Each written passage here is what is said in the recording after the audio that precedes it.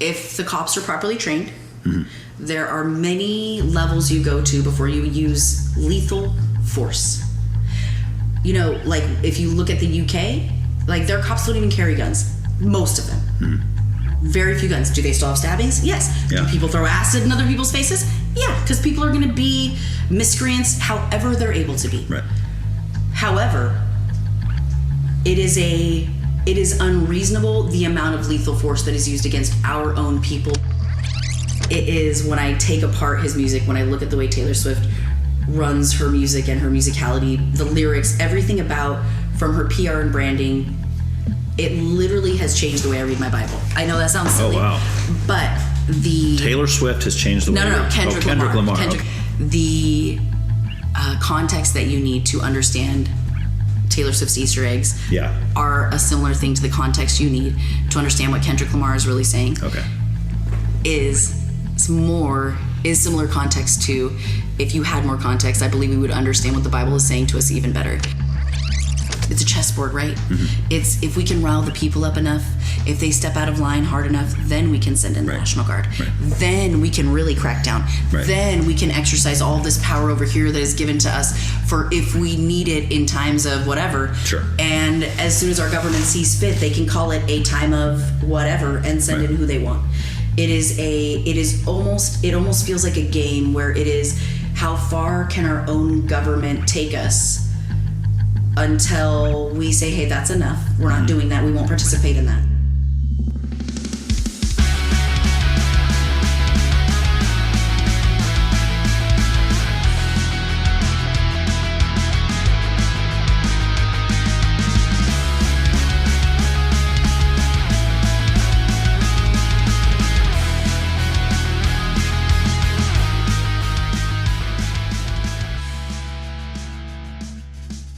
Welcome back to another awe-inspiring episode of the only podcast that's harder than an unripe banana. That's right, it's the Why Can't We Talk About That podcast. I would love to hear your thoughts on this episode, or the podcast in general. I would also love for you to recommend guests for the show. To do either of these things, you can reach me at whycan'twetallkaboutthat at proton.me. Please leave reviews and share this podcast with everyone that you know. Thanks so much. Today's guest is Amanda Markstone, a 43-year-old local and devoted follower of Jesus who tries to keep it cool but ends up getting hype. She was raised in a loving, charismatic Christian home and loves to dance, read, and be part of her community.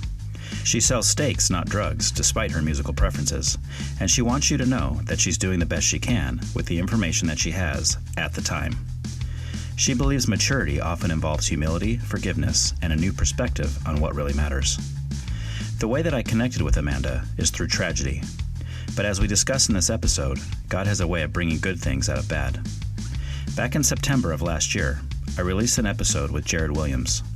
I didn't know Jared at all when he came to record the episode, but by the time he left, I felt like I had known him for years. He and I had planned to do more episodes because we had so much more to talk about. One of the things that Jared had said to me towards the end of our session is that I should have his sister Amanda on the show. Sadly, about 2 weeks after Jared's episode was released, he passed away. I have never been more devastated by the passing of someone I had just barely met.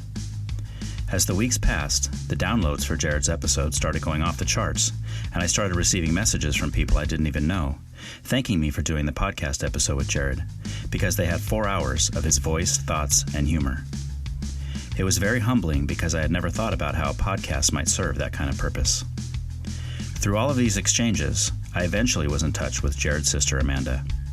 At first, I had no intentions of asking her to come on the show, figuring that in the event of her brother's passing, it would be too painful. But eventually, through certain circumstances, the timing felt right, and she said that she wanted to do it. What transpired was not only Jared's wish for Amanda, who he described as all 4 members of the A-Team, to come on the show, but also, just like her brother, she gave me great conversation that I enjoyed very much. We even had a few fairly loud disagreements, and she and I had so many things to talk about that we ran out of time. Amanda has agreed to come back and do another episode with me, so we will just call this a part 1 of sorts. She's an awesome person, and I had a great time connecting with her. Enjoy the conversation. As long as you want. I feel like that makes good sense. That's exactly right. If you're doing it with multiple people, or if you're doing it for monetary reasons. Oh my God. Not the oath. Oh yeah. Oh, no. Your brother. Oh, no. Your brother commented on my novel collection as well. Yeah. I full disclosure, did not get through his entire podcast. Got through the first 2 hours, really enjoyed it, and was like, okay, another day when I have the emotional fortitude, I'll go. I don't know. Like, I just like to hear his voice, but yeah, for sure. Yeah. I don't know if I left that part in or not. That might have been just like when he just sat down and there was a started talking blurb about of some sort. I want to say where. Maybe it was, although it might have been like the Tim LaHaye more so than the... like Left Behind kind of stuff. Okay. More so than the... Yeah. But Frank Freddy Piercing the Darkness is Present Darkness. Feels like... Good stuff. Yeah. It's funny. I actually read The Oath before I was even... back when I hated Christians. Is The Oath the one with the stain on them? That's like itchy, scratchy, and it's like tar kind of. Yes. It's like and the dragon. Yes, and the dragon eats them. Oh, yes. Right. I forgot about the dragon. Because I was huge into Stephen King, so I love Stephen King, and somebody had said, "Oh, you should check out this book, The Oath. He's very Stephen King-ish." Stephen King is terrifying. Yeah. Oh yeah, for sure. And I didn't know that Frank Freddy was a Christian author. Nothing. Because probably if I did back then, I would have said, "I'm not reading that crap." Yeah, exactly. You know. Right. So, but then later on, I got really into him, and Ted Decker too is pretty awesome. But, that's dog. And you have how many dogs? 3. 3. Are they all the same breed? No. Okay. One. The oldest is the biggest is a healer, red healer. Okay. Hanson healer. His name's Red. Okay. Super fitting. Yes. He was my husband's father's dog, and when he passed away, the dog ended up with us. Okay. Yeah, and he's a great dog. He was raised in like a single wide trailer, peeing on pee pads, so he didn't really know how to be a dog. Oh, sad. Came to us, and they were octogenarians, and they didn't get out, no walking, nothing. So when my father-in-law was on hospice care in the hospital, he wanted his dog and he wanted the Dodgers. So my brother-in-law and my husband jerry-rigged a laptop to play the Dodgers, and then I went and got the dog, gave him a bath. And I walked him on the street before I went in to take him in the hospital, and this car drives by, and this dog sucks down to the ground, like as if he'd never seen one. Ship descended from the sky. Speaking of which, not to interrupt myself, but listening to Ryan's, I feel like I have so many questions. I have so many thoughts, and some of it is so outrageous, and some of it, the layers when you start putting it together is like, does that make more sense than anything I've ever heard? Right. Yeah. You're talking about this last one that just came out with about the aliens, Yes, and I didn't realize I missed I think I missed the 2 in the middle. Okay. So I've heard, when I started listening to your podcast, I couldn't bring myself to listen to my brother's episode. It was I am getting better about it, but I'm someone who likes to avoid my emotions, and unless it's like joy or rage. Right. And joy or rage. Those are 2 good ones. Yeah. There are 2 sides of the same coin, I think. Anyway. And Ryan, because I grew up with Ryan's wife, so he told me that. Yeah, so when I saw his name on the thing, I was like, oh, let me listen to this.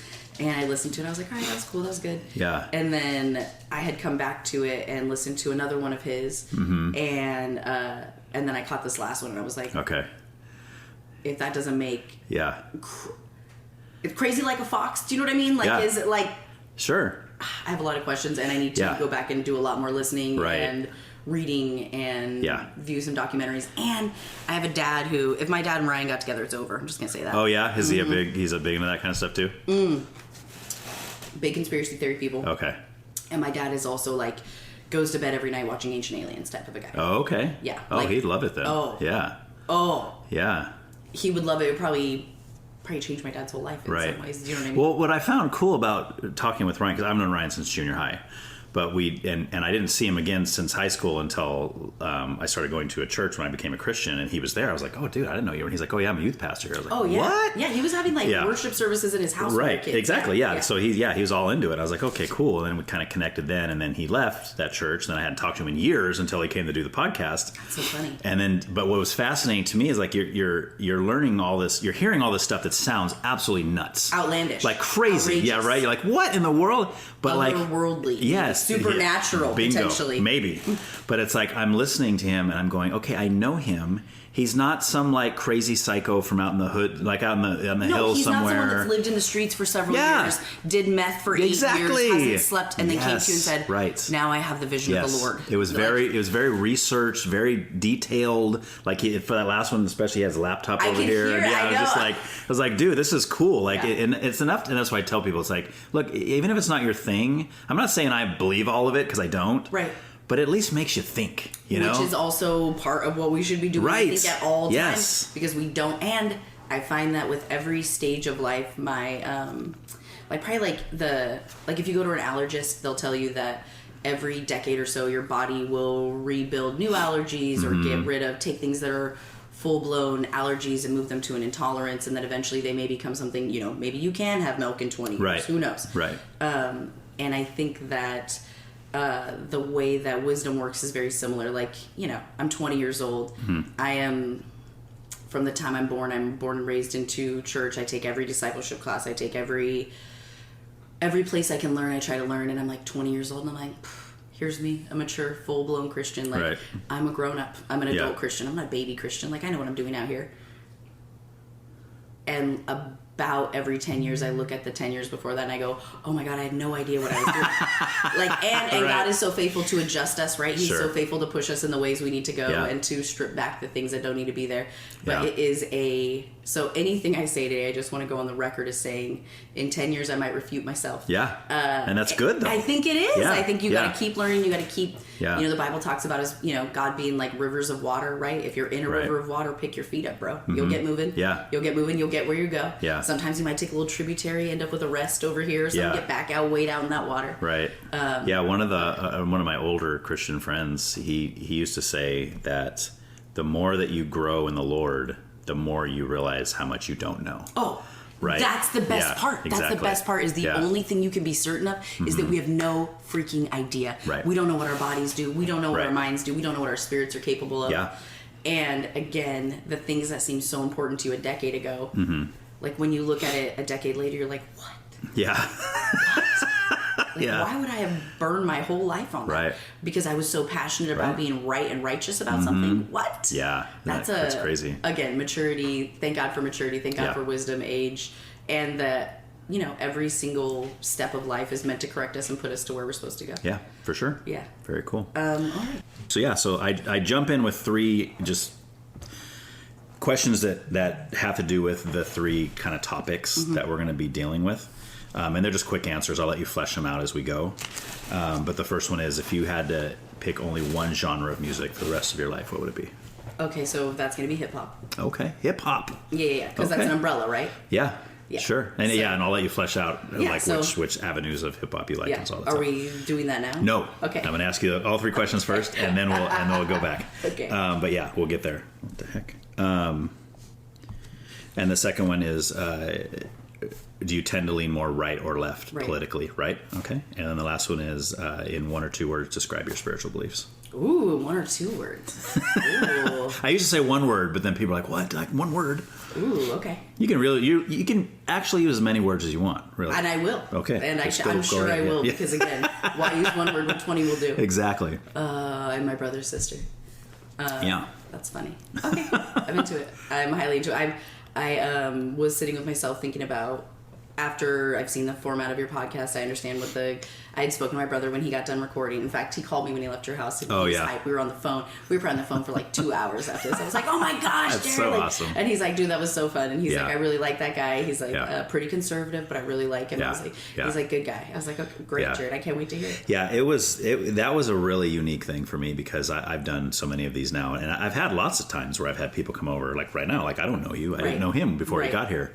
And those ones are always kind of like, oh, I don't know what to expect, you know?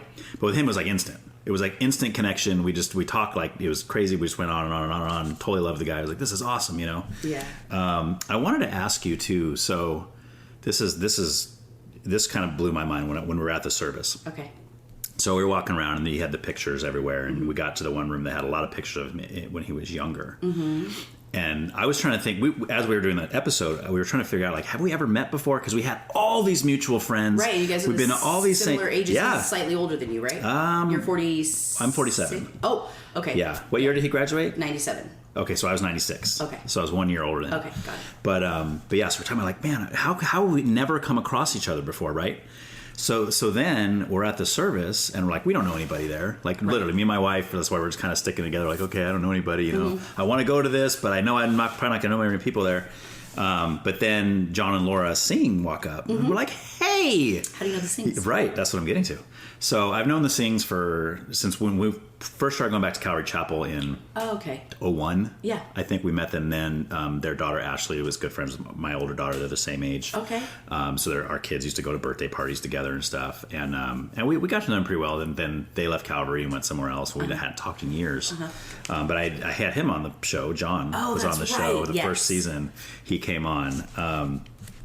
But the other interesting thing about when we first met them, they invited us over one time, and we went to over their house on the street they lived on, to their house on my parents' house, Countrywood. Okay, so I get there, and we're looking at the address because this is before like GPS, right? So we're like, MapQuest or whatever, yeah. So we get there and we pull up, and I go, "Oh my gosh!" And Bethany, my wife, she goes, "What?" I go, "Chet." Yes. I almost grew up in this house. Chet was my best friend growing up. I was here all the time. That's so constantly here all the time. Right? And wait, okay, so what grade did you and Chet? Chet was my age, but he was a grade below me because he got held back one year. Okay, but you guys started hanging out in the 3rd grade, in the 5th grade, no, 10th grade. We started hanging out probably in junior high. Dang, so through tennis. So we would have moved in probably 2 summers later. Actually, I want to say I heard something on one of your podcasts. Mm-hmm. Was it with my brother? When you were you putting this together with my brother that you also knew Chet? I heard you putting this together with someone else you interviewed on your podcast. Okay. And I heard you talking about this guy who was your best friend. Yeah. Who you lived in a house. His name was Chet. As soon as you said that, I was like, dude, our next door neighbor when we first moved in was Chet. We didn't really talk to Chet. Okay. He was older than us, and I don't know, but that is wild, dude. So, next door. Okay, so when Chet was in junior high, were you guys still living there? I don't know, because that's what I was trying to figure out. I was in junior high, so I graduated 2000. So we moved in. So I think I would have been in like the 7th or 8th grade when we moved in. Okay. Well, and Jared's older than you, right? Yeah, he's 3 years older than me. Okay. I'm 82. He's 78. So. Okay. So they would have been there then. That's not right. That can't be right. Or were the Sings already living there when you moved in? No, Sings were not there yet. Okay. No, it was definitely them because I remember. Was he a redhead? Yeah.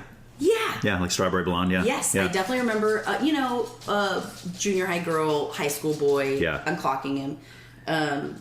But that's so funny because I don't ever remember speaking. Like maybe there was a basketball hoop outside. Like maybe the ball went squirrely and maybe he passed me back a ball. But outside of that, I don't remember ever speaking to him. That's so if you're funny. Facing their house, are you on the left? Okay. It was the house with all the. It used to have a bunch of like rock on the front, and it was kind of like a cream and brown color, real ugly. And then after my sister passed, bless you, Mom.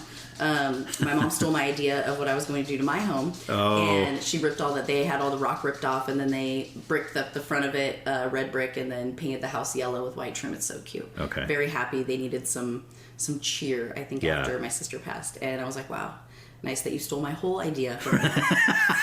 It's totally fine. It's like, dang it. I know. It's okay. I still did it to mine. But that you just reminded me. That was the other part of it. Is after we saw the Sings there, I saw Katie Shaw, now Sullivan. Love her. And I was like. And then it all started to kind of go together. And I started to wonder because we used to hang out with them across the street too when I used to hang out with Chet. Okay. And that was probably the first time I started hearing any kind of evangelism because they all knew I wasn't a Christian.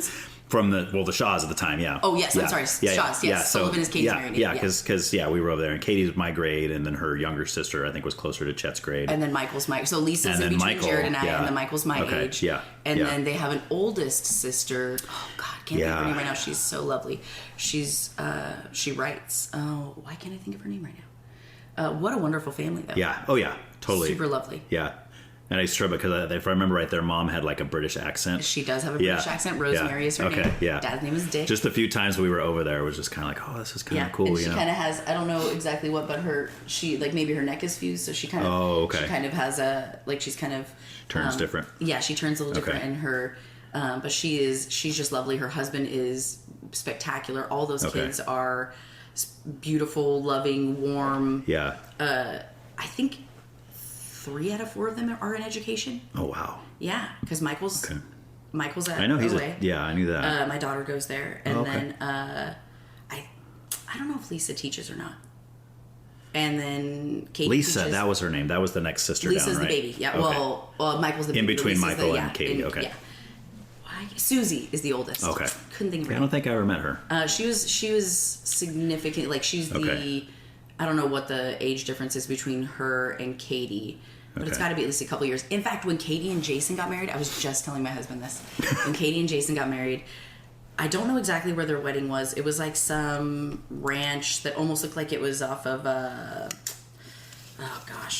one of the little roads that leads to all the wineries that will tag you into the 101 eventually. You know what I'm talking about. Can't think of the name, but that's fine. Anyhow, I am, I don't know, maybe 16, 15 at the time. And my parents have always been big Christmas light people. And so Katie and Jason asked my parents, hey, will you like put a bunch of lights? Like, can we use a bunch of your lights and put them up on the fence line as you drive up the thing? Cool, no problem. Then Melissa and I get asked to valet cars. Oh, no way. Oh, yes, way. Oh, yes, way.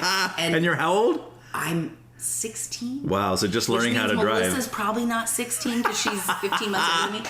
Wow. And, and I remember like whoever the guy was in charge was like, these are the rules. Like, don't touch a stereo, don't move the seat. And I'm like, as a full-grown adult, I'm 5'2". Yeah.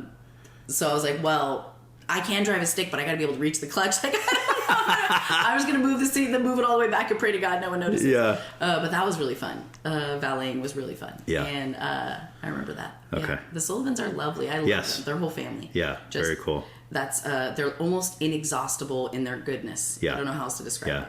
Well, and it's funny because even as a kid, as a Christian hating kid, I felt that when I was over there, and I look back on it, and I think there was a warmth in that family that I could feel. Yeah. You know, and it's like, what is this like? Yeah. You know, and just to be, and I think I was only over there like 2 or 3 times. Like, bunny. Also, it makes me laugh that you were such a Christian hater because if I had known you when I was growing up, me and my friend Cassie, so it was my best friend since the 5th grade. She and I, you know, AOL comes out, chat rooms come out, dial up internet. And, you know, when the whole rest of the house had gone to bed, we would be getting in the chat rooms. But what we were looking for was conversions. What we were looking for. Oh, you were evangelizing people? Oh, God. First of all, do not believe in evangelism at this moment as a human. Just want you to know that. Right. But as a young, naive child, that is just like, oh my God, all your problems will be solved if you could just say Jesus is Lord right now on this keyboard. That'll solve it. And the best part is, like, as an adult, and understanding now what trolling is. Do you know what I'm saying? Oh, yeah. It is hilarious to me looking back on the number of people we had conversations with. First of all, we had no business having any conversations with most of these people. But then secondly, thinking about how much we were likely being trolled by these people. Right. And I would sit there and, you know, as I got older, I would sit there and heavily debate with atheists and there was something about the fight part of it that was so... it was like, you got to save everybody. You got to, I don't know, you got to fix them. And if I can argue with you and get my point across, and I will get my point across and I will argue. You're a debater. You have to listen to me at some point, and therefore your soul will be saved. You're welcome. Right. There you go. Which would not, again. And there'd be extra points for you in heaven. No, you know, little stars on your chart. No, I didn't even care about my chart. It was like, I just don't want you to go to hell, bro. Right. Oh, God. Yeah. Terrible. Oh, that's awesome. I mean, it is, but it also is like, looking back, it's like, you know, it's funny because as a kid, what we were taught as like little Christian kids was that people will see you and know the difference in you. Like, they'll look in your eyes and just be like, what is that? Yeah. Like the scene in Hook where the little kid's looking at old Peter Pan. Oh, yeah, and he stretches his face. There you are, Peter. Yeah, like, you know. I love that. I love that too. Such a great movie. But it's such a great movie. Yeah. But it turns out that's actually not the way it seems to work in any way, shape, or form. It seems like as soon as I gave up my conquesting of the nations, that God actually started to move in my life in the spaces I was actually already in. Yeah. And then that was when people were like, wait, how are you getting through this without curling up in a ball and dying? Right. Or why did you handle that situation with grace and mercy? Like, I cannot believe, and those are the places where the truth of who God is and what he does as a permanent change inside of you shows up. Right. Not so much the arguing in chat rooms of my youth that I really thought was going to do something. You know, I really did. Right. It's like, let's find one. Let's get somebody. We're going to get somebody. I was like that, but I was the other way. I know. So you're right. We would have been something. We might have started a podcast back then before there was podcast. Just me and you going at it all the time. I love it so much. Yeah, it's so funny. Yeah, friends of ours would invite me to Bible studies and stuff. I don't know why. Looking back, I'm like, why would you do that? Because they were trying to save you, dog. They probably were. Exactly, but I was such a hindrance to the study. because I wasn't nice about it. Like, I was just flat out call you, you're a Christian, what an idiot. How can you believe that stupid, idiotic stuff? What's the matter with you? Narrow-minded, only way to heaven crap, come on. And I was that guy. Yes. But they kept, hey, why don't you come back for Bible study? What? First of all, bless the people that were kind and say things like that. Sure. Because it would have been me and you knocking heads. Right. And I would have invited you back, and I would have expected you to come. Yeah. And me and you would have probably argued every time we saw each other for the next decade, which would have been really fun. It would have been. And unfortunately brought neither of us closer to Jesus. Probably. Right. Probably not. That's so funny. It is funny. So just kind of give me like a basic. So you have lived here for a long time, obviously. Yeah, grew up in the 5 cities. Okay. Born in SLO, raised in Oceano. Okay. Moved to Santa Maria in junior high. Okay. What junior high did you go to? Private school the whole way through. So I was at VCA. VCA. Academy. Oh, that's right. That's where Jared went to. Okay. Yes. So I started there. We switched schools. We were going to school in the 5 cities, Coastal Christian. And then Jared had some issues in friendships, and there was some weird... It was a private school, but the way the board was run was like a collection of parents that have no specific skill set, maybe, where education, decision-making, etc. is concerned. Anyway, it started to get messy. Okay. And so they put us in VCA, and then eventually we moved to Santa Maria, and then graduated all the way through. I think my graduating class was like 32 people, 36 people. And that's VCA also? That's VCA also. And what year was that? 2000. 2000, yeah, okay. when the whole world was supposed to end was when I was graduating. Oh, nice. When, Y2K. the great Y2K, I mean, my mom still has toilet paper in her house from Y2K. Oh, funny. Well, it's funny because, like, you went through that, and then, like, our kid, how old's your oldest? Your oldest is an adult, right? Okay. 20. So he graduated around 2 years ago. Okay, so it wasn't 2020, so it was 2023 or so, 2024. Yeah. Okay, because my son, my 23-year-old son, graduated like in 2020 or 2021, but they missed graduation. They he was in a charter school, so they still kind of did something. Oh, good. But my daughter, who graduated Biola that year, didn't get an on-stage graduation yet. Totally sucked. Why didn't they just put it on stage and stream it? Because they didn't want the kids close to each other, even though the kids were already in school together. Yeah, right. Well, they closed the whole school down at one point. She came back home to live with us for a while during that. And then, which we didn't mind because we're like, hey, you're back. Yeah. Cool, we get to spend time with you. But, yeah, because she had been living down there so long because she did, she's lived on campus, and then she moved out into a house with a bunch of other girls for her second year. And then she got married, so then she was living down there with her husband. And then so it's kind of cool. Her name is Alora Dannon. Ooh. Do you know what that's from? No. From Willow. Did you ever see the movie The Willow? movie Willow? Yeah, the baby in that movie's name was Elora Dannon. First of all, I didn't know anyone even liked that movie. Oh, that's one of my favorites. What? Favorite all time. That's my favorite Val Kilmer role of all time. Dune. There's a... God, I haven't seen Willow in a very long time, but I feel like it was sad and long. I don't remember being sad. I mean, maybe emotional in parts, but not sad. I mean, that's not like anybody major dies or anything. I don't know. I don't recall that. It's when it's all the little people. Yes, I do remember all the little people. There's Ron Howard. I remember some funny quotes. I love Ron Howard. Yeah. Yeah. I haven't thought about that movie. You got to go back and rewatch it. Now you got to see it. It's a beautiful name. Yeah. Yeah. And Val Kilmer as Man Mardigan. I mean, that's awesome. We love Val Kilmer. Yeah. He's great. Especially a young Val Kilmer. Yeah. What are your other kids' names? So we have all A's, which wasn't on purpose. So we have Alora, and then Aiden, which we always try to be unique and original, right? My son was almost an Aiden also. Oh, really? It was Aiden, Jaden, Braden, Caden, all in that. Yeah, all of those, all right? in that year. So we were looking up, my wife and I, we didn't find out if we're having boy or girl any of the 4 times. We just, went full on. Yeah, we wanted to be surprised. Yeah, it was fun. And we didn't really have names picked out. We had the book. We're going through the book. And then we picked Aiden. The only Aiden we had heard of at that time was the actor Aiden Quinn. Okay. And we're like, oh, that's a cool name. Yeah. Well, then we come to find out that... Like most popular name of 2004. Yes. Yeah. Number 1. Yeah. I couldn't believe it. I was like, dude. It because in 2005 is when my son was born, and I'm looking through the book, and I'm Googling, now there's Google, or like Ask Jeeves. I don't even know if it's Google. Right. And I'm looking up baby names, and Aiden, Jaden, Braden, Caden. And in fact, my son is Jack Warren, but he was almost... what was it? He was almost Jaden or Aiden. Oh, okay.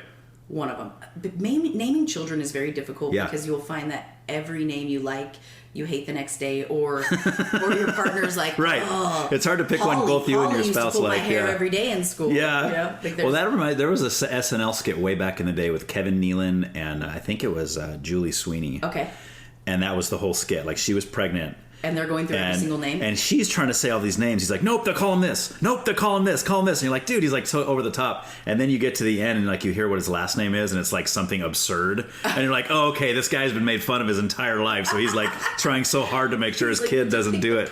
Yeah. There is no perfect name. Your kid will be made fun of. Right. So we did Aiden, and then we did and then we found it was huge, and we found out the reason why is because a character in Sex and the City's name is Aiden. Oh yeah, which we had never seen. Yeah, we're like, okay, partner, the carpenter. Yeah, I wouldn't know. I'm not a big Sarah Jessica Parker fan. I don't know. I'm not particularly either. Okay, it definitely was alive in that time, and a girl. So right, yeah. And then the next one was another girl. We named her Addison. Love it. Which again, we're trying to be original. That was one of the number 1 or 2 girls' name because of Grey's Anatomy. Yeah. Which is another show we never watched. We're like, oh my gosh, Speaking of the saddest we need to watch more TV or less. I don't know.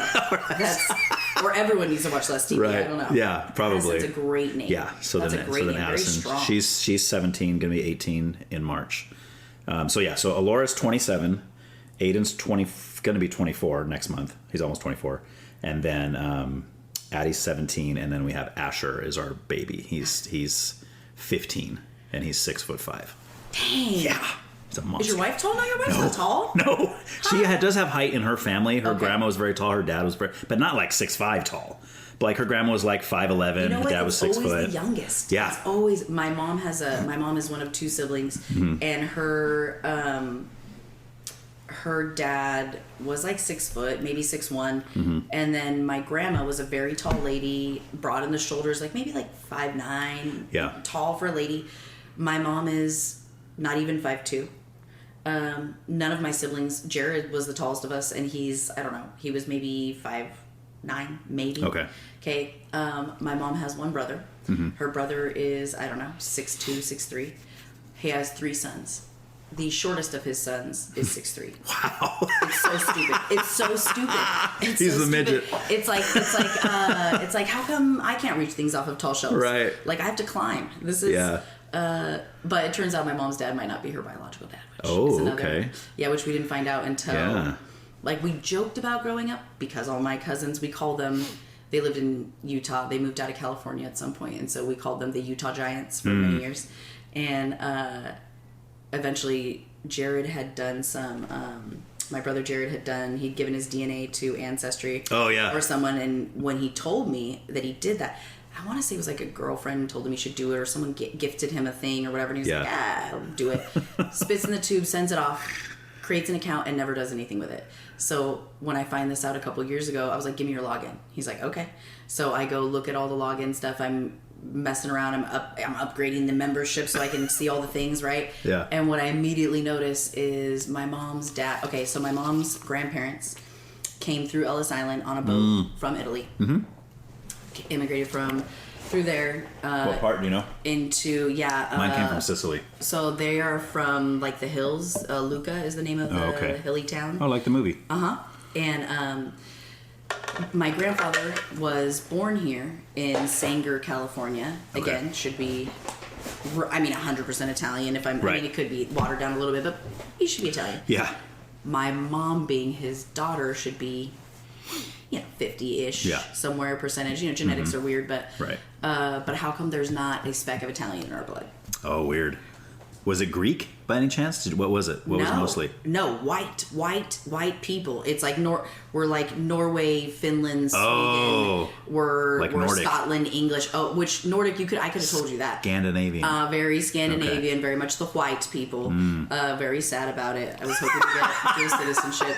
My daughter's like, does this mean I don't get dual citizenship? I was like, your dad is still Italian, and on paper, my roots will still get us. But if they test my blood, they're going to be like, you're not even an Italian. Yeah, but if you're really white, you get all that privilege everybody's always talking about, right? First, there's so many privileges. So many privileges. Oh, how I love being a woman also. There you go. There you go. Yeah. I was thinking about privilege on the way here, actually. You know what? I heard it described yesterday as a privilege is something you essentially don't have to think about. And I understand that because while I am a white person, my sister is adopted. My sister Huli, she's like Mexican. Okay. And her people are from Guanajuato and Jalisco. And she came to us in high school. Spanish is her first language, yada yada. And she has other family, and she has a sister whose partner passed away. And we go to this funeral in LA, San Diego, wherever it is.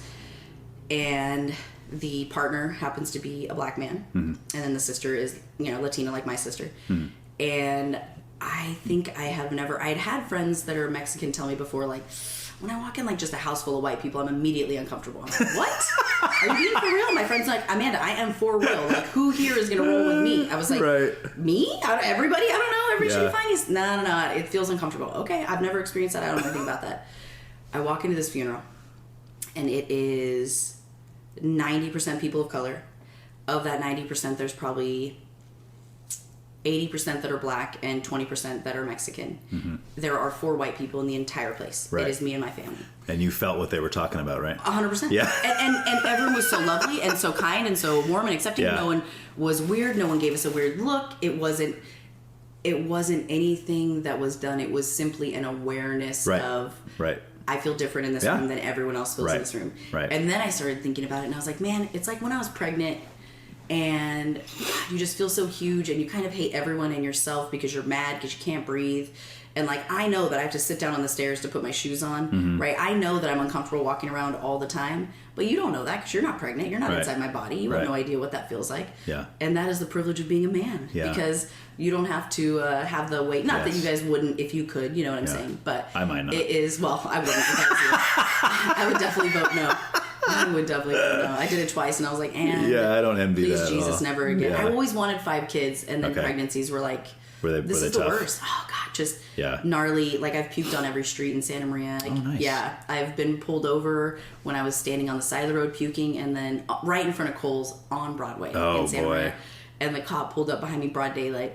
And when I like take my hand off the back bumper of the car and swing around, and he can see that I'm pregnant, he was like, oh my gosh. At first it's, ma'am, have you been drinking? And then I turn around, and he's like, I'm midday. And oh my gosh, are you okay? I was like, I'm okay. I'm just sick with pregnancy. So he's like, oh, do you need me to? I was like, I just need you to leave me alone so I can puke in peace and then get back to my house. Thank you so much. Oh, he saw you were pregnant, and then he thought, I hope you're not drinking. Oh, maybe. I mean, let's not do that. That is my mother-in-law. To this day, we laugh. She'll talk about how, they didn't know things were bad for you when she was pregnant with her boys, and like, they knew not to drink, but smoking wasn't really that big of a deal.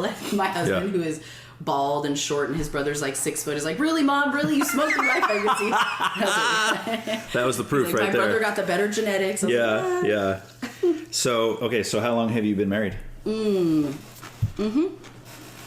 I was trying to ask questions after you drink after I take some a chai. Nice chai smoothie. I've been married 16 years. Okay. Yeah. Be 17 this summer. Okay. Together. Nice. A couple more than that. Okay. And you have 2 kids, right? Boy and a girl? Boy and a girl. Okay. Yep. And the girl's 15. Her name is Poppy, and she is the sunshine. Okay. My son is very analytical. He's very black and white. Yeah. He is the baby version Christian of Amanda that would have brawled with you heavily. Oh, yeah? And my daughter doesn't want to fight with anyone ever. And only recently really started to learn how to even stand up for herself. She's just the sweetest. Nice. And, but watching her, and really what motivated her, I think, was when her friends started getting some of the flack from some of the same people that were giving her flack. And I'd already been saying, hey, there's a line, and you're allowed to speak up for yourself. Like, you don't just have to get steamrolled. And she was like, well, there was this kid that had joined her school, and it does not matter, but it just so happens my daughter is quite tall and he's quite short. And my daughter is probably like 5'7", and blonde hair, blue eyes, super beautiful, and she is built thick. She's a slim thick. Okay. She's gorgeous. And this kid was just giving her a hard time talking about they were in modular classrooms in this moment. Oh, when you get up, you're shaking the floor when you walk across and all this stuff. And I was like, hey, I have had it with you coming home crying about this. Like, handle the situation. I said, because this is either the boy has a crush on you and he doesn't know how to be a big boy, or someone needs to get put in his place, and either way you're capable. And she's like, how do I do that? I said, babe, what's his Achilles heel? She said, he's short. I said, okay. And literally the next day he's yelling at her from across the lockers about, she's this, she's that, Yeah. just continuously insulting her. Yeah, and, which means he probably has a crush on her. And she then asked him, "Are you about to start your period? Are you coming over right now?" Nice. She's like, "Do you have a crush on me? Do you want to just say that out loud?" Yeah. That's anyway, awesome. She's like, I don't date guys that are shorter than this. Whatever she said to him. And his face got real red. He got real quiet real fast. And then within like a week or so, they're all good. They're friends. Nice. But it was... Did they ever ask her out? No. She was not interested, and then she had a boyfriend. Gotcha. Yeah, hilarious. That's awesome. Yeah, it's fun when you start to see your kids develop skills they have not previously shown. And with my daughter, standing up for herself is a big one. Yeah. And with my son, forgiveness, compassion. I just had the lady that cuts my hair. I've known her since I was her. We went to Santa Maria Four Squares youth group together. Oh, that's how long I've known her. Okay. And anyhow, we were talking, and she goes, "Hey, did your son tell you that he ran into my daughter at a party?" And I was like, "No." She's like, "Yeah, like last year, my daughter was at a party in Santa Maria with some of her friends, and her friends were drinking, and she was not. And she got separated from her friends, big house party. She's outside with a bunch of boys she doesn't know. She's very uncomfortable." She said, and across the yard, she sees Jack, my son. And she said Jack immediately could see that she was uncomfortable. I don't know that the kids know each other. Okay. They weren't raised together. They weren't at like family parties. There was no, like he may know her name and know that my friend has a daughter, but I don't know if he knows it's her. Anyhow. So my son goes and gets her and says, "Are you okay?" And she says, "No, I lost my friends. I'm uncomfortable, blah, blah, blah."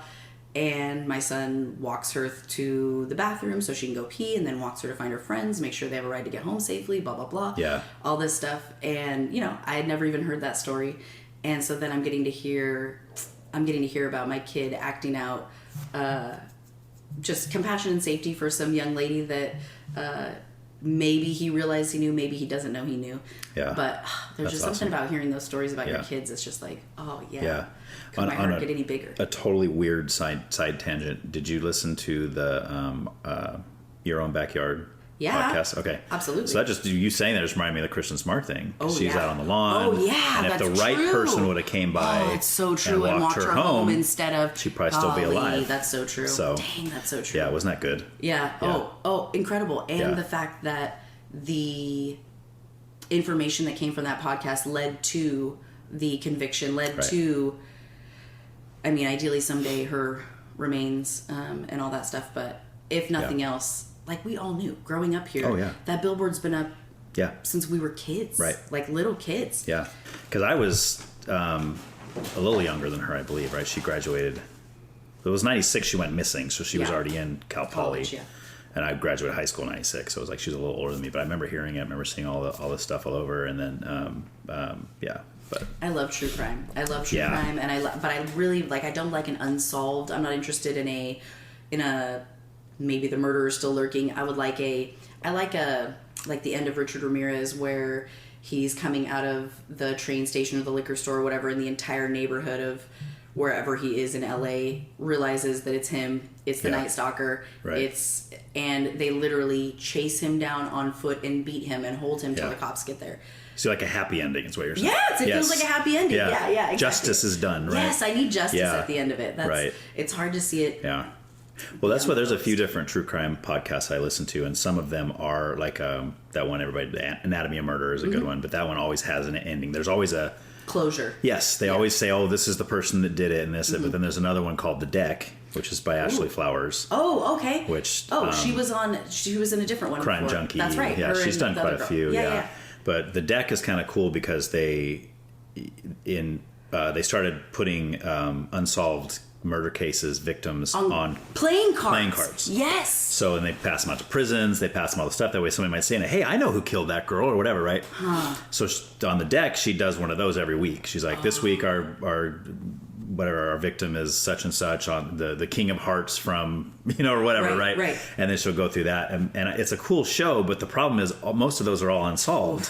Every once in a while she'll come back with an update and be like, "Oh, hey, there's been new," because doing those kind of podcasts, usually the whole point is to hopefully get exposure, great conversation. Right. Yeah. All right. So married, 2 kids, work. Married, 2 kids. I work for the Hitching Post in Casamalia. I wait tables out there and run events for them. Oh, dude. do caterings and stuff for them. Best steak of all time out there. Agreed. Hardcore agree. Hands down. What's your favorite cut? Oh, ribeye all day. See, I don't do the ribeye. Why? You don't like the fat? Yes. So I don't eat the fat. I just like it because it gives the flavor. Yeah. Okay. I'm a New York guy. Oh, New York's good. And Hitching Post, hands down, is the best New York I've ever had. That is the owner's favorite steak, is the New York. Let's so see. He's a smart guy. Dead on the money. I worked out there for 20 years. That's actually how I met my husband. Oh, really? Oh, you've been out there forever. I've been out so there how funny if you would have been, are you a server out there? What if you would have been our server one time? Oh, wouldn't that be funny? First of all, it is solidly possible. Yeah. I run into people every day that are like, I know you. You look so familiar. I'm like, well, I wait on hundreds of people all the time, and I have one of those faces. Yeah. And my kids play sports in this community. I grew up in this community. I went to church in this community. Yeah. Like, it could be a number. It's a hard thing to track down where I know someone's face from, but I'm sure. Yeah. There's a solid possibility. We haven't been out there a lot. So we don't get out there a lot because first, my wife's a vegetarian. First of all, but my cousin owns Cool Hand Luke's. Oh, cool. So we tend to head there. It's closer. It's but right it's not as good as steak, obviously. Well, it's not. I mean, but it's there. But it's cheaper. It is cheaper, and I love all of their appetizers. Like I will go there and just go ham on appetizers and dessert. And you can sit in their bar and play. I was there one time and they were playing. It's essentially you're predicting the play. As you're watching a football game. Okay. We were predicting the plays, and that was one of the most fun I've ever had. I don't usually watch football in a bar, but in the couple times I had, that was one of my favorite times. I was like, it's like playing a game while watching the game be played, which is very fun. Yeah, and that bar seems not bad. No. Like, it doesn't seem like a lot happens there. It doesn't. Not a lot of fights and that kind of stuff. No, it seems like more like groups of people. Yeah. Yeah. Right, and everybody's cool with each other usually and all that kind of stuff. So that's the restaurant I work for. The owners of the restaurant it's been there over 70 years. The owner's Bill. His dad owned the place before him, and him and his sister Terry ran the place together. Terry's mostly retired now and has replicated herself into her two daughters. And it's impressive that it takes two people to do Terry's job. Yeah. Which is facts. I mean, any business owner, but especially like a small business like a restaurant. Sure. You live, eat, breathe, sleep. You are here every single day. Right. And for us, we're only open in the evening for dinner, which is nice. But I mean, they are there all the time, and they just. When I first got hired there, I was a single mom at the time. Jack is 6 months old. Okay. I go through my training, and it's my first week. I'm going to start shifts on my own, and I 4 a.m, Jack wakes up, fever, puking, the whole 9 yards. I'm like, great. So I call my boss and leave a message, and I say, hey, I'm so sorry, but I'm my kid's only parent. I can't leave him with someone else puking and having a fever. Sure. No problem. We'll take you off the schedule today. Don't worry about it. Nice. She calls me the next day. How's your kid? He's still running a fever. He's still puking. Okay, listen, I'm going to take you off the schedule till Friday. But I know that you are a single parent. And if your kid gets better before then, give me a call and I will bump whoever I need to bump back off the schedule to make sure that you make up those days this week. Wow. So that you're not missing. Every time anything has gone sideways, whether it was COVID, whether it's a death in someone's family, one of our own, my own family, one of our other employees, whatever, these people are just, like when COVID hit and we had to shut down, they called all the employees and said, come to the restaurant, we're cleaning out all the food. And I mean to tell you, salads and salad dressing, artichokes, steaks, chicken, lobster, shrimp, whatever. They're parsing it up and sending it out to their people. Like, we're not going hungry. That's so cool. If you guys need money, if you guys need groceries, if you guys need a ride to wherever, you let us know. And that's so awesome to work for a company like that. They are literally the most wonderful family. Yeah. Real staunch Catholics, very superstitious, big gamblers. Oh, yeah. Italian Catholics. Okay. Nice. I knocked over a salt shaker one of my early days there and just picked it up and put it back on the table. And my boss, Terry, is like, what are you doing? And I was like, what? And she's like, no, you got to put the salt over your shoulder. I was like, oh, I'm not superstitious. She goes, yes, you are. You are all superstitious in this building. When you're here, you are. That's what she said. And I was like, okay, I guess I'll be throwing the salt over my shoulder. That's awesome. Yeah. That's always good when you can work for people that care about their employees like that. They really... Because it's really rare these days, you know? It really is. It really is. And they consistently put their money, time...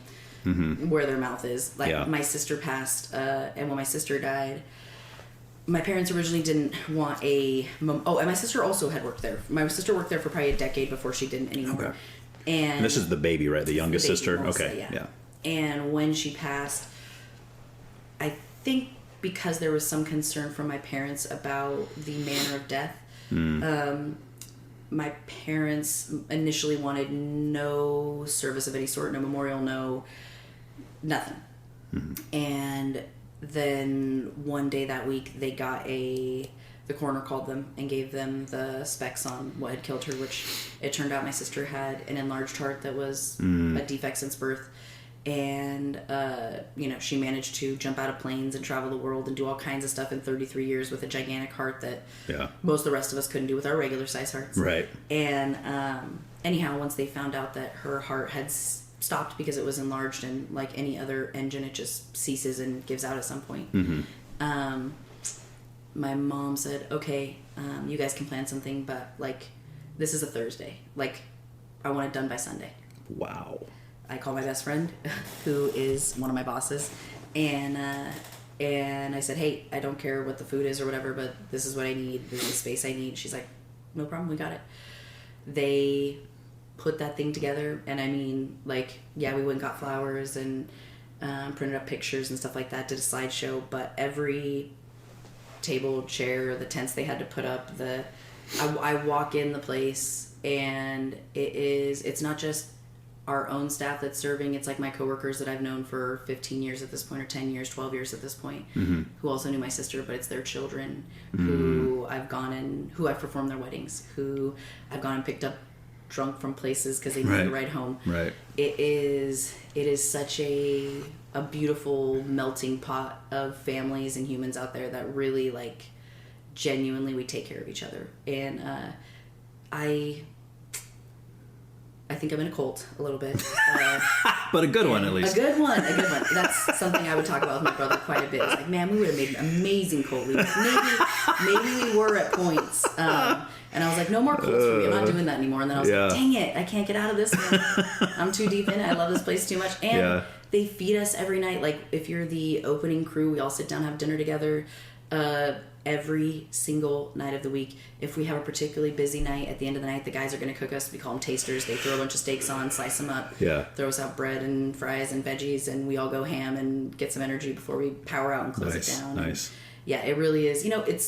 It's the trenches at times. It's sometimes we'll, before a New Year's Eve or like a Valentine's Day, we'll send out a playlist of what music is on for the day, and it's like oh gosh, I can't think of the name of the song. Wake up!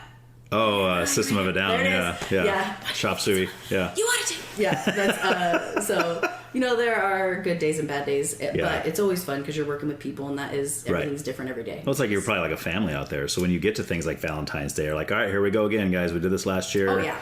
Just gonna nail through Lock it. In, be dead tomorrow, but it's all right. We'll make it. Right. Yeah, we're gonna be dead tomorrow, and we're still gonna be busy because. Speaking of which, you know what I just found out? No. Next year. Yeah. You know what's on Valentine's Day? No. The Super Bowl. Shut up! Really? Hand to God. Really? Hand to God. Wow. Hand to God. Why would you? Could you imagine making that decision? Can you imagine greenlighting that? You think they would have not done that? You would been think like, well, maybe the day before, the day after, or something. Any other day, yeah. Or just push it a Sunday. I get that it's usually a second Sunday in February. Yeah. But it feels like if it falls on Valentine's Day. Yeah. Why not do it the third Sunday, just 1 year? Well, why not? Your lips to God's ears. Yes. Or to Roger Goodell's ears. Yes. That's exactly right. When I heard that, I was like, first of all, I'm very upset because... Yeah. Because you can't get it off now. No, I can't get it off. That's exactly right. And normally, like, we close Super Bowl Sunday. You're right. Because we're not a bar. We have, like, a TV in the bar, but we're not a... It's probably not very busy that day, right? It is not busy that day. And because it is a family day and such, our bosses always just give it to us off, and it's great. Mm-hmm. How am I supposed to be sitting... How am I supposed to know if my number's hit in the pool if I'm running around waiting on tables? This is crazy. Right. Also, what if none of us... One of our cooks does Super Bowl pools every single year. Now he does them on big foam, like, science project boards, like gigantic ones. Okay. And, like, we can't just be at work. How am I going to know if my number's hit? You know what I mean? How am I going to know if if I made $1,000 on this quarter? Or not? Yeah. The answer is probably going to be no because it's only happening to me one time ever in 20 years. But That'll be the year it happens. Yeah, probably. But then you just find out the next day. Yeah, and I it's guess. just or a happy that night day when I get off work. Yeah, you're like, yes. Well, yay! You're like, I made $500 in tips and yeah, and another $1,500 in the right, pool. Exactly. I'm going to Jack in the Box. Yeah, there you go. Oh, speaking of which, I need to comment on your Disney Valentine's Day mat. Very cute. Is it out front? Yes. Okay. Which also, I feel like it takes a really grown-up adult to decorate for every season. Yeah, that's my wife. I don't know if that... Listen. Totally my wife. Kudos to your wife. Yeah. It is...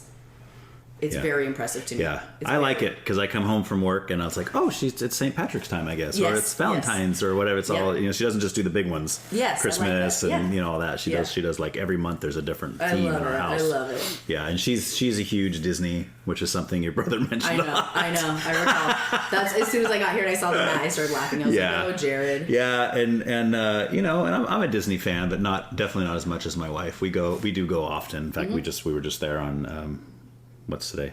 So we were just there Friday. Oh my gosh. Yeah, we were literally just there Friday. We just the two of us went down for a day trip. Just the two of you. That's just nice. The two of us. But her brother who lives in San Diego was there with his wife, so we just met up with them for dinner. Perfect. Yeah, it was fun. Yeah, a lot of fun. And I bumped into my boss was there too with her daughter and her mom. So like, hey, we're in line for Haunted Mansion. So I snapped a picture of her and texted to her. Hilarious. Yeah, it was pretty funny. But yeah, those day trips are nice. They're not as hard when you don't have little kids. Little kids, right? Exactly. Yeah.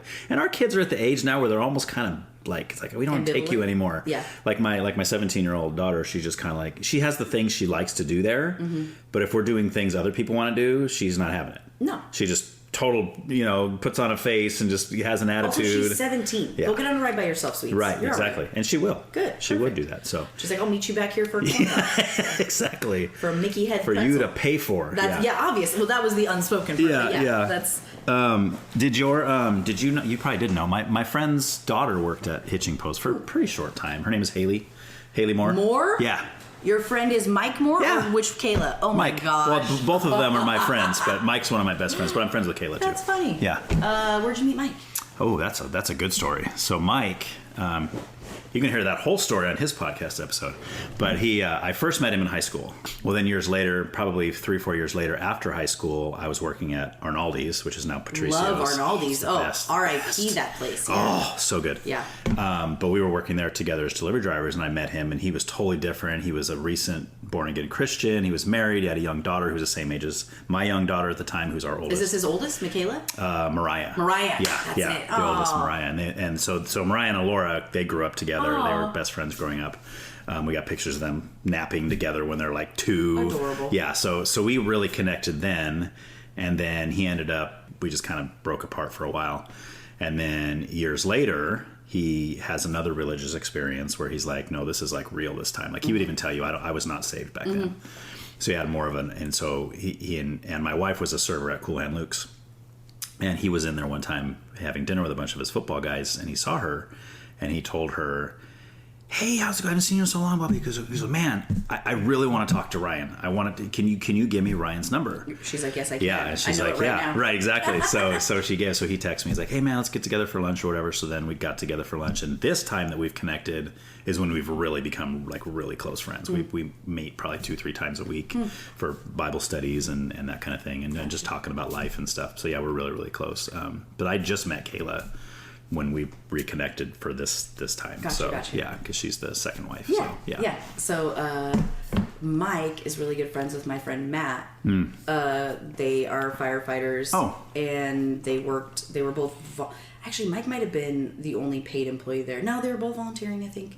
At the one in Orchid when we were kids. Jack was like a baby. This was 20 years ago. Okay. And I would take Jack down there and have lunch with those guys and stuff, and Mike would if we were out riding dirt bikes or doing whatever we were all doing, he would be coming along. Yeah.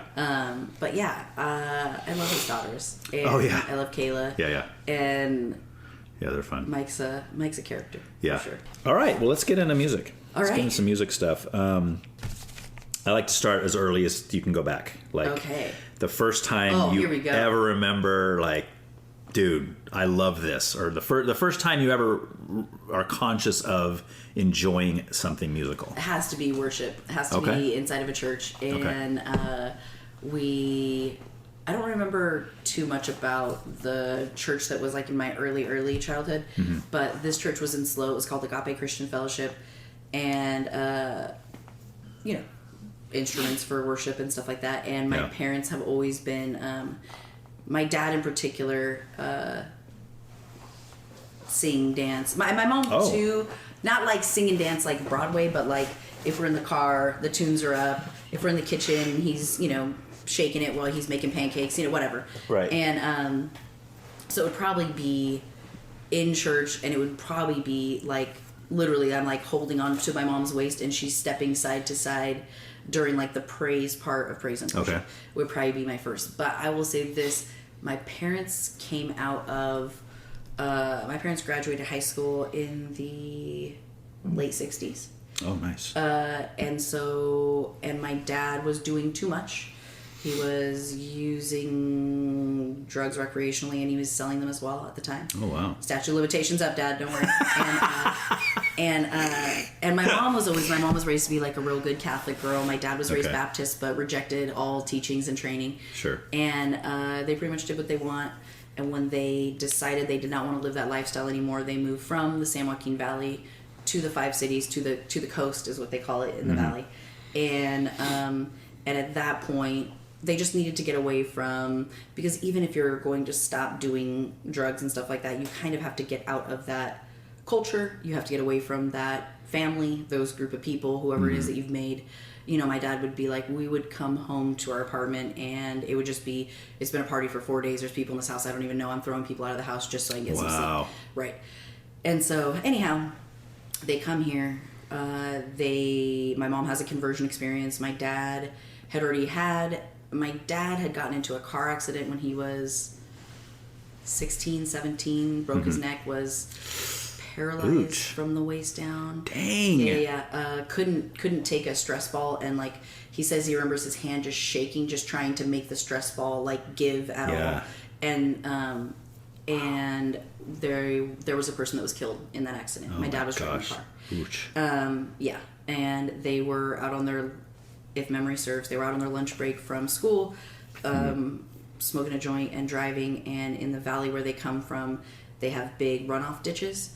And so a car comes up next to them and they're racing essentially. And the car my dad's driving is a big block, massive classic car. And he punches it and they squirrel out and end up going down the runoff drain or whatever, and doing one of these like this. My dad breaks his neck. One kid loses his life. And I think there's a third passenger in the backseat that lived. Were they high school age? High school age. Oh my gosh. And the kid that passed away is my mom and dad are dating at the time, is my mom's next door neighbor's son. Yeah, not great. Anyhow, they'll a couple years later they'll get married at 19 and 20, and they will move to this area or to the 5 cities. And when they do, they will go from being drug addicts in a general sense of speaking to Jesus addicts. Okay. Right? Which is historically you're going to trade one addiction for another, and hopefully the next one's healthier.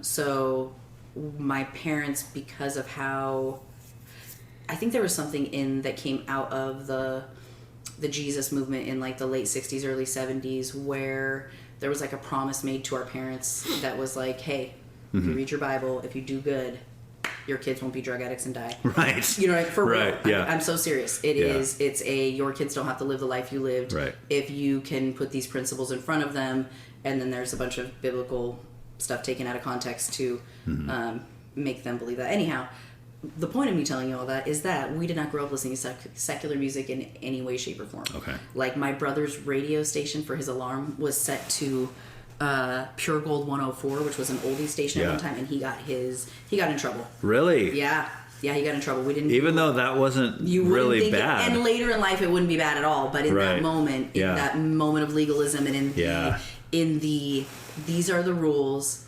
If you keep these rules, your kids will live long, healthy lives. So they thought that he was going to become a heroin addict just by listening to golden oldies. That's right. Because it was secular. That's right. You cannot listen to Supremes. That's exactly right. Ray Charles, you'll become him. No, yeah, you yeah. Don't want it. But yeah, so we didn't listen to any secular music growing up. Okay. So all of our music was either like worship music, which I don't recall there being that much of in my childhood until I got older. Okay. Or it was Christian bands. And I'll just say this. My love for hip-hop started when I realized I didn't know there was such a thing as like Christian rap or Christian hip-hop or whatever. Sure. But at some point, someone gave us a cassette tape of a band called PID.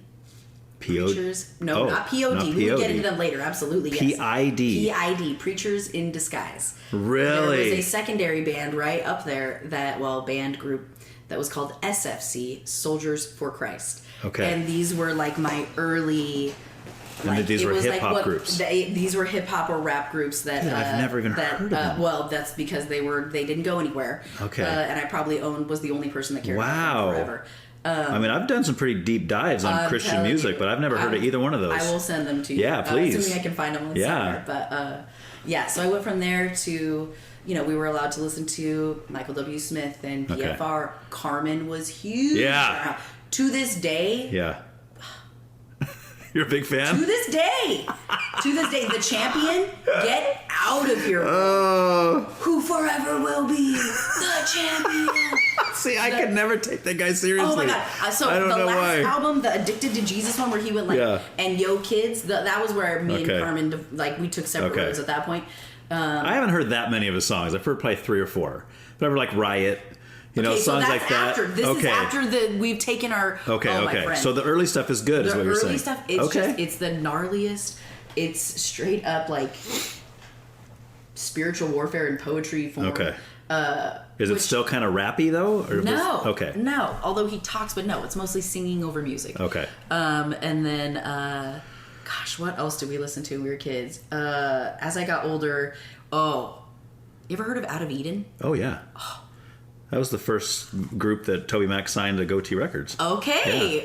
So that's quite a pull. Yeah, I still have a couple of their albums. Okay, so Out of Eden is probably, outside of Lauryn Hill, my number one greatest of all time favorite. And it's so funny that you know that, because not a lot of people do. I love Out of Eden. But that is... They're like the Christian En Vogue. Or SWV. Yeah. Or, yes, you're exactly right. You're exactly right. Okay. And they're... Again, because I had never heard En Vogue at that point. I had never heard SWV at that point. I didn't know what... I hadn't heard Toni Braxton. I didn't know what I was missing out there. Out of Eden. Yeah. I probably know every word of every... I mean, that might be dramatic. Yeah. To this day, though, we'll put those girls on. Oh, I love me too. Three Sisters. They've got some good ones. They've got some real harmonies dancey are so ones. Good. They've got good intense ones. They have a album that's all like worship and hymns and stuff like that. I don't think I've heard that one. Which I like that too. Okay.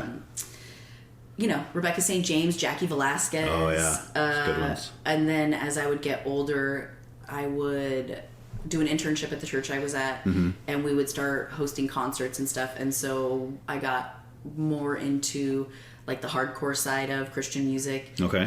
Which for me, any live music is good live music. Yeah. Unless in real life, unless it sucks. But even if it sucks, you can still enjoy it, I feel like. I don't know. I've been to some shows where I'm like, I could just leave. This is so bad. What show? Oh my gosh. It's probably a Red Hot Chili Peppers show. I've never seen the Red Hot Chili Peppers live. They will be either really good or really terrible. I do love them. I have all their albums. I like I still listen to their new stuff when it comes out. But the few shows I've only been to shows of bands I want to see, really. I never just find myself at a show because like a friend's like, hey, let's go see this band. I'm like, ugh. But there's been a couple like the opener bands like, oh, that was pretty bad. But the couple, in fact, I may have even talked to Jared about this in the episode, but like Guttermouth is one of my favorite 90s punk bands, and I've only seen them live once. And the singer was so smashed that it was just terrible. It's like I know the words and you don't know the words. Right. It was bad. He wasn't even singing half the time. He was just falling over the place. Well, because he had the alcohol sitting on the drum kit or whatever it was sitting on. He was drunk when the show started, but he just kept drinking as the show went, and it just got worse and worse and worse. I was like, dude. And it was so bad that they played close to here not that long ago, and a friend of mine was actually going. And he asked me if I wanted to go, and I was still like, I don't know. Turned off by it. Yeah, I was like, I don't know, man. I don't want to have another bummer experience. But I'll still listen to their CDs. Yeah, for sure. I mean, I'll spin their albums all day long. Yeah. Because it's in my top 5 probably favorite 90s punk bands. But that's all of my So rap, hip hop, R&B came from myself, and then one girlfriend that was allowed to have MTV at her house. And we kind of had to sneak it. She wasn't like always allowed to have MTV, but she did have MTV. Yeah, and I wasn't allowed to have it, and I wasn't even born in a Christian house at all. What was your parents? Just because it was overly sexual? Just everything. Yeah, they didn't want me. This is when it was still music videos too. Although the music videos, when I think back on like actually watching them, I don't recall actually watching them as much as I recall dancing around the room and listening to the song. You just treat it like a radio, basically. Yes, basically like a radio, which. Again, at the time, it was cassette tapes. We had just moved to CDs. CDs are like, what, $21.99 at the Parable or whatever Christian bookstore we were going to get. Terrible. It's terrible. I missed out on a lot of music as a kid. Anyway. But I love punk. I love pop punk. Okay. And that's all my siblings' influence. I'm sure the first time I heard MXPX was when my brother sang. Yeah, we talked about that on his too, And to this very day. Nice. You still listen to their new stuff when it comes out? I do, but I prefer the old stuff. Yeah, for sure. And also, I think I don't know if that's part of the, like the little squirrel pathways my brain has, but I will listen to the same album. Like, I could listen to, I've been a fan of Kendrick Lamar for a long time, but in the last probably 18 months, 2 years, I've been on a heavy rotation with him. Okay. And I can literally listen to him every single day and not get tired of it. Okay. And there is something about my brain that loves the like repetitive. Yeah. Like I'm embarrassed to turn on the same song over and over if I'm with you in a car, but if it's just me in a car. Yeah. For example, this Christmas season, my 2 Christmas songs I listened to were Joyful, Joyful. Yeah. And one by Pentatonics that was Oh Come All You Faithful. That was it. Just on repeat. Could not get past them. Like I just would be in my car singing and dancing, then all of a sudden I'm worshiping them like, oh, I need to listen to that again. Yeah. And for the entire Christmas season, I listened to 2 songs. But like when you have like your husband or your kids in the car, they're like, Mom, turn this off. No, I don't do it when they're in the car. I do it when I'm by myself so I can have my shame by myself. Okay. Thank you. Okay. But yeah, that's, I don't know. My kids have pretty good taste in music too. Okay. And my daughter got a record player for Christmas. My son's currently teaching himself how to make music, which is interesting. He's been doing that for a couple years. What kind of music does he make? He is making all kinds of things, but I would say he primarily is going to fall under the hip hop umbrella as well. Oh, really? Yeah. Does he have anything recorded? He has some that he wouldn't kill you for showing to me. I don't own anything that he has recorded, but I will ask him. That's a good idea. Yeah, I love hearing that kind of stuff. When my brother passed, he was home and he calls me one day and he's like, "Ma, I know what I want for Christmas." I said, "Great, buddy. My kids never know what they want for Christmas." Oh, really? Never. And so, great. Yeah. Tell me what you want, bud. I want 6 burnt CDs. Excuse me? Ma, I want 6 burnt CDs. I just want you to burn a CD of all the music you listened to in my childhood. Well, Jack, not only don't I have a computer that'll write a CD, but there is no Napster. There is no LimeWire. Right. Where am I supposed to rip all that music from? Yeah. How would I write it to a CD?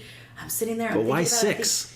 And I don't know why 6. What a weird number. First of all, great point. I breezed right past that because of the impossibility of the. It's like you must have assumed all of your musical taste from a kid would be 6, right. Not 5 or 7, but 6. Yeah, from the year 2005 when he was born until now. Right. Ma, right. 6 CDs. I was like, son, you're out of your mind. So I'm sitting there. I'm thinking about what I could do. I run across this piece of musical equipment that has it plays vinyl, cassettes, and CDs, and you can rip and write from this piece of equipment. I was like, that's what he's getting for Christmas. So I get him that for Christmas, and or we do. And as I'm thinking about how I'm at vintage stores, I'm at thrift stores, I'm finding CDs, I'm finding cassette tapes, I'm whatever, throwing them in as Christmas presents. Literally, the kid's acting like it's gold. Oh my gosh, Mom, Whitney Houston? What? Ma, Brandy? Ma. Like, he's whatever. He's hype. And, but the best part is I had remembered last minute that, because I was thinking about, I probably have forgotten more music than I can even remember. Like, even I was talking to one of my neighbors yesterday and the band Chevelle came up and I was like, oh, yeah. I love that band. I forgot about them. Like, Chevelle, yeah. Gosh, I forgot. Like, and anyway, all of a sudden I recall that my son sends me a picture and he's like, Ma, something else I want for Christmas. This is 5 days before Christmas. Cool, buddy. It's an MP3 player, like on an armband. He's like, oh, nice. Go analog. I want to leave my phone at home. I don't want to be chained to it all the time. But Mom, I can't go anywhere without music. Like, maybe just one of these. So like if I walk to work or if I go for a run, Okay, buddy. So as I'm sitting there, I was like, oh, Amanda, you have an iPod. Like, you have one. So I go get it out of the drawer, and it is one of the It's been sitting there for years? Oh, yeah. Decades. Okay. And it is one of the first, like, longer touch screen. It has, like, 128. Oh, yeah. The slender ones? The narrow? Ones, yeah. Okay. And it's engraved on the back because it was a gift from my sister who's deceased and my other sister. Oh, wow. And it says, stop stealing our clothes and start stealing our music. And it has... That's awesome. And it has all of their music on it. It has... Oh, they, like, preloaded it for you? They preloaded it for me. And then so cool. added to it, and then I never touched it again. I just would listen to it over and over because I have squirrel brain. Right. And anyway, I was hyped to give that to him. I was like, listen, I didn't burn you 6 CDs, but what I do have for you is something better than that.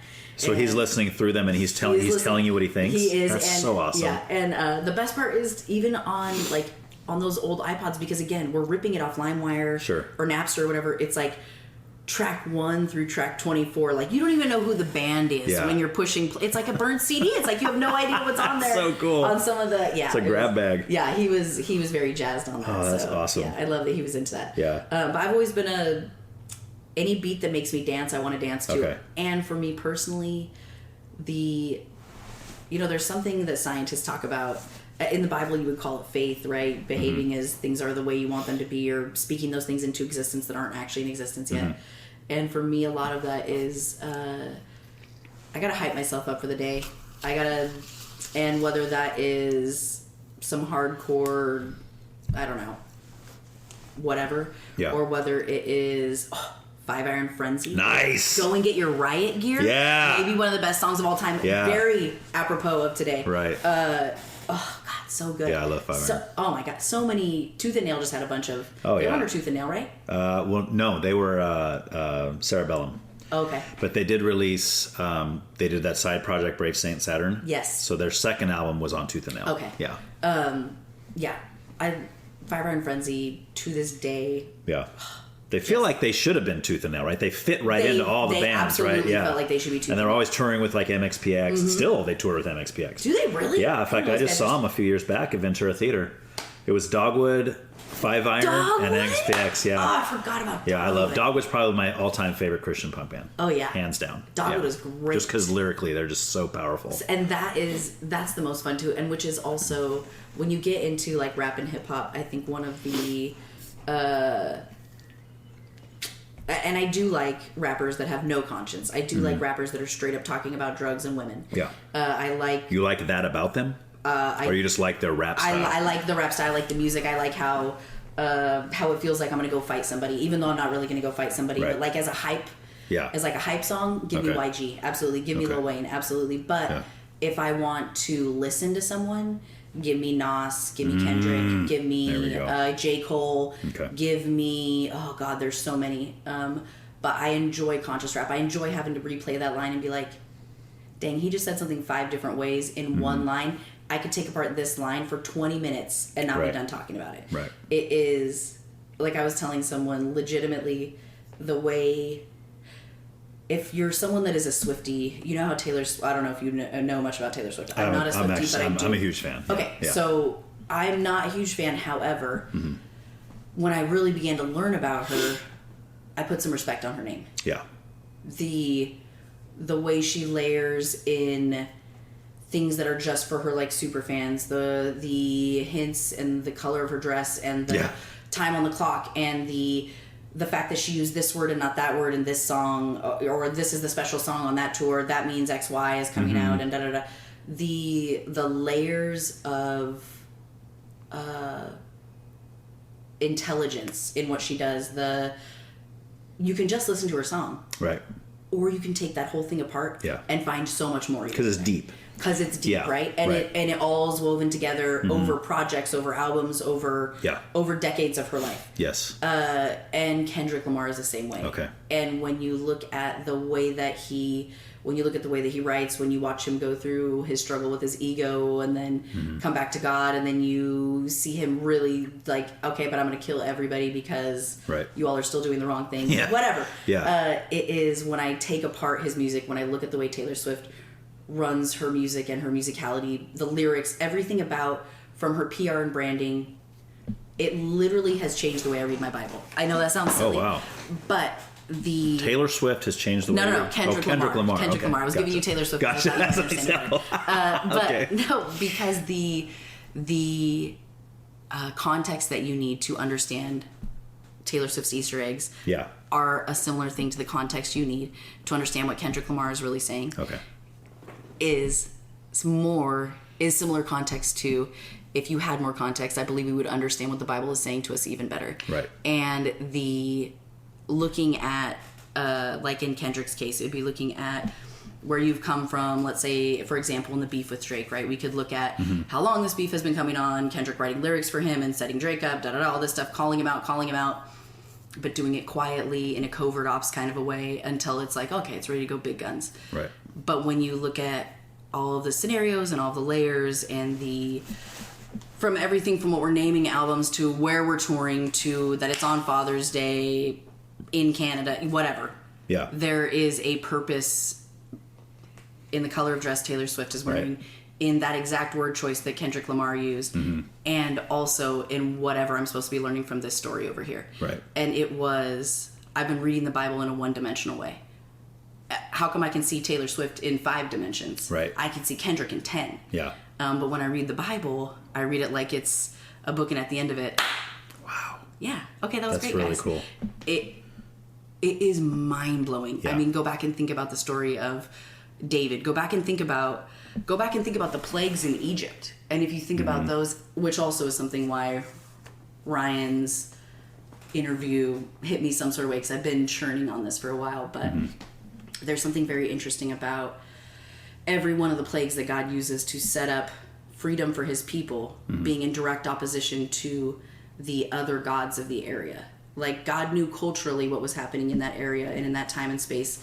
And he said, hey, I'm going to speak to you in your own language. I'm going to come at the neck of your own gods, and I'm going to make sure you know there's no one better than me. Right.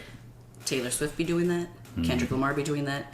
Jesus Christ. Now, obviously, we're talking about a spiritual level, so that's something different, right? These guys can't redeem us of our sins. Yeah. That's not what I'm saying. Yeah. However, when you look at things and you can see context, you can see more of a whole, I believe it gives better understanding. Like, I was always taught the plagues were to bring the children of Israel out of Israel. Well, they were, right? Right. But that's were layer also, 1, right? But that's layer 1. Right. They were also to put every single being on notice. Hey, this is the God of Israel. Right. The God of Abraham, Isaac, and Jacob, and he is not to be played with. Right. Like, you build your altar, and call down your I was just going to mention that story. We'll build our altar, we'll trench it, we'll soak it in water, and then we'll awesome. Do you know what I'm saying? Yeah. There's layers to it, right? Yeah. Like, you can't, if you just read it for a story of Shadrach, Meshach, and Abednego in the fire, like, oh, that's cool. Like, oh, God closed the mouth of the lion, Daniel and the lions, and that's so cool. Right. But when you really look at it and you look at the layers of how we got where we came to, and you look at the redemption that's on its way, and you look at the truth that's always present, it is, there is way more to it. Yeah, well, that's why you'll never get to the end of it. No. You can live to be 150 and read it 8 hours a day, and you'll live to be still 900. never get it. Right, like Methuselah. Right? Yes, exactly. So I had a similar but opposite, like you were just saying, you missed out on a lot of music because there was a time where you're not allowed to listen to any secular music. Well, for me, I got saved in like 2001. Ooh. So, Usher, no. Well, not really. Well, it's funny. Usher, I heard way before that because he was first on the Boomerang soundtrack in like 92 or something. But I, you know, as you know, when you're first saved, you're like on fire, you gotta legalistic. burn all your CDs. I got rid of everything. I probably had 600 plus CDs. Got rid of them. I have since replaced them all. So just about all of them, I think, at this point, because now I have like 1,000 something CDs. But so I just started getting into Christian music. I was starting to realize that, oh wow, there's like hard rock, there's punk rock, there's hip hop, and it's all Christian. This is cool. Get rid of all this stuff. Just that's all my old life. I'm done with it. It's over. So I got rid of all of that. So from like 2001 until probably 2018, 2019, all the music that came out in there, I'm very limited. I don't know a lot of it. Gotcha. So when you're talking about some of these hip hop guys like Kendrick Lamar or J. Cole, like I'm not real familiar. And I've had I'll tell you my Kendrick Lamar story since you're such a big fan. I've talked to people about this on the show before. I may even talk to Jared about it because he was a big fan too. And he had just gotten into Kendrick right before. Yeah, because I remember he was kind of saying some of the things he was talking about his daughters, and I got him really hyped up about it. So you guys are the ones that got him into it. Oh, yeah. Oh, nice. Well, I think he knew who Kendrick was already, but I don't think he was as... Yeah. Anyway, go ahead. So it was my first ever exposure to Kendrick Lamar was the Super Bowl. The Super Bowl he did, or the Super Bowl with Dr. Dre? I know he just did one that was himself. It was with Eminem, Snoop, so Dre, he's on the ground, and Kendrick. right? With all the and I thought it was terrible. You thought which part? His part. Oh, terrible. Yeah, I know. So I'm a huge Dre, Snoop, Eminem. Grew up on all these guys. Yes. Awesome. Even Mary J. Blige, rocking it, right? Yep. And then this guy comes in. I'm like, that's terrible. So I work at Ricky's a couple months a week delivering pizzas, and I'm like the oldest guy there. It's all these young kids who work with me, right? So they're all into this young, this different rap and stuff. And multiple said the same thing. Oh man, Kendrick's my favorite rapper. He's so deep, and you got to really get into the lyrics and blah blah blah. And I tell him that story. I was like, dude, I saw him at the Super Bowl. It was terrible. He goes, no, that wasn't his best performance. Listen to these songs, right? It also is 30 seconds of clips. It of was someone who. Yeah. And he's following Snoop and Eminem. Come on. Yeah, who can do that? Yeah. Well, first of all, he can, but also the Snoop and Dre and M. Yeah. Oh my God, I was waiting for that. I literally was standing in my parents' living room. Super Bowl Sunday in my parents' house is like the number 2 holiday of the year. Number 1 is Christmas. Okay. Number 2 is Super Bowl Sunday. It's a command performance. You will be at my parents' house. We one time exactly have gone to a Super Bowl party elsewhere. It was at my own house as a married adult that I'm hosting. My parents were like, never again. Oh, really? Oh, thanks, guys. Okay. They're like, you didn't cut it. No, sorry. One of the TVs in one of the rooms lost signal at one point. Oh, my God. I thought I was going to have a riot. Anyway, that's so funny. I'm standing in the living room, just volume all the way up, waiting because... every Dre song, every Snoop song, give me any 50 Cent song for sure. Yeah. Mary J. Blige. Yeah. Come on. Although I don't know if we need to get into their proclivities but a lot of them probably not great people. But but yeah, I was hype for that Super Bowl halftime show. I was pretty hyped for the Rihanna one too, but I didn't really like hers as much either. Okay. But I do like her music if she made new music. Sure. Which she doesn't really. She's retired now or something. Yeah, she does beauty and she has babies, and also. If you have that much money. Yeah. Maybe don't create new albums, don't necessarily, but maybe you'll probably still be writing. Can you ever really stop? Well, here's the question. If it's your passion? I don't know if she was writing her own music. Oh, that could be true. That could be true. I think we should talk about Beyonce at some point because my brother was really hype on Beyonce, and I have to say, not for me. Yeah. Now, I do like Beyonce. I do think she has incredible lyrical range or vocal range. Oh, she's a great singer. I think she can sing and dance. Yeah. She is there's a song on her Lemonade album called Freedom that is spectacular. It's like a black choir in the background. Okay. Oh God, gives me the chills every time. Yeah. See, her solo stuff I'm not real familiar with either. I used to listen to Destiny's Child when they came out, but one of my only regrets in life is that I had a bunch of friends. I'm like 19 maybe. A bunch of friends are going to a concert at the Paso Fair. Party bus. $40 to get on the party bus or whatever, and we have tickets to see Destiny's Child, and I'm like, guys, oh wow, I have to work. They played Mid-State Fair? They played the Mid-State Really? Fair. What year was this? Do you remember? I'm in high school, so it's got to be earlier than 2000, probably like 97, 98. And a bunch of my friends go, and for whatever reason, I was like, no, I can't miss work. What? You're like, no. Yes, you can miss work. Yeah. Yes, you can. Anyway, which is how I ended up at the GNX tour at the last night at SoFi, because I literally made a bomber run down there. I was like, I'm not doing it. I'm not missing it again. Okay. And Kendrick, I feel way more strongly about in every single way than Destiny's Child. Although, you said GNX tour? GNX is his latest album. It is the Who's tour. Kendrick's? Yes. Okay. And it was a tour that was it was a co-headline tour. It's Kendrick and SZA. Oh, okay. And it was, I want to say it was 52 songs. It was insane. First of all, I'd never been to SoFi. That stadium's gorgeous. Where's that? Super clean. LA. Okay. It's where the Rams play. Okay. And it is open but also covered. It was a beautiful day, blah, blah, blah. I had grabbed myself like a nosebleed ticket by myself I don't care. You were going to go by yourself? I went by myself. You went by yourself? No, I went by myself. And again, this regret of missing Destiny's Child at the Mid-State Fair was one of the impetus for me personally. And then I had friends that were going. 2 of my nieces were going. But I wasn't going to be near any of them, which is fine. Yeah. And I got there, and it was wild. It was like watching 2 full concerts all wrapped up in one concert. That's cool. It was. Are you a SZA fan also? I'm not a huge SZA fan. Okay. I mean, I like her, but I'm not. I do not identify with her the way I identify with Kendrick. Sure. And but she has a beautiful singing voice, and I know plenty of her songs, but I wasn't there for her. But she was great. But he opened up with, there's a song called Element, and the first line in the song is, oh God, hang on. You could say anything right now and I would believe you because I don't know the song. So. Okay, like the third line in the song is, B word, all my grandmas are dead. Well, he doesn't say are dead. All my grandma's dead, so ain't nobody praying for me. I'm on your head. I have no idea and what I was that like, means. Well, the matriarchs of your family are traditionally going to be who's in prayer for the family. Right. And what he is saying is, it's up for you. I'm coming for your throat, whoever you are, whatever you are, whatever obstacle I'm trying to get through right now. Yeah. Because guess what? Both my grandmas are dead. Nobody's praying for me, and I'm on my way to eviscerate you. Wow. Which is pretty awesome. And all my grandmas are dead also. So I was like, Okay. oh, me too. Yeah. Me too. I'll have to pray. It's your anthem. It's, I guess. Oh, it's such a good song. Yeah. Oh, it's such a good song. And the rest of the song talks about essentially how no matter what happens, no one's going to put me out my element. No one is going to make me step out in a way that I don't choose to step out in. And yeah, just it's a great song about sticking to your guns and your own integrity, essentially. And that's what it is. I'm willing to die for this. Might take a life for it. Put the Bible down and go eye for it. And it is the passion. It's and interesting. The approach of the things that resonate with people.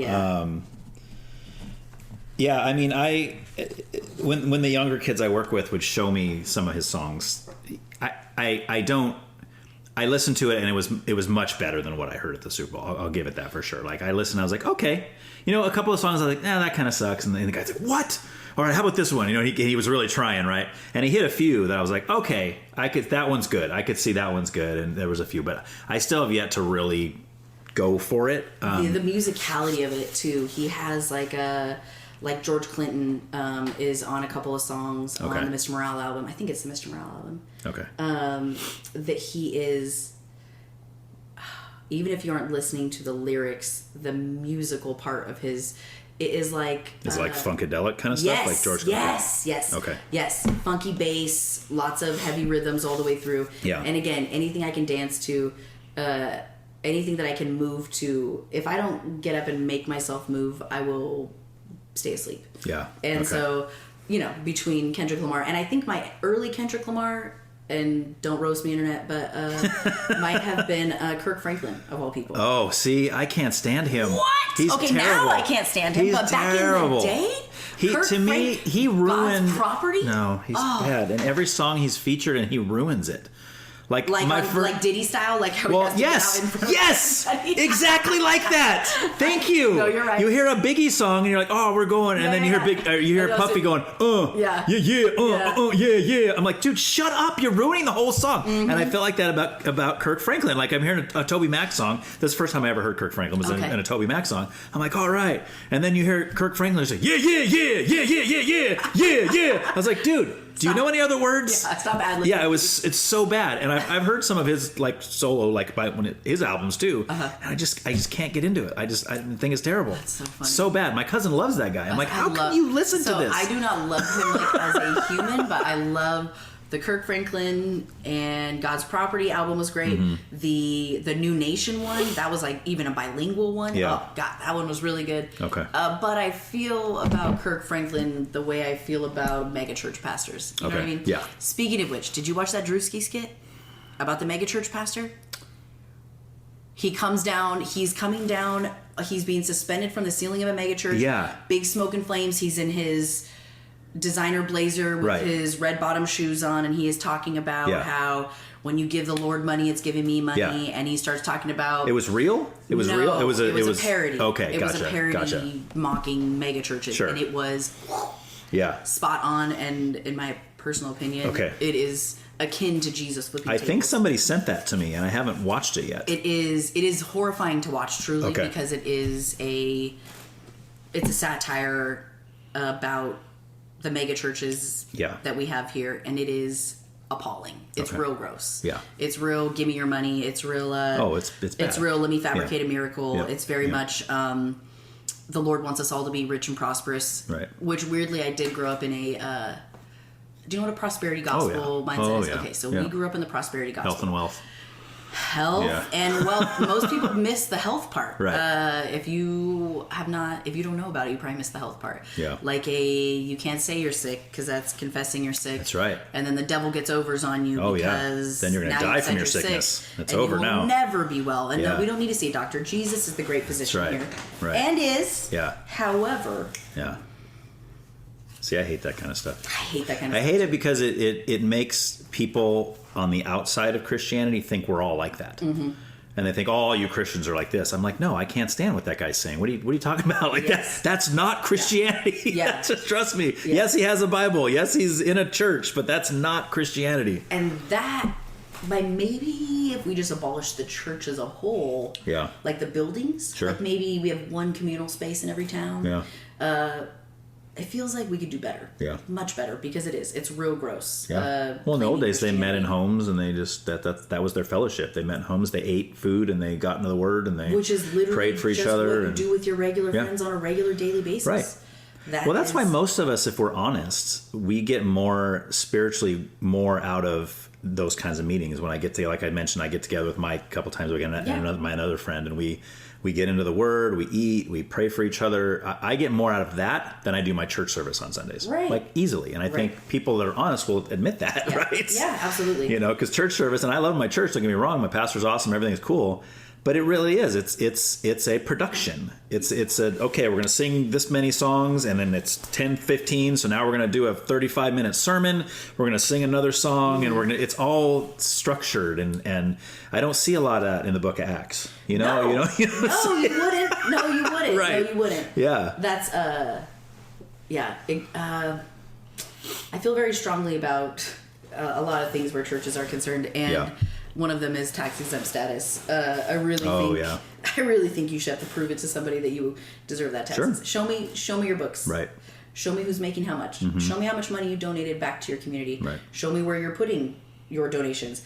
Because why, in the name of all that's holy, should any church have millions or billions of dollars? Mm-hmm. First of all, you can't own anything here. Right. You can't. Mm-hmm. It was all gifted to you. It was all given to you. This is literally not yours. Right. I know the U.S. government said this is your house and your land. I promise you it's not. I promise you it's not. You paid a liar. Right. Like, you know what I mean? Yeah. Oh, for sure. It is. It's horrifying to watch the people of God be hungry and sad and uncomforted. But those, I mean, we'll get really deep into this when we get more into that section. But the people that are really still hungering for God and for His truth and for Word, they will, and they'll leave those kinds of churches. But the people that stay there, that makes me think like they must be. That's what they're looking for. They want the false gospel. They want the health and wealth teaching. They want this kind of thing. So, you know? or you look at people who have come out of the late '60s drug addiction, right? Right. Who come in with no preconceived notion of their faith, with no education, with no... Right, like a blank slate. A blank slate. Yeah. They get underneath a pastor who they think is God's gift. Yeah. And while the Bible says we should take everything and prove it, right? We should be doing our own research, et cetera, et cetera. Mm-hmm. Sometimes you don't even think about it. Literally the scriptures that are used in like the health and wealth... Prosperity gospel. Thank you. Yeah. You know, my father owns the cattle on 1,000 hills. Yeah. And then the ad lib from the church is, and the gold underneath it. And really, if you actually read that in Psalms, literally the entire thing is saying, the psalmist is saying, you cannot give anything to God that he did not already give to you. Right. And this is the Old Testament. And he's like, the beasts of the fields are mine. The hills are mine. There is nothing on this earth that you could give me back that I didn't give you first. Right. That's not an actual gift, bro. Right. The only gift that your Creator requires, again, we're in the Old Testament. Mm-hmm. What he will eventually get to is your gratitude is what your Creator requires of you. Yeah. Because that's something you can give. Right. That's something you give out of the gift of your heart, out of your own being that no one can force you to give. Yeah. Well, that's in the Bible when it says thanksgiving. Yeah. That the Greek word literally means a response to grace. Yes. So when you're given grace, God gives grace, and all we can do is respond and say thank you. And if you're watching, gratitude, grace is everywhere, all the time. Right. Like, which is the same thing as the people that are getting bad theology, or even like I got a lot of bad theology and I gave a bunch of bad theology as well, right? Right. And I had to deal with myself in front of my Maker and repent. And again, I didn't know then what I know now, right? Yeah. I was working with the information I had at the time. Right. And my parents were, and those pastors were. But it is fairly horrifying to think about how easily you could devolve into cult-like. Even the first church we grew up going to. Have you watched any of the documentaries about the Duggars, Shiny Happy People? I've read about the Duggars and all that stuff, yeah. Okay, and I've seen the interviews with the daughters that have spoken out and that kind of stuff. But so they were homeschooled, and their curriculum was written by of course I'm going to blank on his name right now, but he was essentially the founder or the head of the IBLP, Institute for Basic Life Principles. And whatever this man's name was, he was essentially a cult leader. Okay. And it was to some degree prosperity gospel, right? It is God wants you to have as many babies as you can have. Oh yeah. It doesn't matter if your blood pressure is high and you almost died on the last one. He'll take care of you. God will take care of you. He won't let your body get pregnant again. Yeah. What do you mean? Right. What do you mean, bro? Well, he did let me get pregnant, so I guess it's his will. He also let me exercise wisdom. That's right. Well, yes. What? Yes. What? Yeah. What? He gave you a brain? So that's the thing. I think that is my major gripe, is at the bottom of all of that is you will take, not you. Yeah. We as Christians, as a community, as churches, will take a verse and take it out of context, and now these women have to have 27 kids to be holy. Right. And your only worth is, until that point, is your virginity. And or even like when my brother was in high school, he didn't kiss his wife till their first kiss was at the altar. That's so awesome. Is it? I mean, okay. Is it? Yes. Okay. I think it's awesome. I'm going to stand on that. To my brother and my sister-in-law. This is what I would say. I would say. I think that it is outrageous. I think that we can't see the forest for the trees. Yeah. I think that over and over and over, Jesus says, hey, the laws aren't going to get you there. Sure. And we as Christians are like, but what if I make a bigger law? Yeah. But what if I do it better than anyone's ever done? What if instead of fleeing lust and impurity, what if I take that so far that I refuse to go with the natural urge God has put in my body to put my lips on this woman? I'm going to be even holier. Yeah. No, you're not, sir. You just made that up. The Spirit of the living God never said that. Sure, but if you're doing it for that reason, anything you're doing for that reason, I would say was wrong. But if you're doing anything to try to be holy, to try to be holy as God is holy, or to give Him a holy gift, right? Like, do you understand how quickly that devolves into man-made garbage? No, and I agree. If that's why you're doing it, I'm with you. That's so what's the reason that would be appropriate? Well, what if you just wanted to only be physical with one person? I think that's great. Yeah. I'm not suggesting that you like forever. That you like bang what? The whole world. No, I know that, but I mean, like the other far side of that, right? You can go that far on that side, or you can come the other side and say, but what if literally? Yeah.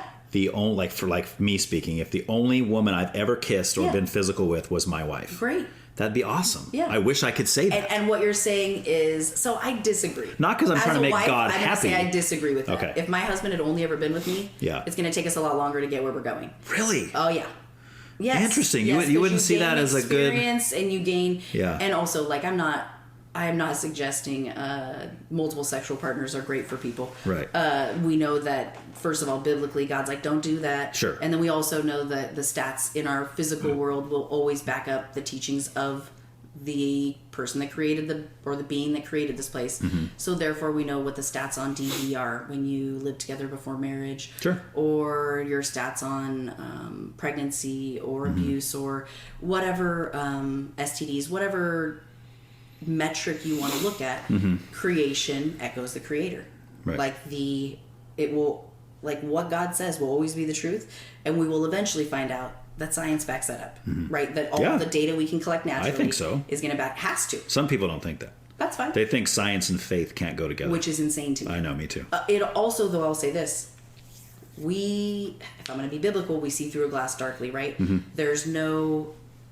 We don't have all the knowledge, understanding. So, like, which I'm glad example, for. Thank God. Because how boring would that be? It'd be I know all things there is to know. It would be kind There's of cool. nothing left for me. It'd be kind of cool, though, to get to speak in a booming voice like that. Yeah, that's true. Well, you can still speak in a boomy voice, even if you don't know anything. You're right. I usually do that when I speak Spanish. But, oh, there you go.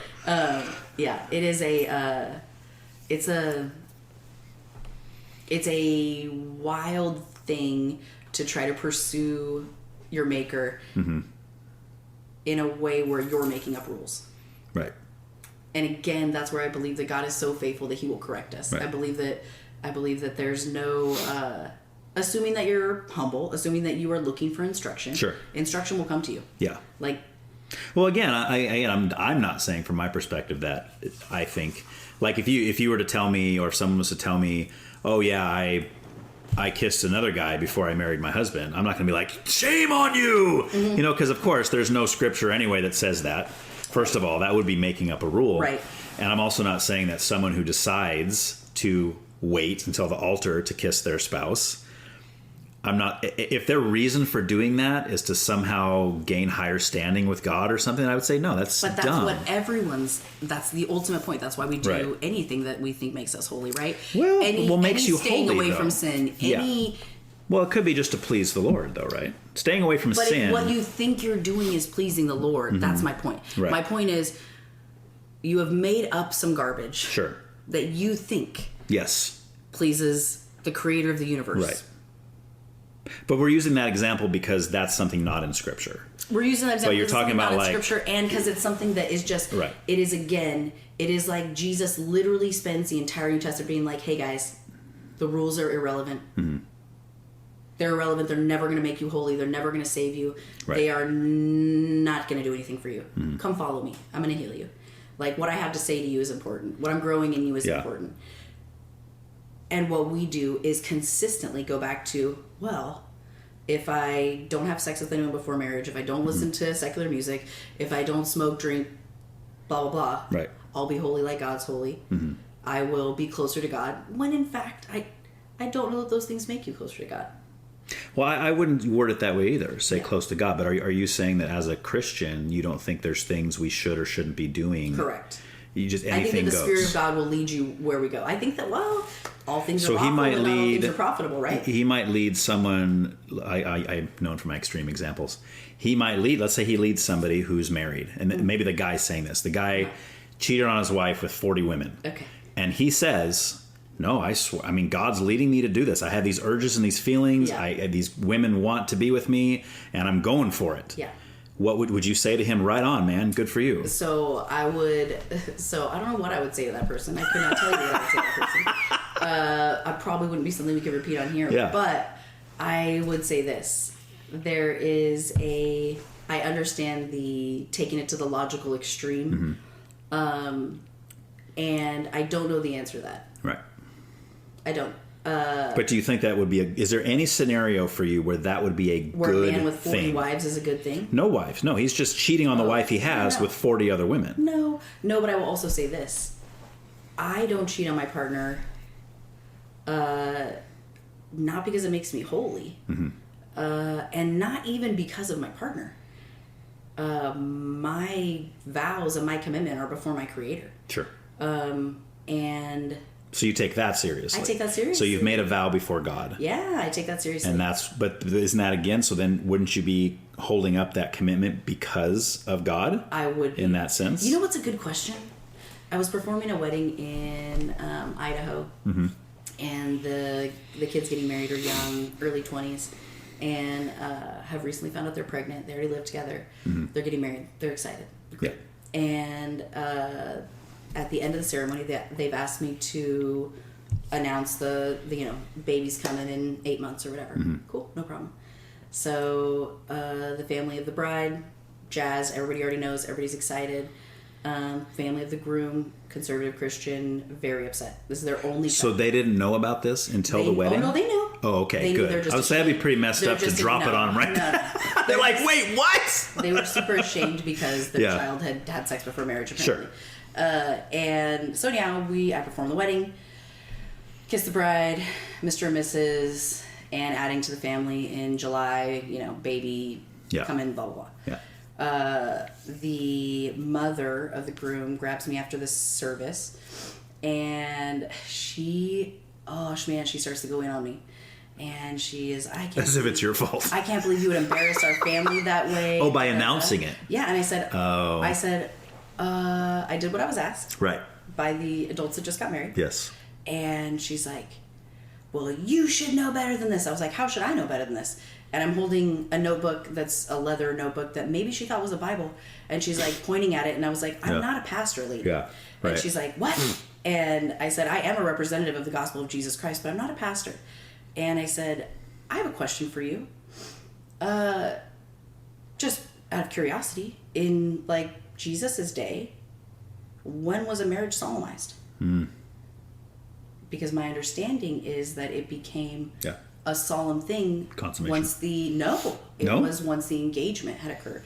Oh, true. Right? Yes. That had made that is the lock-in, and then you've got to check and make sure that the hymen broke and all that kind of stuff. Well, only because if you're engaged and you cheat on your fiance, it's considered adultery. As it should be. Right. Because you already promised her. Yes. Which again means that maybe that commitment. So what I said to the lady is, I said, ma'am, I understand that you're upset that the kids are having a baby. And what I don't understand is why you would ostracize your only son. Right. Who's about to have a baby, whose only example of a Christian couple sitting in front of him at that time is you guys. Yeah. I don't understand why you would want to push your son out of here. And my question would be, why does the state of Idaho, and when they solemnize this marriage, mean more to you than when these kids made their vows before God? Right. I would argue you might not know when they did that. Right.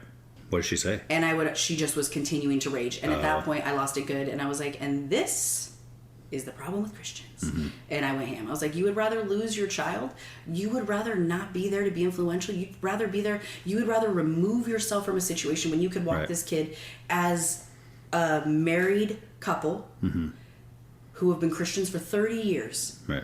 You guys should be walking these kids through every situation of life. Forgiveness, understanding, compromise, chores, finances. It doesn't mean you babies. have to agree. No. But you also don't have to ostracize your child either. There is no ostracizing the child. It's just, that is a level of insanity to me that is like, your holiness would have you remove yourself from a person? Right. When did Jesus do that? When? Right. I cannot think of a time. Yeah. Did he say go and sin no more? Sure he did. Did he say you're healed of your sins? Yes, he did. Yeah.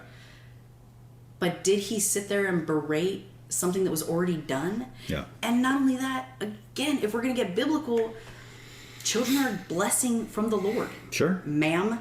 Sure. Did you miss that part? Yeah. Well, so you're right. And that could be like our oldest, the 27-year-old.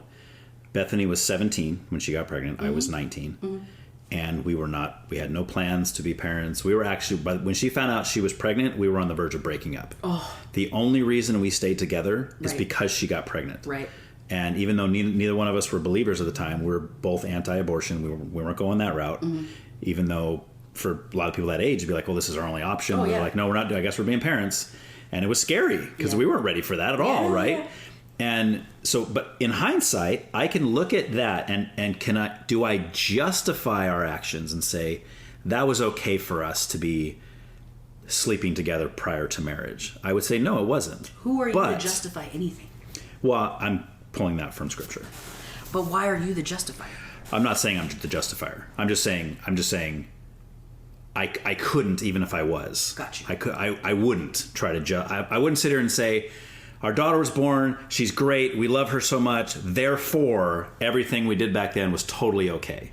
Because I think Scripture's pretty clear that God takes lots of things that are true, not part of his plan, they're even outside of that, in a sense of things that are meant to harm us specifically. Correct. Mm-hmm. And he can make them good, mm-hmm. right? And he can bring good things out of them, right? Mm-hmm. You know, I have family members and friends that have been through a divorce and they're now remarried, and their new marriage is way better. Mm-hmm. They're so much more fulfilled, much better parents, everything's going great. But that doesn't mean God loves divorce, right? The Bible's very clear. God hates divorce, right? Okay. That's very clear. Yeah. So you can't say that it was good that they got divorced, even though the good is over here on the other side of it. I hear what you're saying. Because God can bring good out of bad things, right? Yeah, absolutely. Yeah. That's one of it's like the hallmark of God, mm-hmm. is that something that was meant to destroy you, to shut you down, mm-hmm. to silence you, to put you into depression that you could never come out of, mm-hmm. right? Mm-hmm. That thing becomes your story. That thing becomes the impetus for you to start a podcast or the whatever. It is, I've seen it many times in real time, and recently even in my brother's death. The grace of God every single place, and grace is it's undeserved, right? Unmerited favor. Unmerited favor. Mm-hmm. That's right. And it is I cannot get caught up in worrying about other people's sins. I cannot. No, it's probably not your job. It's definitely not my job. You're absolutely right. And while I understand the how automatically we want to put things into good and bad categories, mm-hmm. I don't think they always fit there. Right. I think that God is too big to be mm-hmm. concerned about if you slept with your wife before marriage.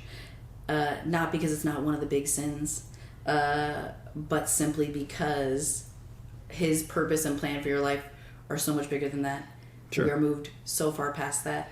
Yeah. And while maybe you wouldn't use it as a teaching example of this is how you guys should live your lives. Yes. Like in my house, no boys upstairs, right? My parents' house was the same way. Yeah. I will say this. I think the sexual purity thing really pisses me off instantly as soon as we start talking about it.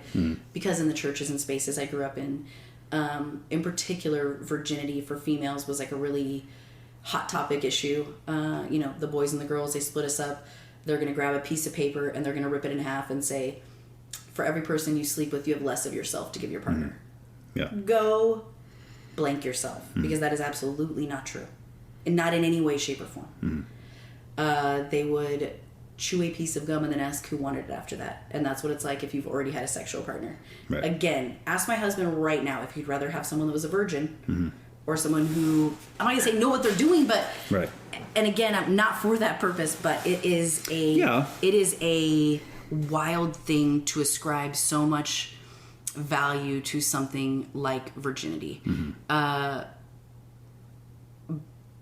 Jesus lived in the Roman days, and he had some things to say about sexual purity. He had some things to say about respecting your own body and the body of the person next to you, and commitment and love and what that looks like. However, I will not have my children grow up in a world where especially my daughter, where 70% of what she brings to the table is a hymen. That's crazy to me. That's crazy work. Okay, so your issue is not that it's... So I'm trying to kind of see where you're at with this. There's probably a duality. Yeah, so I'm with you. I'm not saying that is the crown jewel the thing to of importance, right? But to me, just because there's other things that are more important doesn't make the smaller, quote unquote, smaller things not important at all. I hear what you're saying. Right. So are you saying, let me just ask you this. Yeah. Are you saying that in God's eyes, right now as we sit here, he doesn't care at all if people have many sex partners before marriage? Yes. I believe that your sins are cast as far as the east is from the west. Yes, but are they sins? I mean, assuming that you believe that sex before marriage is sin or sex outside of a partnership is sin, then yeah. What about rape? How does that count? Well, that doesn't count because that's still the sin. Well, sure, but the sin would be on the forcing rapist. I would agree with that. If you're forced against your will, body's still been entered, right? Well, so yeah, but like, my point is just because a woman has had sex, that in and of itself, I'm not saying is sin because the circumstances are important. If you're willingly sleeping with somebody before marriage, I would see that as a sin on your part. If you're raped before marriage, that's not your fault. You didn't do that willingly. That was forced upon you. So to me, the sin in that scenario is the moron, idiot, should be castrated person who forced that upon you. Yes. Yeah. Agreed. I'm trying to think of a succinct way to put this all together. I think that while the Bible lays out things that are sins and not sins, or really mostly just sins, I also think, let's say, for example, this, and now we're going to get into politics a tiny bit, but when, there are many times when the religious leaders are coming to Jesus and being like, trying to trip him up, essentially. Sure. Hey, let us ask him this question, see what he says, right? And one of those times, they go to Jesus and they're asking him, they're telling him that they know what the most important law is, and then they ask him, Lord your God is yourself, or Lord God, heart, soul, mind, and strength, neighbor is yourself. Right. And then they say to Jesus, who's my neighbor? And that's when Jesus gets into the parable of the man on the road, right? Right. The Good Samaritan right? The reason that the first two folks didn't stop, that's the religious lawyer of the day and the head pastor of your church, is because what they were doing was holy, and they would make themselves ritualistically unclean if they stopped to help this person. Sure. So the question is Jesus more concerned about you not being clean or about you not taking care of your neighbors? And I understand that that's not exactly the same thing as a sexual sin, which is what we're talking about. Sure. But what I think is that you're only seeing the trees and not the forest. If this is if this is the main, and because in Christianity, especially for like young kids, like teenagers, youth group, that kind of stuff, there's such a huge focus on sexual purity that you miss the forest for the trees. You miss the fact that God gave you this body and is going to give you a partner. You're missing the fact that we're all going to make mistakes. Sure, of course. You're missing, and what happens is you. But it's a mistake. Such a heavy. That's my point. Is it a mistake? That's kind of what I'm getting at. I'm not talking about holy perfection for people, because none of us are going to achieve that. Right. We all have what I would call mistakes or sins, and still to this day, of course, still committing that stuff. We will continue of course. To. Yes. Right. Yeah, I don't know. Yeah. I don't know if I would like my kids. I have encouraged my kids to not have sex till they're married, to not have sex until they are in a loving partnership. Right. My 20-year-old maybe has had sex. Sorry, Jack. It's like, Mom, you just outed me to everybody. Maybe. I said maybe. He's like, that's worse. And my 15-year-old definitely has not. Right. But I don't care. Yeah. That's how I feel about it. Yeah. And I'm unsure if God cares that much. You wouldn't care. Like, if you, hypothetically, if your daughter came home tomorrow and said, I mean, I would care, because I would want her to do things like, I would want her to exercise wisdom. I would want her to be safe and protect herself. I'd want her to make sure she vets that partner thoroughly. I would want her to, if I'm going to go to a sit-in, a political sit-in. Yeah. Say like Minnesota right now. So if I'm going to go to Minnesota right now and I'm going to go sit on the Capitol Hill steps. You're brave. I'm brave. I'm probably cold also. My point is that you protect yourself certain ways. Sure. Right? Sure. You could have a gas mask. You might have a towel in the seat of your car for if you get tear gas. You might have a mask on your face. You're definitely wearing gloves and warm clothes. The same thing is true as you move about your life as an adult. And ideally, you make as few missteps as possible. But again, the flip side of that is, it's like Paul says, like, God forbid that we continue to sin so the grace will abound. Sure. But also, Yeah. As we sin, grace abounds. Of course. So but that's kind of the point he's making. It is. Just because this is a true thing, like you said, God's never going to stop loving us. There's nothing we can do that will stop him from loving us. But that doesn't mean we should just be like, yeah, who cares, whatever goes, anything, because God's going to love me anyway. Correct. That shouldn't be our attitude. You love your creator, though, right? Yeah. That wouldn't be your attitude. Your attitude would be, I am moving forward in a way that ideally pleases my creator. Sure. And ideally is the path that was set before me. I think that's why that stuff irritates me so much. The conversations about sexual purity, about LGBTQ, about abortion, because we are focusing on things that are highly personal. Yeah. And again, I don't see how the kingdom of God is moving forward in this conversation. Mm-hmm. I don't see how... because all lessons start with L and they are all good for learning.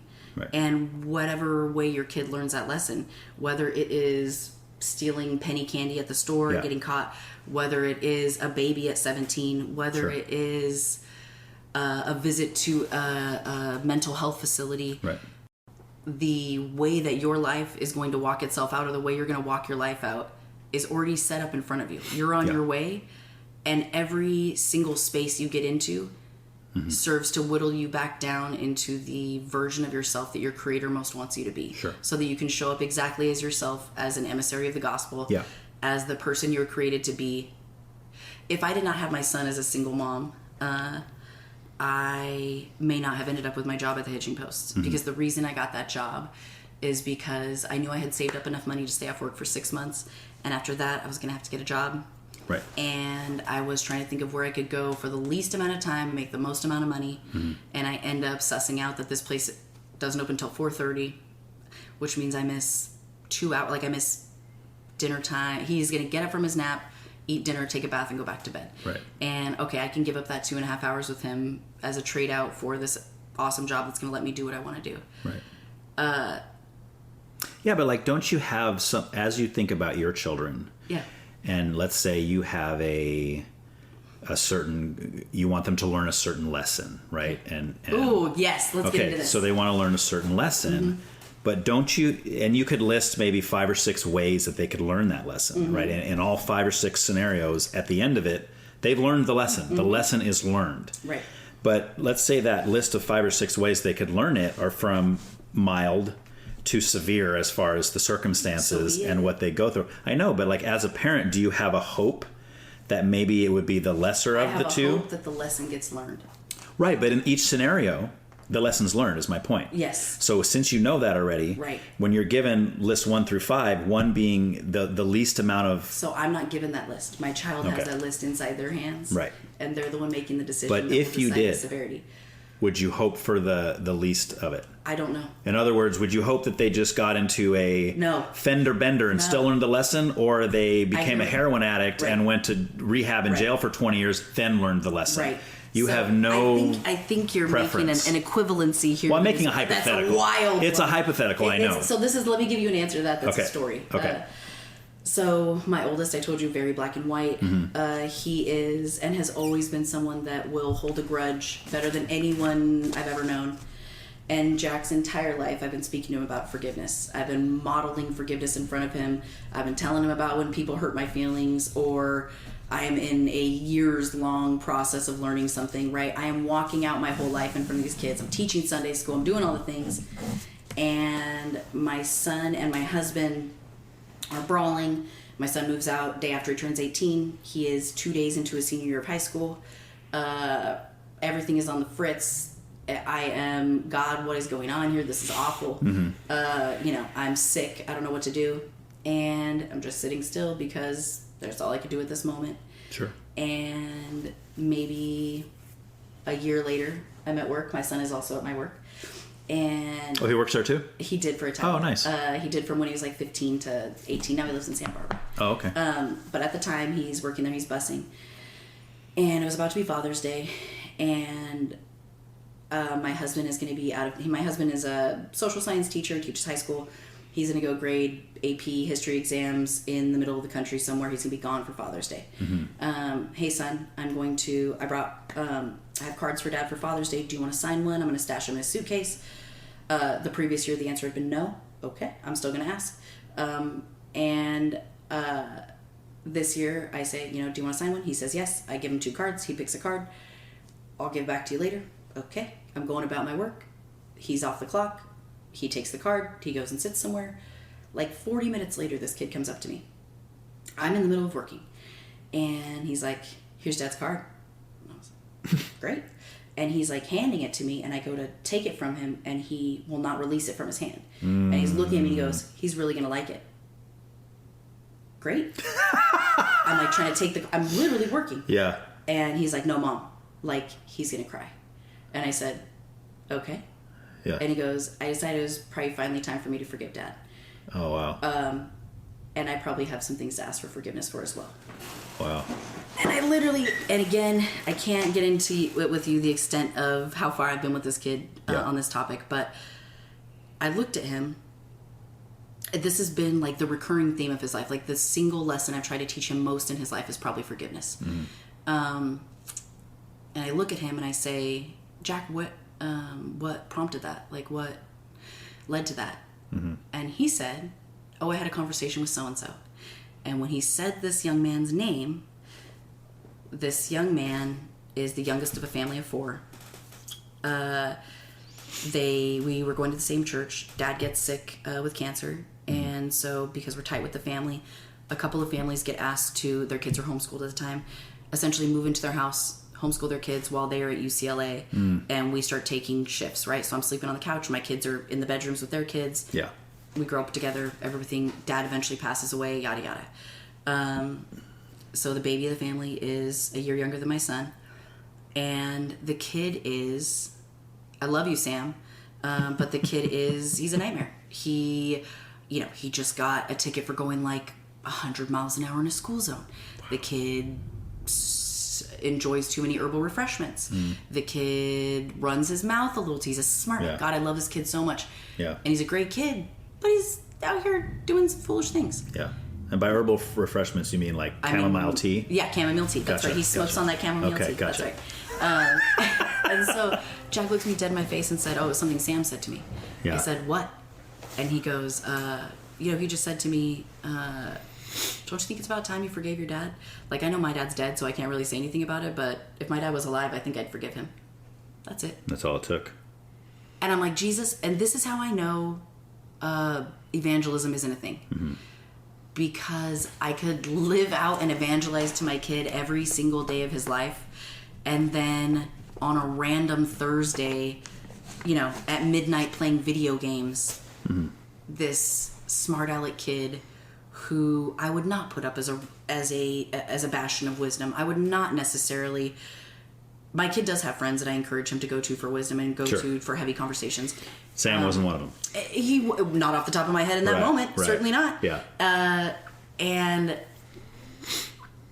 I just was like, okay, God. So it's whenever it is your timing. It's whenever the circumstances line up for my kid to get it through their head. I've had to have my kids. I've watched them learn the easy way, and I've watched them learn the hard way. And while I would definitely not like them to be a heroin addict in the penitentiary system for 20 years, right? If that's where their life takes them, that's where their life takes them. Sure. That is their choice, and it's between them and their maker. Right. Well, I've answered this question before by saying if I was all knowing, like I was God and I knew, I'm not, let's say in this scenario, I'm not God, but I know all things the way God knows all things. I look at my say young daughter or young son, and I know what their future looks like. And I know for a fact that the only way that they will ever learn a lesson, a really important lesson, or come to faith in Christ, right, is if they were in a horrible accident, or they went into the military, went into war, and they got blown up and they lost all 4 of their limbs and they were just a torso. Yeah. Like if I had that foreknowledge, I would wish that on them. Yeah. Right? But that's if I had that foreknowledge. But the scenario I'm kind of painting for you is the lessons learned, right? That the final outcome is the same in all 5. And at the end is The fifth one is go to war, get blown up, lose all 4 of your limbs.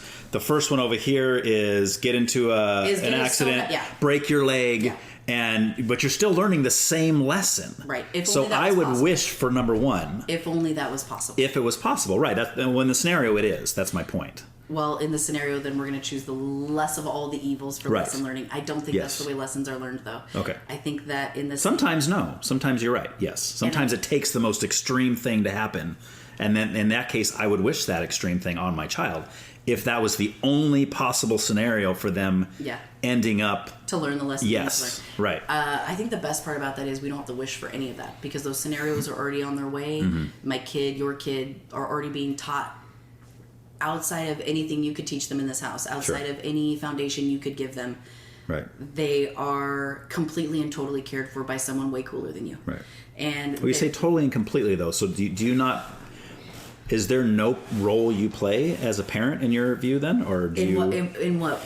Just in the view of having children, raising children, is there anything that your job is to do? Yeah, okay. I have tons of jobs. I have many jobs as a parent. So what would those be? My jobs would be to show you how to live your life. My job would be to love you, care for you, feed you, clothe you, see to your emotional, spiritual, physical needs. Okay. As your parent, I should be a soft landing place. As your parent, I also sometimes can be a hard landing place. Okay. Well, the first thing you said was show you how to live. Yeah. But like, what if their path is not? It's going to. It's going to. It isn't going to be. But you still think you should show them that even. I still think I will model for them the things that I have learned. Okay, yes, absolutely. I'm with you then. Yeah, and I think that's really all we can do because I'm with you that I cannot force my child into any hole that I want to force them into.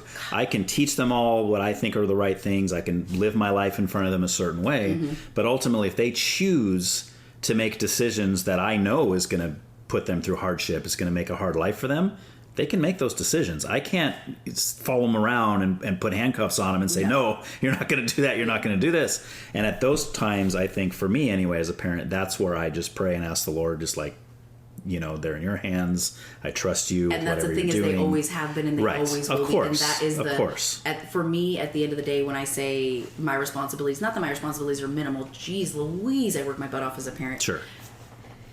But my abilities are minimal.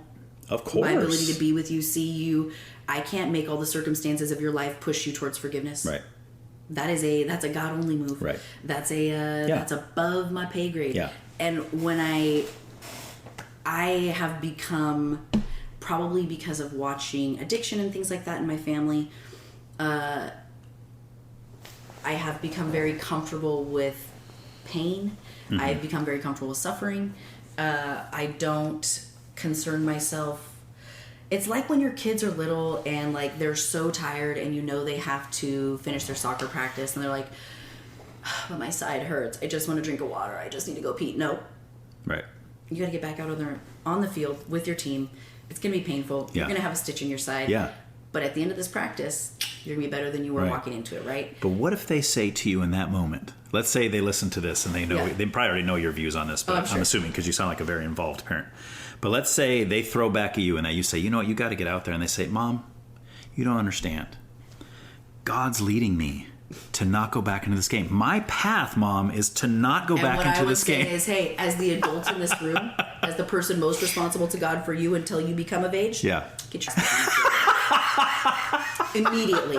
Don't question. Well, see, and that's my view too. Is that I think that's our role as parents, not so much to control and that kind of thing, but we're going to have rules and standards, hopefully based on what we think is a moral, a higher moral goal to shoot for. Well, right, some form of morality that's outside of us, right? Mm-hmm. Because I've had hundreds of people sitting across where you are, and our morals are going to be all over the place. Yeah. Well, I think this is morally wrong. I don't. I think that's totally fine. And you're going to have all these different views. But like, really, how do you know, unless there's a morality outside of us, what's you know what I mean? I don't think morality matters. Okay. That's kind of a crazy statement, but I don't think Jesus came to make us moral. Well, that's two different statements. So I would disagree with your first statement. So morality, like as a society, like don't murder. Sure. You don't come have sex with my husband. I won't go have sex with your wife. Yeah, but that why? Kind of stuff. Why? Because it's in bad taste. That's really the only reason why. It's in bad taste. There's got to be a bigger reason. Could we go back to the commandments? Would it have been wrong before the Bible gave the 10 Commandments? Yeah. Okay. I think so. Why would it be wrong? Because I think that's part of a moral. I think morality is comes from God specifically, and I think whether it's written down or not, it's still part of God's nature. I think we might not know. You think morality comes from God Yeah. as a part of His nature? I think well, let me rephrase that. I think morality should come from God. I think people make up their own morality too, and I don't think that comes from God. If someone says, I think it's totally moral to be a pedophile and sleep with little children, I'm going to say, no, that's not. What about if they say it's super moral to not kiss your wife till you marry? Is that the other side of that same coin? Well, see, I wouldn't even use the word moral in that situation. More moral? No, I see, that's not morality Christian? to me. That's, or even more Christian. To me, that's like, I just think that's cool. God bless. I just think that's cool. I love it. You know what? It's because you were a dad at 19. Yeah, maybe. And so for you, it's like for the girl that wanted to be a virgin until she was married but didn't make it, right? Mm-hmm. She would rather be a virgin until she was married, probably. And I get what you're saying, though. That's funny. And in that scenario, I think someone could say, here's what I don't think they should do. Let's say someone feels very strong morally that they should remain a virgin until marriage, and they don't. Maybe they're with their boyfriend, things get heated, goes for it, does the deed. Next day, she's really upset about it or whatever. I don't think she should dwell on that for the rest of her life and be suicidal over it or do that, you know. But you understand that so much of like the way we are grown as young Christians, adolescent Christians, is that this is the end of the world. Like we really in our junior high and high schools, we talk about sexual purity, drugs, alcohol. Right. And that's what I would agree with you on. That's crazy work, bro. That form of the purity argument, I think, is bad. If you're making it sound like if you have sex before marriage, your life is over and you're worthless now. Right. I don't agree with that at all. Right. Because it's not true. But even if we weren't saying that, for those to be the three things that we have to legislate in our youth groups is wild. When instead of saying, "Hey, everybody, don't do these three things." Mm-hmm. Don't do these. If you can abstain from these three things, you're going to be just fine. Your lessons in life aren't going to be as hard. Again, if we're really looking at like biblical standards, you either keep all the law, which still won't make you holy, or none of it, which still won't make you holy. Right. But you're kind of throwing the baby out with the bathwater. I am throwing the baby out with the bathwater, and I'm doing it on purpose because what I'm far more interested in is someone that would look at our kids as individuals, someone that would look at your kids and say, I know what the giftings are inside of that kid. Ooh, Jack, you're going to walk into places that Poppy won't be able to walk into. Poppy, you're going to have access to people and spaces. Your community is going to be different. And it's going to be unique to you. Right. The community that you have created, the church at my work that is, do you know what I'm saying? Sure. Those things come out of a space where God has breathed into you creativity, where He has built you to be a certain way and to walk through your life and touch the lives of people that will come across your path naturally.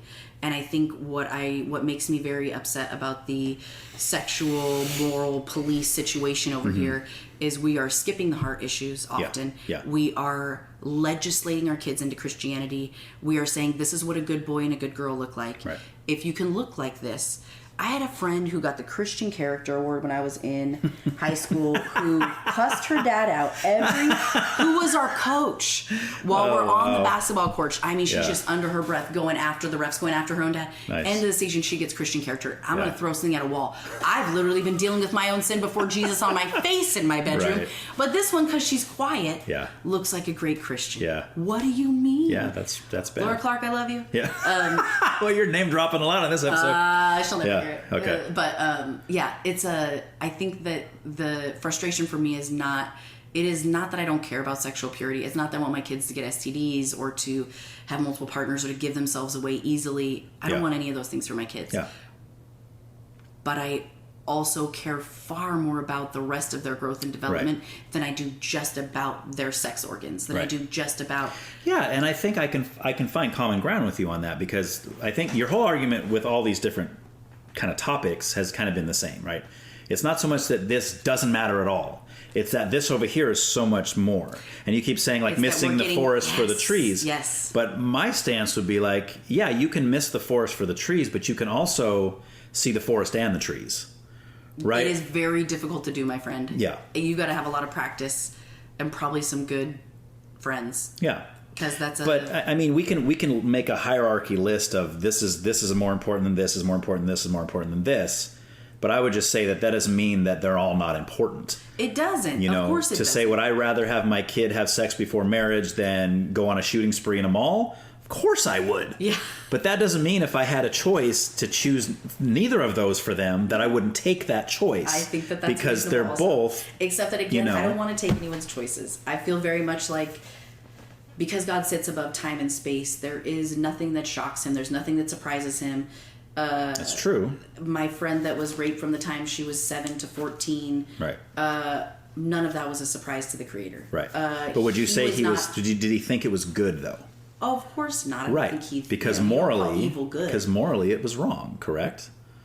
For that to happen. I don't know if morally it's wrong. Yes. It's evil. I don't know if you have to say morally it's wrong. It's evil. Okay. It's bad. Yeah. Absolutely. Well, I say morally only because it's wrong to who? Is it wrong to the guy raping her? It's wrong to everybody. Not to the guy raping her. Well, he's having a great time. If you sat him down with his mother, I bet you. Well, maybe not his mom. Maybe his mom might be the problem. I bet you eventually you could get him maybe. to but I'm saying at the time, even men that know that they're doing good. that, he doesn't think it's good. He thinks it's what he wants to do. Okay. It's not like I'm sure there are some real lunatics that are like, I'm doing this lady a favor. Maybe. Right. I'm sure, but that again, based on the amount of true crime I consume, very small percentage. Sure. Most of these people are not unaware they're creating evil or havoc. Right. My point in saying that is that God is so big and sits above time in such a way that the abuse of my friend for several years of her life did not shock him, did not move him to burning up her household or any of the things that if I was God in my mind and I'm seeing this, I'm going to do. And it is not because God lacks compassion. It's not because he lacks morality. It is simply because God sits above time and space, and he already knows the end from the beginning. Right. He already knows that this is part of life that my friend will walk through. Right. And that it will formulate her in ways that no one else will be built like her. Sure.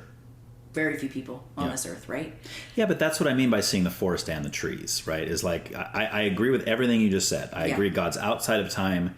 He knows every experience I'm going to go through. Correct. He knows that we've already had a number of school shootings that are terrible. He knows there's going to be more, right? He already knows that. Yeah.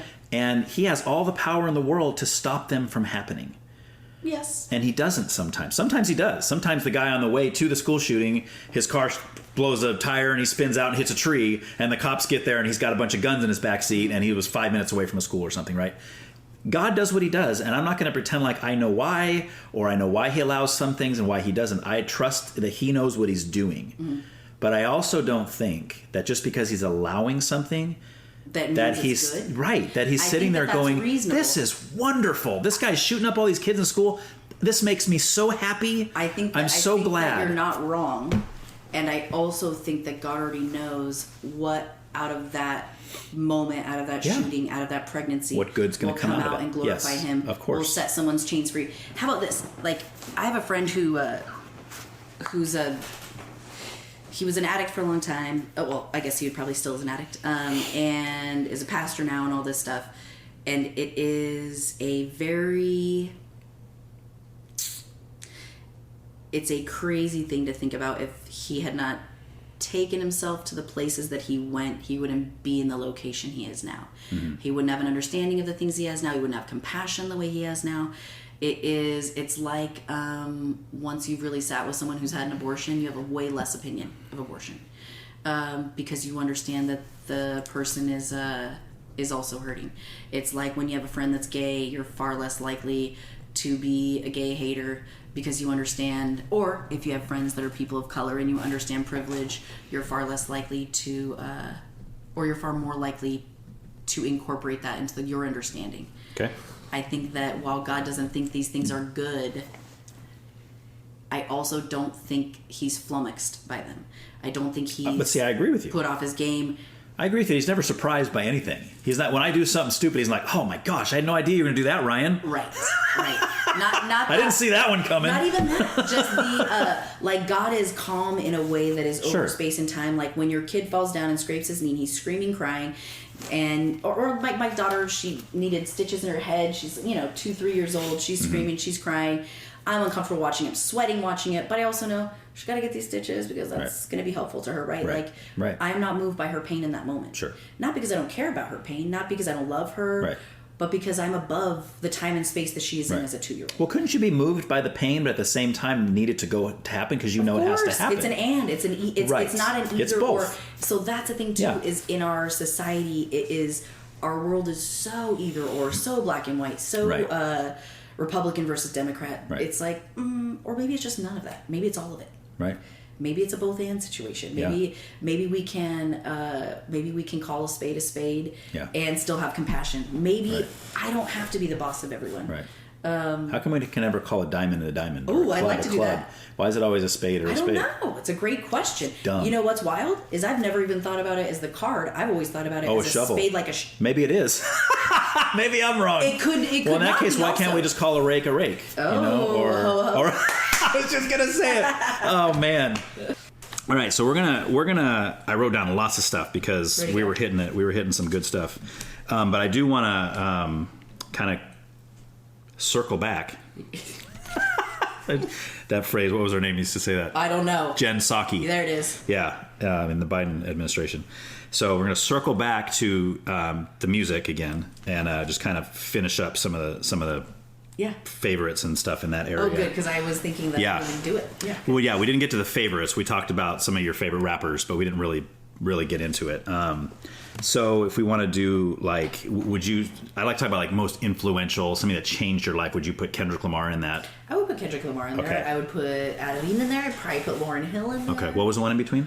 Out of Eden. Oh, Out of Eden. Okay. Yeah. Okay. Yeah, But they said Adam Levine. Oh, God. I was like Maroon 5. No, I don't really. I mean, they're catchy, but no. Okay. She will. No. Okay. I don't think so. Yeah. I don't want her to be like. Okay. So Out of Eden falls in there for you. Out of Eden. Yeah. It was like psychosomatic. It was spiritual and physiological. I'm dancing. I'm crying. I'm singing. Yeah. I am hearing about what love is supposed to look like. I'm learning about sisterhood and forgiveness and A Lovely Day. Oh yeah, that was a good one. Love that song. Yeah, that's a cover song though, isn't it? It is. It is a cover song. Who's the original? I think it's Bill Winters. Is that right? Maybe. Winters. I'm not sure. Yeah. Bill Withers is Bill Withers. Yeah, there it is. He is a singer, but okay. I think that's who it is. Okay. But yeah, or like they're just definitely Out of Eden. Lauryn Hill. Okay. Forever, and she was probably the first like secular artist that my parents kind of let roll through, probably because she's in the same way that like Creed says the name of God sometimes, right? So we're not like jars of clay and DC talk over here. We're not just talking about Jesus, right? But because Jesus, but you're not Marilyn Manson either. We're not Marilyn Manson. Yeah, you didn't remove any ribs, right? I'm not going to say the rest of that. We can neither confirm nor deny that that's really what happened. Right. Yes. I think Snopes says it's a no. Who knows? It could be anything. Lauryn Hill was spectacular. She, everything from her music about getting pregnant, not being sure that she. So my oldest, I was not married. Well, I was on the back end of a divorce, but. Oh, okay. And I'm unmarried, and same deal, right? I got to figure out if I am giving this child up for adoption. Yeah. For me, the only options at the time were adoption or keep him. Right. And I decided I'm going to have to give him up for adoption. And then my dad finds it on the computer that I've been looking up adoption agencies, and he's like, "We'll adopt the baby." I was like, that's literally the opposite of the point, Dad. Like you can't take my, I'm going to use the word shame, but I'm not ashamed of you, son. You can't take my sin and shame or whatever. And I grew up in a house where it was very much like, if you come from a 2-parent home, that's good. If you don't come from a 2-parent home, or if you're having a baby on purpose, not a 2-parent home, you're selfish. Right. You're selfish, you're churlish. Yeah. Straight to jail. Yeah. And I grew up hearing that so much that I believed it weirdly. Again, science doesn't agree, but that's okay.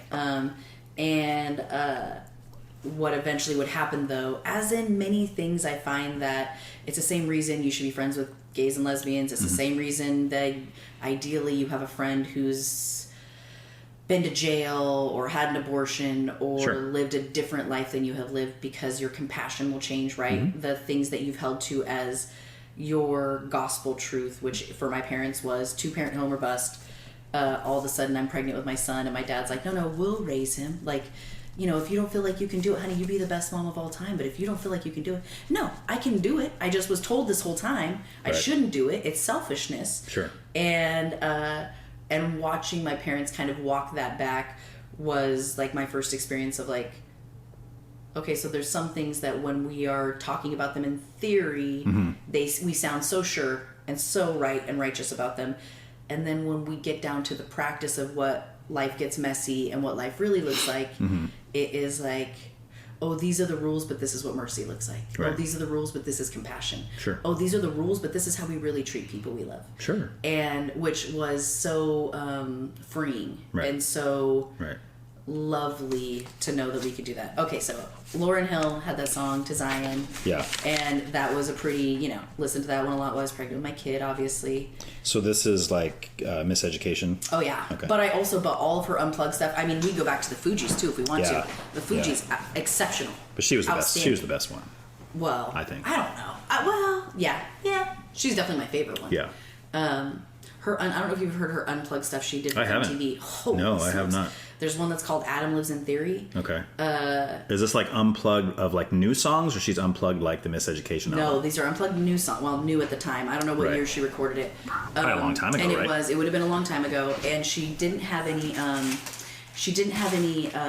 like proper song titles. She just was titling them based on the like what was happening in the song. Yeah. And her voice is all hoarse, and she's like, I used to be real stressed out about, I would tell my kids, I can't talk to you before a show, my voice has to be just right, I gotta drink my tea, I gotta do all this stuff. And she's like, and now I just, I sound like a singer with a raspy voice sometimes. Yeah. Like, that's okay. Right. And she's very real. I always gathered that from her, and I appreciated it. I mean, I'm not as huge a fan as you are, but I remember when like she came out, I liked the Fugees, but then when she released the Miseducation, I was like, ooh, her unplugged stuff. That's good. Adam Lives in Theory. She talks about a man who essentially puts on Adam lives in theory, trying to turn stones into bread, masquerading like he's got it figured out. And then it goes on and on from there. And again, deep spiritual roots in all her music. A lot of same thing as I find in Kendrick Lamar's music, a lot of ego and pride, and then coming back and humbling yourself before your creator, admitting your mistakes,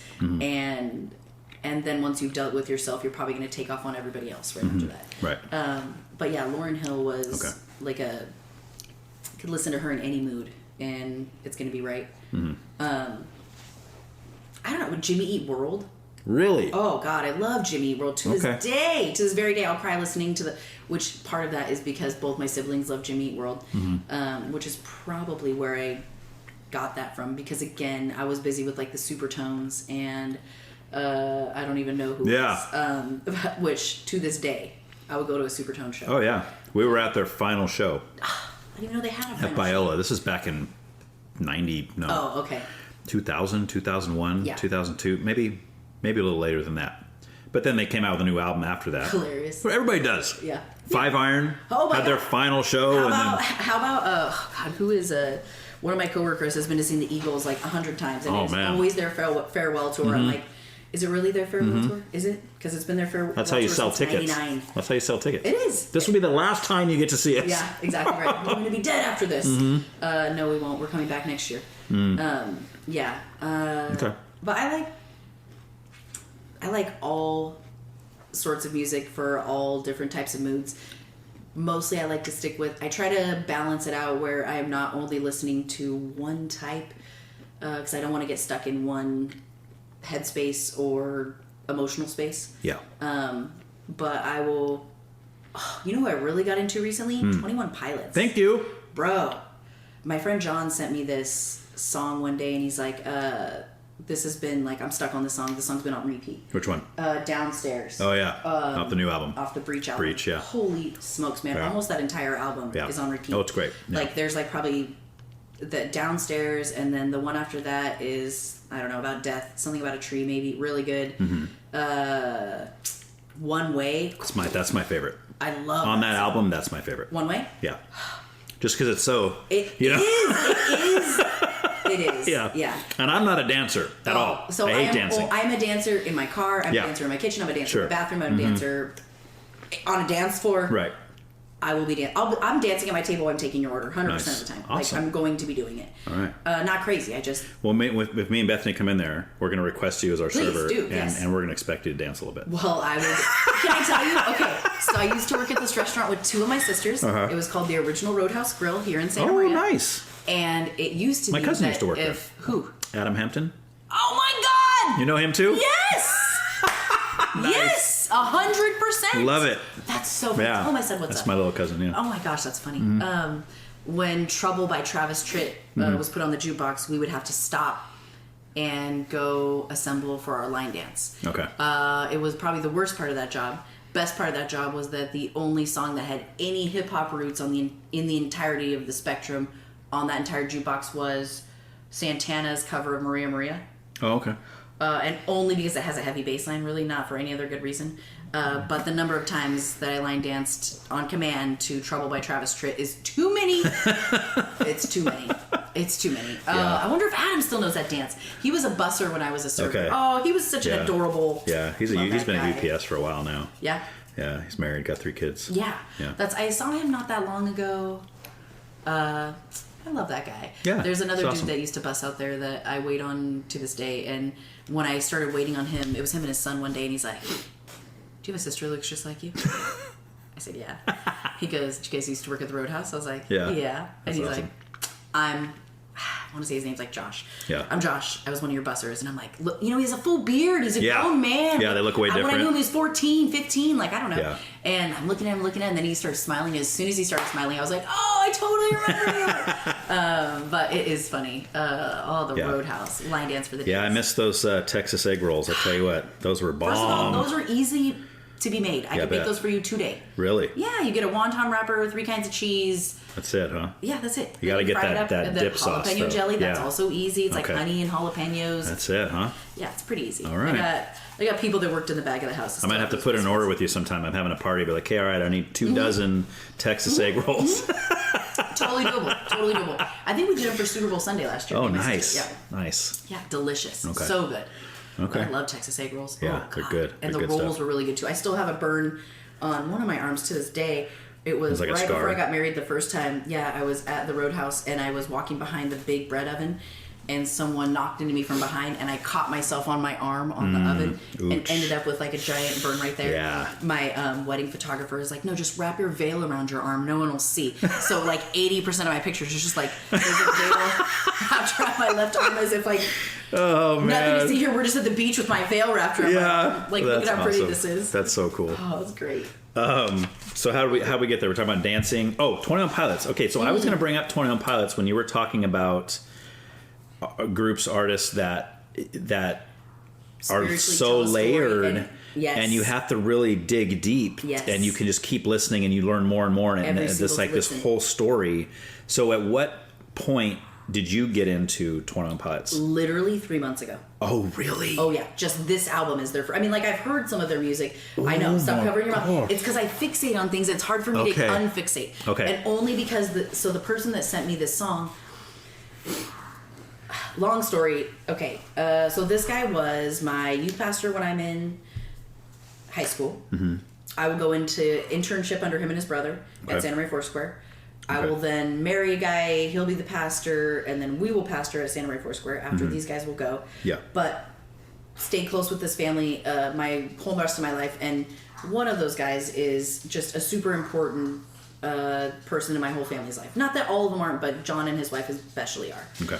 And so John had come down to pick up a motorcycle that was my sister's that my parents had had finally been ready to get rid of, and which is actually how my dad ended up with a bleed on his brain and ended up in the ER I over saw Christmas. that. I mean, I didn't know what was going on, but I was like, Because whoa. my dad decided to Evel Knievel this bike up a motorcycle ramp into the back of a box truck in my parents' driveway.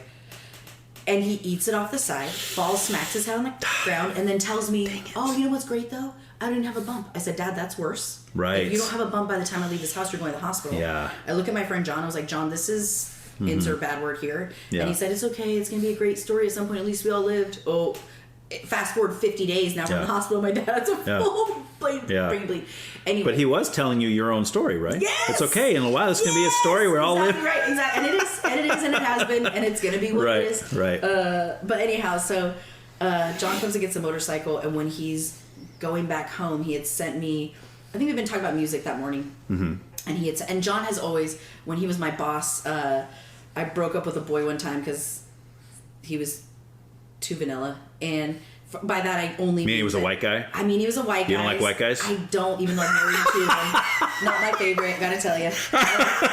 But this white guy, though, was just, he was so white and anyway, couldn't do it. Yeah. I was wearing creepers in those days. My belt was sideways. I couldn't do it. So anyway, I break up with this boy who, it was a good choice for me to break up with him. Lovely human, just not for me. Mm-hmm. And my boss, John, burns me a CD and says, the name of the title of the CD is Anger Management. Okay. And he says, hey, listen to the CD, and by the time you're done with it, you'll be over your breakup blues. First of all, I broke up with him, so I'm already not blue. But okay. And I turn it on, and it is System of a Down. Okay. It is the Chop freaking... Suey. It's Yeah. Chop Suey. Okay. The only song on the entire album is Chop Suey. Okay. I'm to listen to it over and over. Really? And oh my God! To this day, I will put that song on and just be like, I love this song. I gotta cut in real quick. Yes, go. Have you ever heard of Apologetics, the group Apologetics? No. So they're kind of like the Christian Weird Al. Oh. They do the funniest version of Chop Suey. What do they say? The song's called Downer of a Sister. And it's all about the story of Jacob and Leah. Remember how Yes! Yeah. Yeah. Oh my God! Yeah. How he has to work another 7 years? Yeah. Oh, whoa! And he wakes up in the morning and it's not her. Oh my So it's like, That's why'd you give me Leah instead of Rachel? Don't you know she ain't no Charlie's Angel? No! And it's like, Leah's face will scare away your hiccups. It's like, it's so funny. Good. Yeah, it's awesome. That's you have to check it out. Yeah, you should watch it. There's a music video for it and everything. Oh my God! If you That's YouTube amazing. it. Yeah, it's really funny. Also, what a great way to learn your little Bible stories. Oh yeah, and they've got like 70-something albums. They've parodied everything you can think of. They've done Eminem, they've done Metallica, they've done. So funny. Yeah, it's all over the place. So John sent me this song and said this one's been on repeat, like in my spirit. And as soon as I turned it on, I knew I was gonna cry. Which normally I prefer not to cry if I don't have to. Right. And sometimes I have to. So I'm rarely going to force myself into that space by turning on a song that's going to make me cry. Like, you'll never hear me listening to, like, Celine Dion. Won't. Like, I'd rather put nails under my eyelids. Because it makes you cry? It's just too emotional. Okay. It's too slow. Yeah. I have to get things done today. Yeah. I need, maybe some people do drugs. I do music. I don't know. It's like that's a better choice, I would say. I feel like. Yeah. I think it's a little healthier. I do. Yeah. Anyhow, I put on Downstairs. And as soon as I put it on, just all of it is so worshipful, and all of it it's a hidden place. It's so good. Yeah. And then after I listen to that song, like probably 2-3 times, sitting there crying, whatever, the next song begins to play. And as soon as the next song begins to play, I texted my friend. I was like, "Oh no, the next song just came on." He said, "Ooh, that one might devastate you." It's a song. I want to say it's a song about death, or there's a lot about death. My brother has just 21 passed. Pilots? Yeah, it's the song. Whatever the song is right after Downstairs. I can't think of it right now. It starts with a C, maybe. I don't know what it is, but yeah, I don't know off the top of my head either. And then like the next 6 are amazing, but yeah, I got stuck on that album and have listened to it. I don't know how many times through in the last. And my friend also said you need to go back and listen to their discography because they're telling you a story in layers. They're telling you a story in albums in the same way that Kendrick does, in the same way that Taylor does. Right. And I didn't know anyone was that thoughtful in. I also love bands like I love Primus. I love, but it's the musicality of it, right? It's the Give It To Me Live. Mm-hmm. Oh, Primus is unique. Find another band that sounds like Primus. They're one of a kind. You won't. Yeah. Well, you got major. You got Les Claypool. Get out of here, bro. Yeah. Get out of here. Yeah, it's pretty awesome. Yeah. But yeah, I like music that moves me, but I don't tend to want to sit still and be sad. Like I could do that on my own. I don't need music for that. Sure. But have you gone back in 21 Pilots yet, or no, not yet? I have gone back through, but not in a significant way. Okay. I'm still too stuck on this one album to let myself. But I did do the thing where you put in like one song and then Apple Music like just keeps it going. Yeah. And a bunch of 21 Pilots were coming up yesterday. I was like, dang, that's right. I gotta go back. What's your number one album I should listen to? Oh my gosh. Well, that's a different question than where do I think you should start. Okay, where should I start? I think you should start on Vessel. Okay. Which is their third album. Okay. which ironically is the first one I ever heard. Okay. But I think my favorite is probably Trench, which is so Vessel kind of starts the story that you're talking about, but very vaguely. Blurry Face is the next album. That's when they blew up and everybody in the world knew who they were. Okay. That's really where that story starts. Oh, okay. Trench is the next album. Then you got Scaled and Icy, then Clancy, then Breach is the end of the story. Dang. So, yeah. But Blurry Face and Trench are just amazing, epic. And I'm sure you've heard a lot of the songs on Blurry Face. Sure I have. You probably just didn't know it was them. Yes. Yeah. That's the other thing, too, is I've had a lot of radio listening in my life. I had several years where I don't think I owned music except for the radio. I don't know why.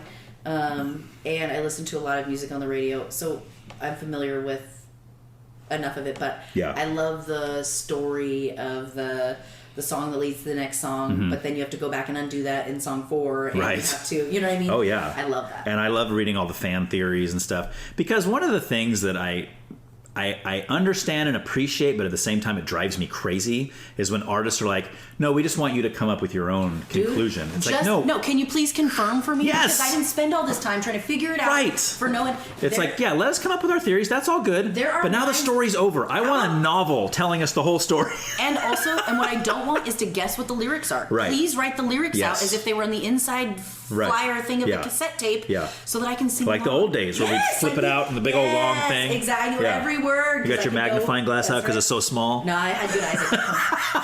I was still young. Okay. But yes, that's the best, dude. Yeah. That's there's so many lines too that I'm like, ooh, he could have said this or he could have said that. They both sound almost the same.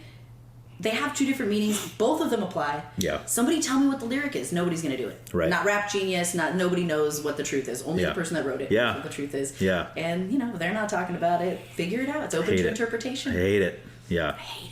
Yeah, so you should definitely start there. And then once you get through some of their albums, you should definitely look up interviews they've done. Okay. Because those are hilarious. Okay. Like they back in the Vessel Blurry Face days, they because there are only 2 guys in the whole band. I don't know if you knew that. No. Yeah, it's just Tyler Joseph is the singer and primary songwriter, and he plays bass, the keys. He does all pretty much all the sounds. How do they do shows? Oh, they just hire musicians. They do have tour musicians. I've seen them 3 times live, so they do have tour musicians. That makes sense. But they and then Josh Dunn he's a drummer. Huh. That's it.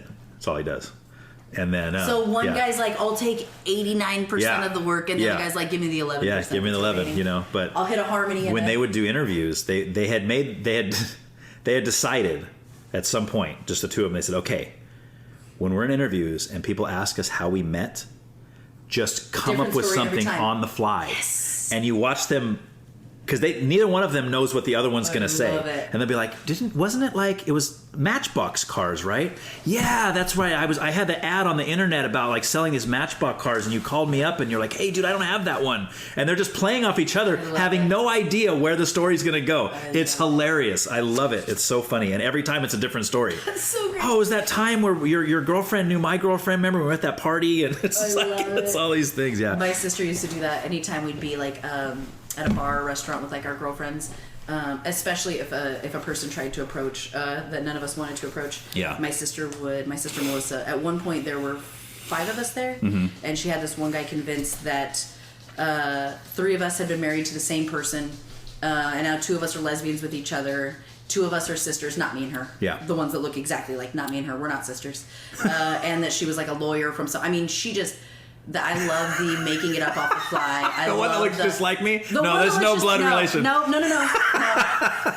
That's awesome. No, met her in college. Oh, that's too funny. Yeah, I love the making it up on the fly. Yeah.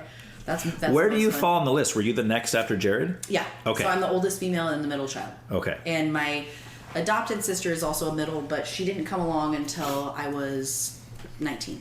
Okay. And she was my little sister's age, so she would have been 18 or just turning 18 at that time. So, and we knew her prior. Her and Melissa were in the same grade at school. We're friends growing up. And my sister Huli, my parents had always loved her and had told her, like, if you ever need somewhere to go, you come here, da-da-da. And for graduation, they gave her, like, a giant teddy bear with, like, a key around its neck. Like, for real, if you ever need somewhere to go, this is where you're going. Okay. And shortly after graduation, they would have graduated in June. By September, I walk into my sister Melissa's room. It's the 20th at midnight, so it's now September 21st, her birthday, and I walk into her room to tell her happy birthday at midnight. And when I do, my sister Huli and her are both in Melissa's bed. They're eating chips and salsa and crying. And I was just like, happy birthday. And then I just shut the door. I was like, maybe the salsa was really spicy. Maybe. And then in the morning I found out what had happened, and then Huli became a part of our family, and the rest was history. But and that's like Julie, but the Hispanic pronunciation. Yeah, Julissa is her, Julissa. Oh, okay. But in Spanish, a J is a ha noise. So yeah, Huli. Yeah. I figured that out the first time one of my Spanish-speaking friends responded in a text with ja. I was like, what the heck does this mean? I had to show Bethany, what does this mean? Babe, that's laughing. Oh, like jalapeno. Gotcha. Yes, yeah. That makes sense. Not much of a linguist, so. Yeah, that's okay. You know. You didn't have to take Spanish in high school? You grew up in Santa Maria. I took 3 years of Spanish. Yeah. Still no habla. No hablo. No hablamamos. Oh, wow. Hablamamos. Yeah. No speaky. I think if you just add like an A or an O to the end of anything, you almost are there. Yeah. It's going to be fine. I always say, mi español es muy beans. Oh, no. It's muy. They'll know and I tell people, right I say, away. no, that means my Spanish is not very good. That's what that means. Not very good. That's actually how you say it. Yeah, I know. Muy beans. Yeah, that's how I say it. Yeah. But, again, I'm not a linguist. No. So people have grace with me. So. Yeah, that's fine. I'm sure they'll understand. The Holy Spirit will give, All right, so to cap off the music, I want you to, if you can, I want you to give me your top 5 of all time artists. It can be some you've already mentioned too. Obviously, I'm sure Kendrick's going to fall in there somewhere. Yeah, Kendrick's got to be up there. Kendrick and Lauren are 1 and 2. Okay. Oh gosh, that's so hard. I would probably go Dre. Like Dr. Dre? Yes. Okay. Currently, I think I gotta go. This is gonna be a crazy one. Good, I like crazy ones. It's not that crazy. Oh, okay. Pentatonics. Okay. I love acapella. I love harmony. I like to actually sing. Yeah. Although I also like to rap. And then. Although you have what? Although I said I like to sing, and I also even though I also like to rap. Oh, really? Yes, I like. YG. Put YG on the list immediately. What does that stand for? YG, I don't know. Oh, it's a rapper called YG? His name is YG. I've never heard of this one. one. Oh, yes, you have. I guarantee you have. I guarantee it, yes. Okay. I'm sure of it. All right. Let's see.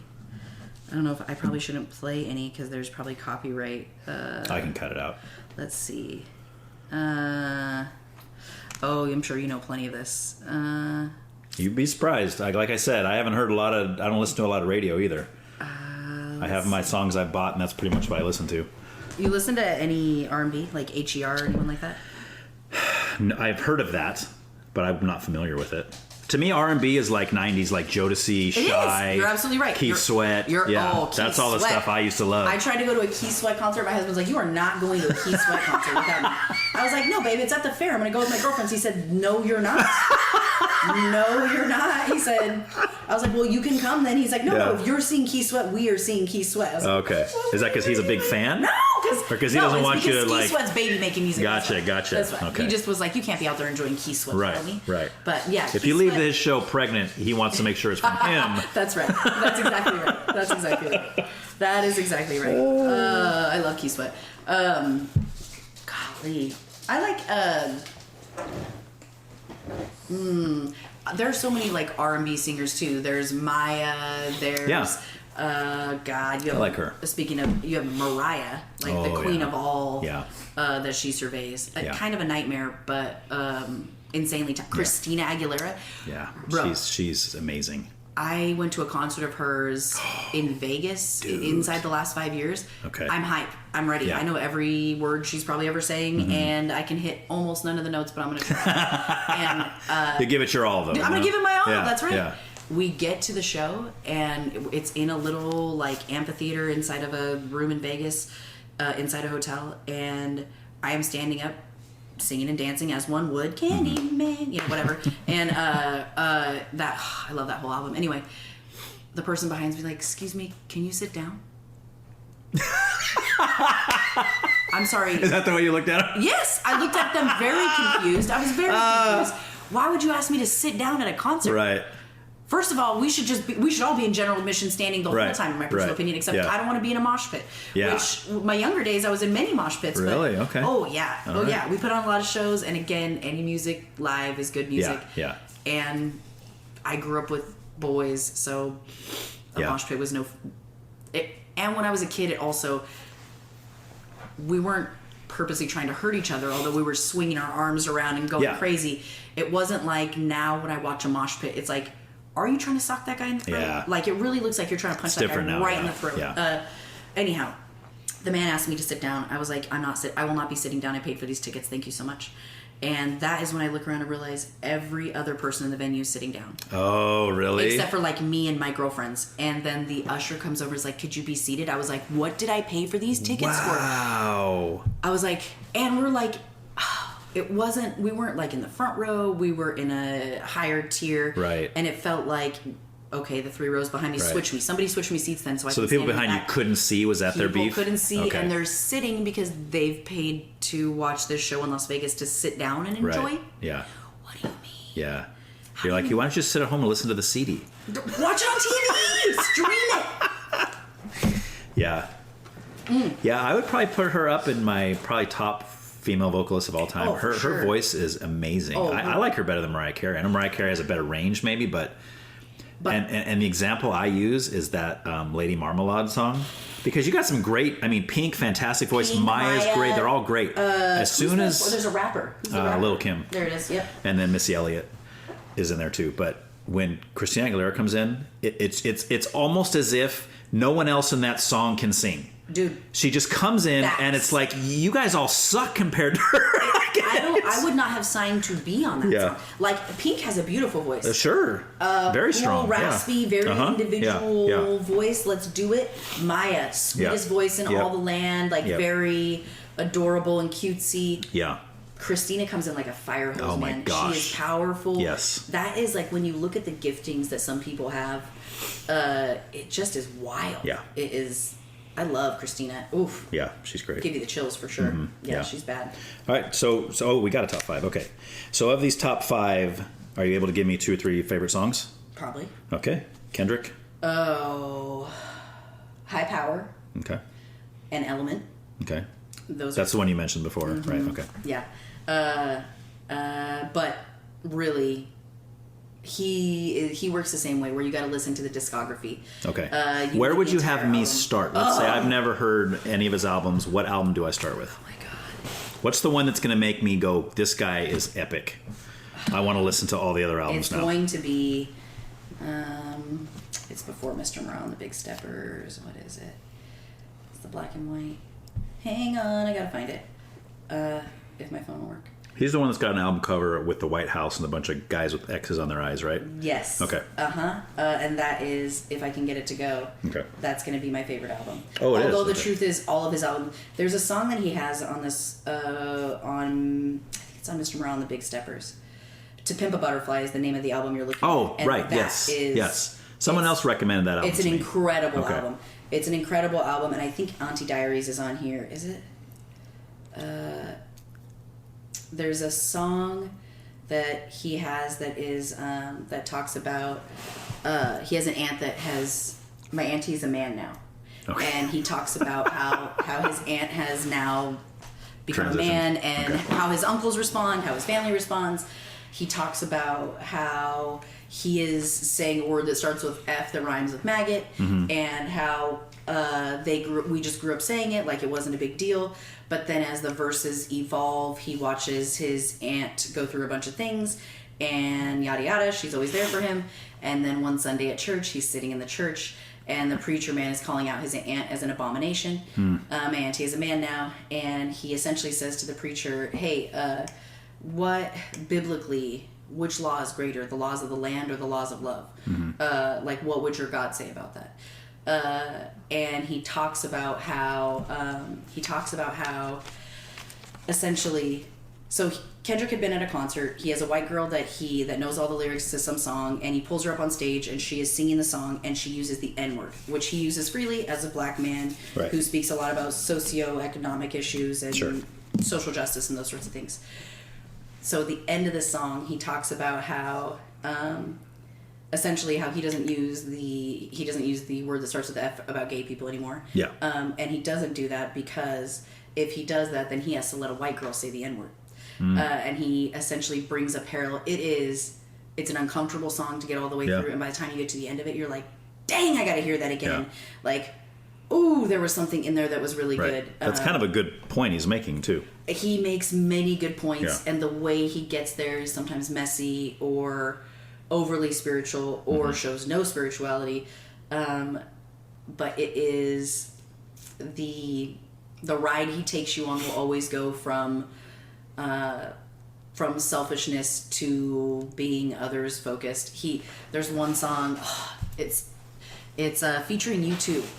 Really? It's Kendrick Lamar featuring U2. Okay. The name of the song is, I think it's XXX. It's like 3 X's. And it talks about America and what he sees it as versus what it really is, or what it really is, and he talks about, a friend that comes to him and says, hey, I know you're a spiritual person. I know you're going to give me good insight. My kid got shot today, on the streets of USA, blah, blah, blah, blah, blah. Like, give me some spiritual advice. Yeah. And instead of giving him spiritual advice, Kendrick's like, hey, murder everybody. Hey, if somebody kills my son, I'm smoking him right now. Right. I will pull up as they're leaving church, if that's the only space I have. I will light them up on the steps of their church, if that's it. And as the album goes on, he doesn't walk that back exactly, but you see the range of emotions from pride and anger to humility and asking for forgiveness to just, it's a beautiful, the way he does it is so spectacular. Yeah. And all-encompassing. All right. Yeah. That's Kendrick. Okay. Next. What's next? Lauryn Hill. I would say listen to Adam Lives in Theory, off of her Unplugged album. I would say the song she has with Nas, If I Ruled the World. Oh, that's a good one. I love that song. One of my all-time favorites. I love Nas is probably my favorite East Coast rapper. Yeah. Of all time. By a long shot. Yeah. By a long shot. Yeah. By a long shot. Can't stand. My brother loved Jay-Z. Not a big Jay-Z fan. Yeah, I'm not a big myself, fan either. Never have been. Yeah. He's not smart enough. Yeah. I don't know how else to say it. It's like when you listen to Eminem write a rap, right? Yeah. And it's like, those words don't even exactly rhyme, and yet they go together completely. And you didn't rhyme Stitch and Witch. You rhymed like Maryland and he was a feral kind of man. I don't know. Right. It's like multiple words that rhyme with one word. Yeah. Or like even just a concept that sounds right together where the rhythm is right and it's not an actual rhyme. It is real lyricism and real poetry. It's not this word rhymes with this word, so we can already predict that this word's coming up next. You have no freaking idea. Right. It is a wild... and Eminem, I think, was the first rapper I ever recall being overly... like lyrically surprising like that. I love Nas. Yeah. Not so much for Jay-Z. Not so much for East Coast rap, although Me neither. I know that's the origins of all the things. Yeah. But, and Biggie, great. Some of it. But I'll take Pac over Biggie every day. Hands down. To me, that's not even a competition. No. I don't even know why people always put those two together. I guess because they died around the same time. And because, and they were talking about getting together and doing an album together, running a label together. Well, they started together in a sense, right? Like Tupac grew up in New York. They came up together, yeah. Yeah. That was why did they both have to die? Yeah. Freaking sucks. Diddy. Yeah. That's part of what's coming. We can neither confirm nor deny that. Oh, confirm it. Consider it confirmed. Yeah. All right, Dre. What's the difference between me and you? What's the difference is a great song. Still Dre, a great song. Yeah. I just listened to that yesterday. Oh God, so that's the good. Bling bling bling bling. Right? Yeah. So good. Such a good beat. I can't think of a song by Dre that I don't like. Which is funny because he was always my least favorite member of NWA. Whenever he rapped in NWA, I thought he was terrible. I think that is reasonable. But then when the Chronic came out, I was like, dude! His rhythm is just a little bit different and slower. Yeah. And also, but Dre's also, he's not going to be he's not a cerebral... Right. He's not J. Cole. He's not teaching you about your neighbors in the song, right? Yeah. He's not... but he's just bad. Yeah. He's bad. The man makes bad beats. Oh, man. He's... And just look at all the amazing people that are here because of him. Yes. Yeah. Who's he related to? Who's his Warren G. That's right. Yeah. Warren G is his stepbrother. Come on, stepbrother. Yeah. That's what it is. Yeah. Their parents. Well, Warren G is the one that introduced Snoop to Dre. Correct. Yeah. Yes, which is crazy, and they didn't like each other at first, right? I don't know. I never heard that. The story I heard was that Warren G was trying to get in with Dre, and Dre was like, I don't know, or whatever. And then he was playing a tape. I think it was Nate Dogg, Warren G, and Snoop were 213 or something they were called. And Dre heard Snoop on the tape, and he goes, "Who's that?" And Warren G go, "Oh, that's Snoop." That's and Dre's like, "Oh, man." Snoop's my least favorite. Not because I don't love Snoop, but he's just a little nasally. Yeah. He's just a little... Oh, that Regulate album with Warren G and Nate Dogg was bomb. So good. Yeah. To this day. Yeah. To this day. If someone goes, "Regulators!" Oh, yeah. Mount up! Let's go. It was a clear black night. Yeah, it's so good. Oh, yeah. It's so good. Okay. That's, All right. anything I can dance to. All right, Pentatonics. Spiritual music. I like their... I wildly love their Christmas album. They do a really good cover of Joyful, Joyful, like as in Joyful, Joyful, Lord, we adore thee. Yeah. Which, if I could, just take Lauryn Hill's Sister Act 2 performance and put that in my audio. That would probably be my favorite version of Joyful, Joyful. Okay. But I cannot locate that, so that can't be done. But Pentatonics, primarily their worship music, is what gets me right in the guts, right in the feels. I just love it. Makes me want to get on my face and... Yeah. Oh, I didn't even say King Kunta. Oh, it's so good. Is that a person or a song? No, it's a song. As far as my friend YG goes, he is a gangster rapper out of LA. Oh, yeah, let's go to that. That's right. YG, that's the next one. He's Blood Gang. He is really about that life. And he is... Oh, God, he has so many good songs. Left Right is one of my favorites. Okay. Is he East Coast, West Coast? West Coast, baby. He's from LA. Okay. Oh, my God, there's so many good ones. I'm trying to think of, like, my favorites. Like, what hits the hardest. Yeah. You got to give me the ones that I'm going to listen to. Go, Amanda's right. This guy rocks. Okay, well, give me 1 second. Let me get to his discography. All right. It's going to be this album. Where'd you go? Still Brazy's a good album. Okay. Twist My Fingers. Fingers has a Z on the end of it. Okay. Absolutely one of the best songs of all time. Oh, wow. That's quite a billboard. I'm telling you right now, you just have to think about what it is that you represent, what you feel strongly about. For me, in the case of loving this song, it is about being loving. I know that sounds wild, but the line goes, "I just do my dance and cuff my pants and twist my fingers with my hands." And he talks about, a bunch of awesome stuff, but that one in particular, that's the one. Is so if that one doesn't hook me, I probably won't be a fan. Is that what you're trying to say? I don't think so. You probably won't be. And if you don't like gangster rap, you might not be a huge fan. Yeah. I grew up on gangster rap. Oh, well then you're good. Okay, but you grew up on NWA. So you grew up on NWA, Eazy-E. Oh, you know what I meant to look up with Eazy-E? Yeah. I meant to look up. My daughter has this. She put on this. She's like, "Mom, you gotta listen to this song one day," and she puts it on, and it is full on Santa Maria rap. It is full on lowriders. Oh. And are they Santa Maria rappers? So they are. Is it Cali style or? It might be Cali. I'm missing a word. There's a word in the middle. I think it's 3 words. Cali lifestyles. Maybe. Or Cali, maybe something like that. Yeah. Anyway, I was dying, and my husband's like, "Where? How come she wants her first car to be a 6'4" Impala?" I was like, "Babe, I don't know. I never even told her about that. I never even told her. It's in her blood. It's genetic. That's what yes, it's genetic. I said also she grew up in Santa Maria. Yeah. What do you mean? Like, what? Yes, she's gonna love a lowrider, Matthew. Yes, she's gonna listen to I don't know, brown rap. I don't know what you would call it, like lowrider rap. Sure. I don't know. Highly into it though. That's awesome. Yeah, it's pretty great. Pretty great. All right, can you real quick give me something musically that you hate? What's something you can't stand? Like it comes in turn it off. Pig squealing. Pig squealing? Yeah. There's a couple hardcore bands. So my husband listens to a lot of hardcore music, and there are a couple of bands. One in particular, I would have to text him and ask him, but when there's a sound that sounds like pigs squealing. That is like the only sound in music that I cannot do. Is it a vocalist singing? Yes. Okay. It's a vocal sound. Okay. And it is part of like this screaming that occurs in hardcore music sometimes. Okay. That's probably really it, because I'm not a big country music person, but I love a banjo. I love strings. I love gothic music. Same guy that got me into 21 Pilots, got me into gothic music when I was a kid. There's this band called Savior Machine. Okay. insanely beautiful pipe organs, strings, nice. Very almost 80s silly singer voice. Do you know what I'm talking about? Like new wave kind of? Yes, okay. kind of like that. Yeah.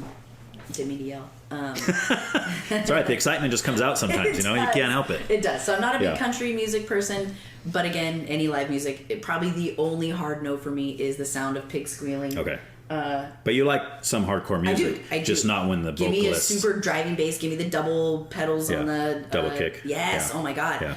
Like, give me the tempo change a quarter way through the song and then again at the bridge. Like, like have me nodding my head and then all of a sudden I have to like change the rhythm and get back into it. I love it too. So much. I love like, the change ups. Yeah. Yes, I love it. Primus does that a lot. Oh, for like sure. Their tempo shifts and stuff, which is it's like a treat for my ears is what it feels like. Well, you're going to love 21 Pilots Vessel album then. Okay, can't There's a lot of that in there. Yes, that whole album, almost every song, the switch ups are just insane. It's so great too because then like you really can prove the music. You know what I mean? Like it's like when the beat is going to change or switch or the tempo is going to... I love that.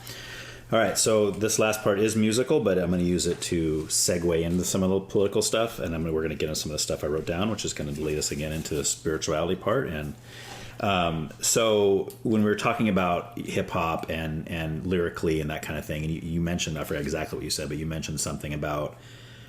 I forgot what you said, but I'm going to say... A lot of the criticism of rap and hip-hop today and even 20, 30 years ago is the lyrical content, is the violence and the womanizing and the something I've asked people on here before because it fascinates me is how somebody can be just so irate about Donald Trump saying... Some women just want you to grab them by the pee, right? And they're ready to kill this guy. But on their way to go kill Trump, they're listening to music that's all they're saying over and over and over and over again. Can I give you a quick... Yes. Please explain this to me. my first explanation on that would be... would be that when I put on rap, I expect to hear that. Okay. And when I hear my president speaking, I don't expect to hear that. Well, and that's understandable, but the principle's still there. You're either against that or you're not against that. That's not true. What? We are a very diverse... It can't be that it's okay for one person to say it. Situation, not or. Yeah, no, it definitely is. It definitely is because also if Donald Trump tried to walk up to a gang of Bloods and Pyrus in freaking LA and tell them to stop beating up this lady or go buy this lady some formula for her baby. Right. Nobody's going to listen to him. Nobody gives a shit. They probably shoot him about what he said. Yeah. They probably shoot him and then write about it in a rap song. Actually, in the example I'm giving you, young man, there was a lady who decided to call around a bunch of churches, like mega churches, asking for formula, saying she couldn't feed her kid. And like 5 out of 6 answers were like, "Oh, you don't belong to this church. No, we can't help you. No, we don't have any food for you. No, we don't have any food for your baby." I heard that story. Blah, blah, blah. Yeah. But literally... they're doing the same things, and the guys on the block selling dime bags on the corner are in the store buying this lady canisters of formula. Like, for real. There's something wild when your local rappers and drug dealers are more involved in your community than your actual community people that are being paid to be involved in your community. Yeah, so I would say in that scenario, those guys on the street are doing the right thing, and the other people are not. Right. Sure. And also... I don't know how you justify... I don't need to justify. I think that's the... I don't feel the need to. Okay. But... you don't feel in any way as a woman, you don't feel like mistreated by rappers? By rap music? Yeah. No, I feel mistreated by actual men. Okay. No. So if an actual man treated you the way the rapper is talking about, you would feel mistreated. But if he's just singing about it, doesn't bother you. I guess it depends on which rapper we're listening to and what song. And well, I don't even know specifically. It could be a female rapper talking about robbing men. Sure. I mean, it could be... Cardi B. It could be either way, right? It could Who's a terrible rapper. Oh, not great. She's terrible. She's not great. Yeah. I'll take Nicki over her. But anyway, me too. Me too. Yeah. Although she just got canceled because she... I'd really take Doechii over both of them. But and I'll take Lauren over all of them. Yeah. But yes, I don't know how to... And I'm unconcerned with that. But what I will say is... there is something about someone who's supposed to be running our country... I agree. I agree that you expect more from the leader of the country than you do from a thug life rapper. Yes, it would be like if your pastor got up and started talking about grabbing someone by the P word. Right. what? That would be more that doesn't belong here. Disturbing to me than if some guy in the street said it. Yes, I agree with you. I agree with you. But I guess the double standard to me is just phenomenal for someone to be so up in arms. And I'm not justifying what Trump said. Well, also, can we talk about the amount of assault charges that guy's caught? Sure. Like, should we talk? Yeah, about but when the rappers get the same assault charges, nobody seems to care. Nobody gives a care. But that's the problem. They're supposed to do. They're supposed to be out there. But it's not life. But it's not just that it's expected. It's like there's no. Glorified? Yes. Mm-hmm. And nobody cares about it. I'm not saying that it's unexpected. Like, oh, I can't believe that guy who's been rapping about mistreating women got a rape charge. Boy, I'm a big shock. Yeah. That's not the point I'm making. The point I'm making is these same people that are so against this one thing are totally okay with it on the other side of the aisle, and I just don't understand that. That makes no sense. I think it's like probably akin to just knowing your audience. Yeah. The audience that you're getting when you're a rapper is you're getting your credibility through certain, and the truth is you probably came up certain socioeconomic ways. Right. You probably saw certain things. I get that. And which also I think that's maybe part of why I'm so into, or I echo with rap and hip hop so much. We grew up pretty poor, and poverty, and while I'm in no way suggesting that poverty and racism are the same things, what I am saying is that black and brown people, the places that they come from, some of them, yeah, not all, obviously, right. Are similar places to where my poor people came from. Sure. Which is why, like, I know a girl at my work who, I'll just say I know a girl who I'll cut out the part about at your work. Thank you. Okay. Who was raised, poor white trash. Sure. And when you listen to her talk, it sounds ghetto. Yeah. It sounds so ghetto. Right. It sounds like are you trying to sound black? Sound like someone else? Yeah. That's not you? No, that's just the way she grew up. She grew up in that trailer park. Right. That's just the way she grew up, right? Right. And I think that for someone that is also, I would argue this, Donald Trump, that guy came out like as if he is a Christian who is going to keep all the Christians from being persecuted. Yeah. So no, you shouldn't be talking about grabbing a woman by any part of her body. Right. No, you shouldn't have 40-something people that have alleged assault on you. You shouldn't have... Which most people left and right across the board agree with what you're saying. Yes. Like there's very few people that are trying to defend that or they are out there, but there are very few where they're saying, no, that was great when Trump said that. That was awesome. No, I think what it was it's not that big. It was a hand pat to the girlies. It's not that big of a deal. It was locker room talk. Right. I've heard locker room talk. My dad was a football coach. My brother played sports. I played sports. I work in a restaurant. Right. Let me just tell you, I guarantee you that the restaurants industry is as bad as any men's locker room. I guarantee it. Sure. Guarantee it. I'm not easily offended. Yeah. However, what makes me upset is the intersection between Christianity and politics. That is what makes me upset. And I don't think he's a Christian. To either brandize Trump as God. Yeah, no. Or to even say, like, this guy was supposed to be the president. He was chosen by God because he's a Republican. Right. The guy doesn't even have a favorite Bible verse, fam. Like, someone asked him what his favorite verse is, and he said, that's too private. You can't list a single verse. Right. You can't. Not even John 3:16. Nothing, bro. Jesus wept. Yeah. Shortest verse in the Bible. Give it to me. Yeah. You know what I mean? Oh, it's too personal. It's too private. Yeah. Bro. Yeah, I don't think he's a Christian. No, he's not. He's not. He is about himself. Right. He is as disgusting as every other politician that there is. Mm-hmm. So you're a big fan, is what you're saying. Huge. I don't think politics in general. I was thinking about getting into it myself, but then I realized I have to sell my soul. And you'd have to realize you'd have to hate yourself after you did so. You know what? We had I think where I started to get a distaste for politics was my parents had a neighbor who was running for local office. And it's a local office that can be appointed or ran for. This person decides he's not in the mood to be patient. He's going to run for the office because he's a friend of the family. We are assisting him putting up signs. We are bartending and catering his events. We're doing all kinds of things. And in the 8 months leading up to that election of a local, I'm not going to say the position because everyone will know who I'm talking about, but of a local office that could be appointed or run for. Mm-hmm. I watched this guy just sell his soul. Mm-hmm. It was so disgusting. Yeah. And that's all of them. I know. It's and sad. if it's Santa Maria, local, you sold your soul to get a local, bro, what is that, a 20% pay raise? Yeah, but that's maybe? the first building blocks to the presidency. See, yes, that's the way they view it. And you know what? And the way I was raised, anyone can be president. Right. Which turns out isn't true either. Yeah. But that is definitely the bill of goods that we were all sold and what we were told. Right. I cannot deal with the... it took me until I was in my 20s, early 20s, to realize you could be a Christian and a liberal at the same time. I understand how stupid that sounds, and the way I found out because Jesus is a right-wing Republican. You know that, right? He's a white middle-class Republican. Jesus is an alien. He's not from here. He's not interested in your politics. I have a cousin who, or my uncle is he's retired now, but he was a Baptist pastor, and then he was over like his region, and then he was over multiple states, and and him and all of his kids are liberal. Mm-hmm. And I didn't know that till I was in my 20s, and I was talking to one of my cousins about something. And she looked me dead in my face and said, "Are you a Republican?" I was like, "Yeah." "Are you not a Republican?" I legitimately didn't know. She's like, "No, Amanda, we're for feeding people. Yeah. We're for the widows. We're for the poor. What do you mean? Right. No. What are you talking about?" I was like, wait, what? Yeah. And this is the first time I realized that Christianity and politics really should have nothing to do with each other. Because first of all, again, we're aliens. We're not really from here. Right. This world is... You mean like outer space aliens? Absolutely, outer space aliens. I mean, we are not from here.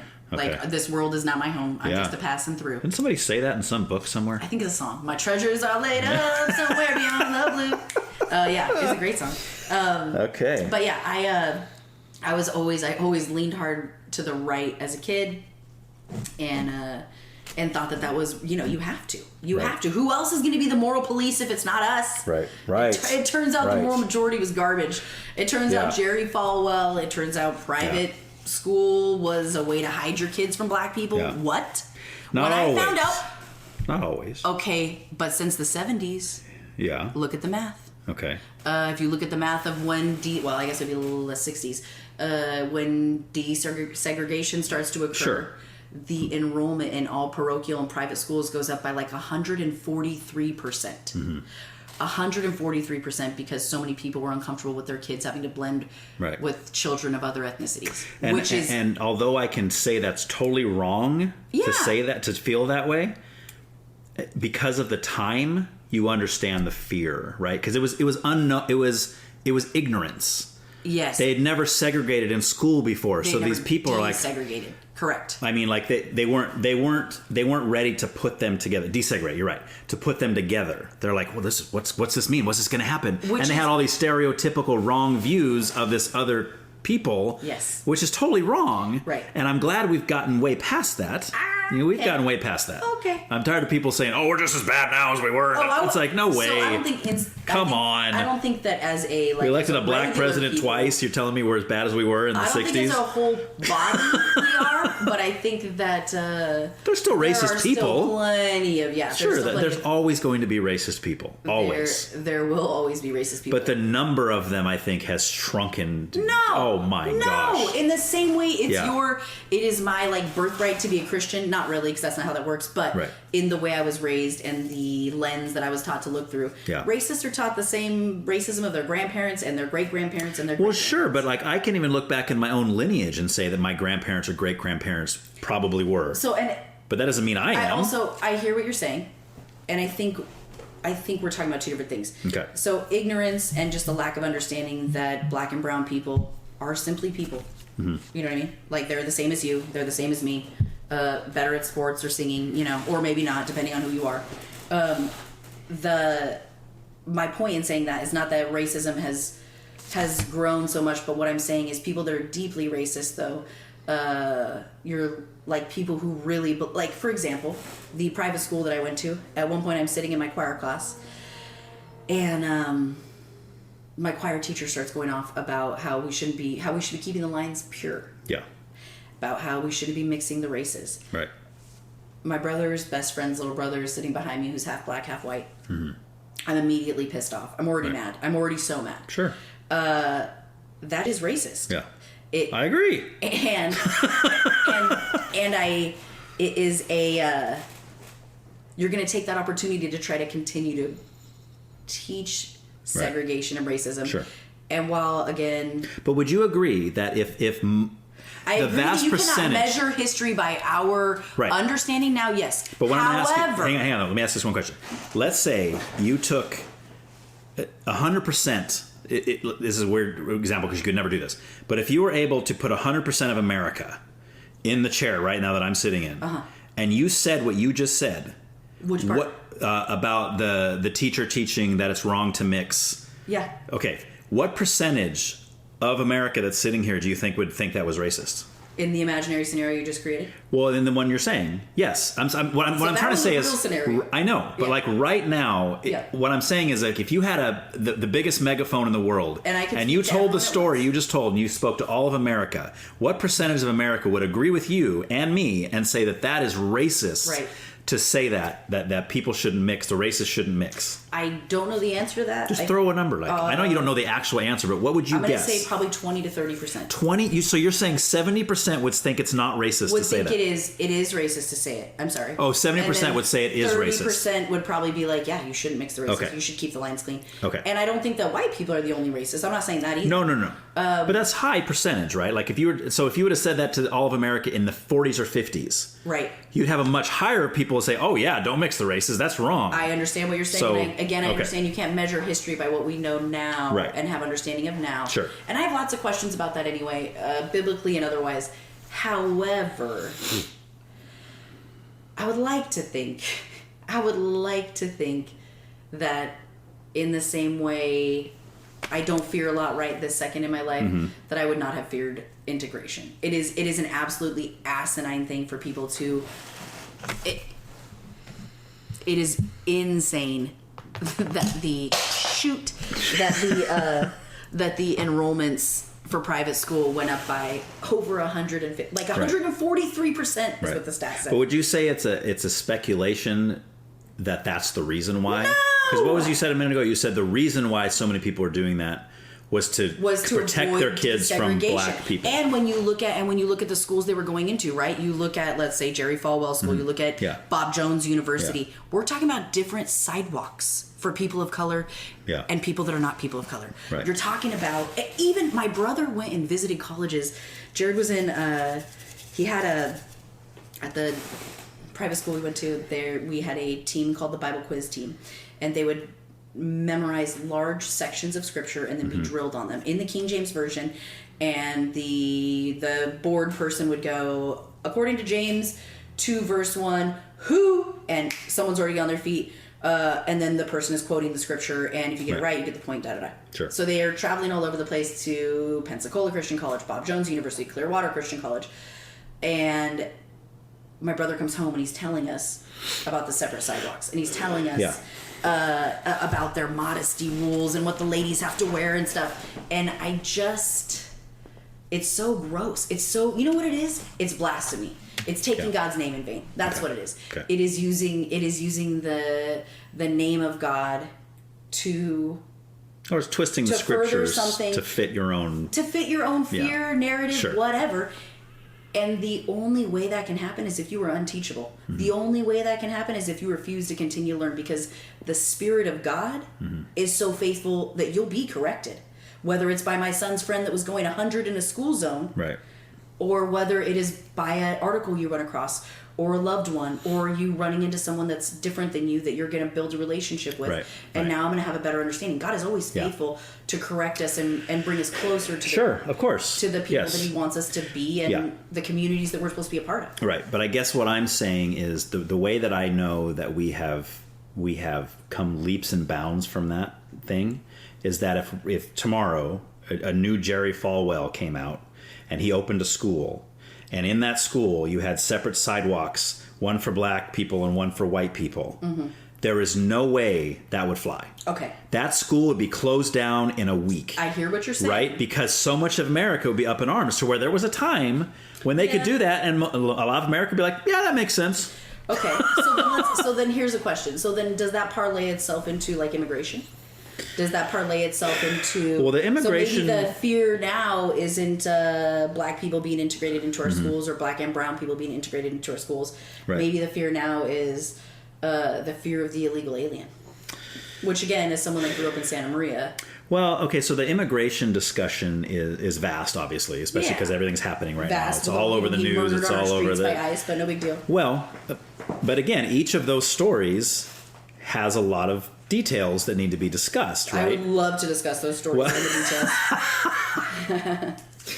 Okay, we'll go there then. Which one? Renee Good? No, let's do the Alex. Let's do the guy that just got smoked last night. Okay, well, that one I don't have a lot of info on yet, and I don't think anybody does. Well, because it hasn't come out yet so far. Yes, but that's my problem. Every time something like that happens, the info that comes out so far, a lot of times down the road, is proved to be either wrong or incomplete. So let me just say this. Yeah. So from what the ICE agents and whoever their representatives are, the story they told versus the video that was shot versus these guys' vitals are all very different. So my understanding, and based on the video I watched, which was watching this guy get murdered, this man is a middle-aged, he's probably not white, but he looks fair-skinned. Okay. But basically a white guy who has a Second Amendment right, which is what?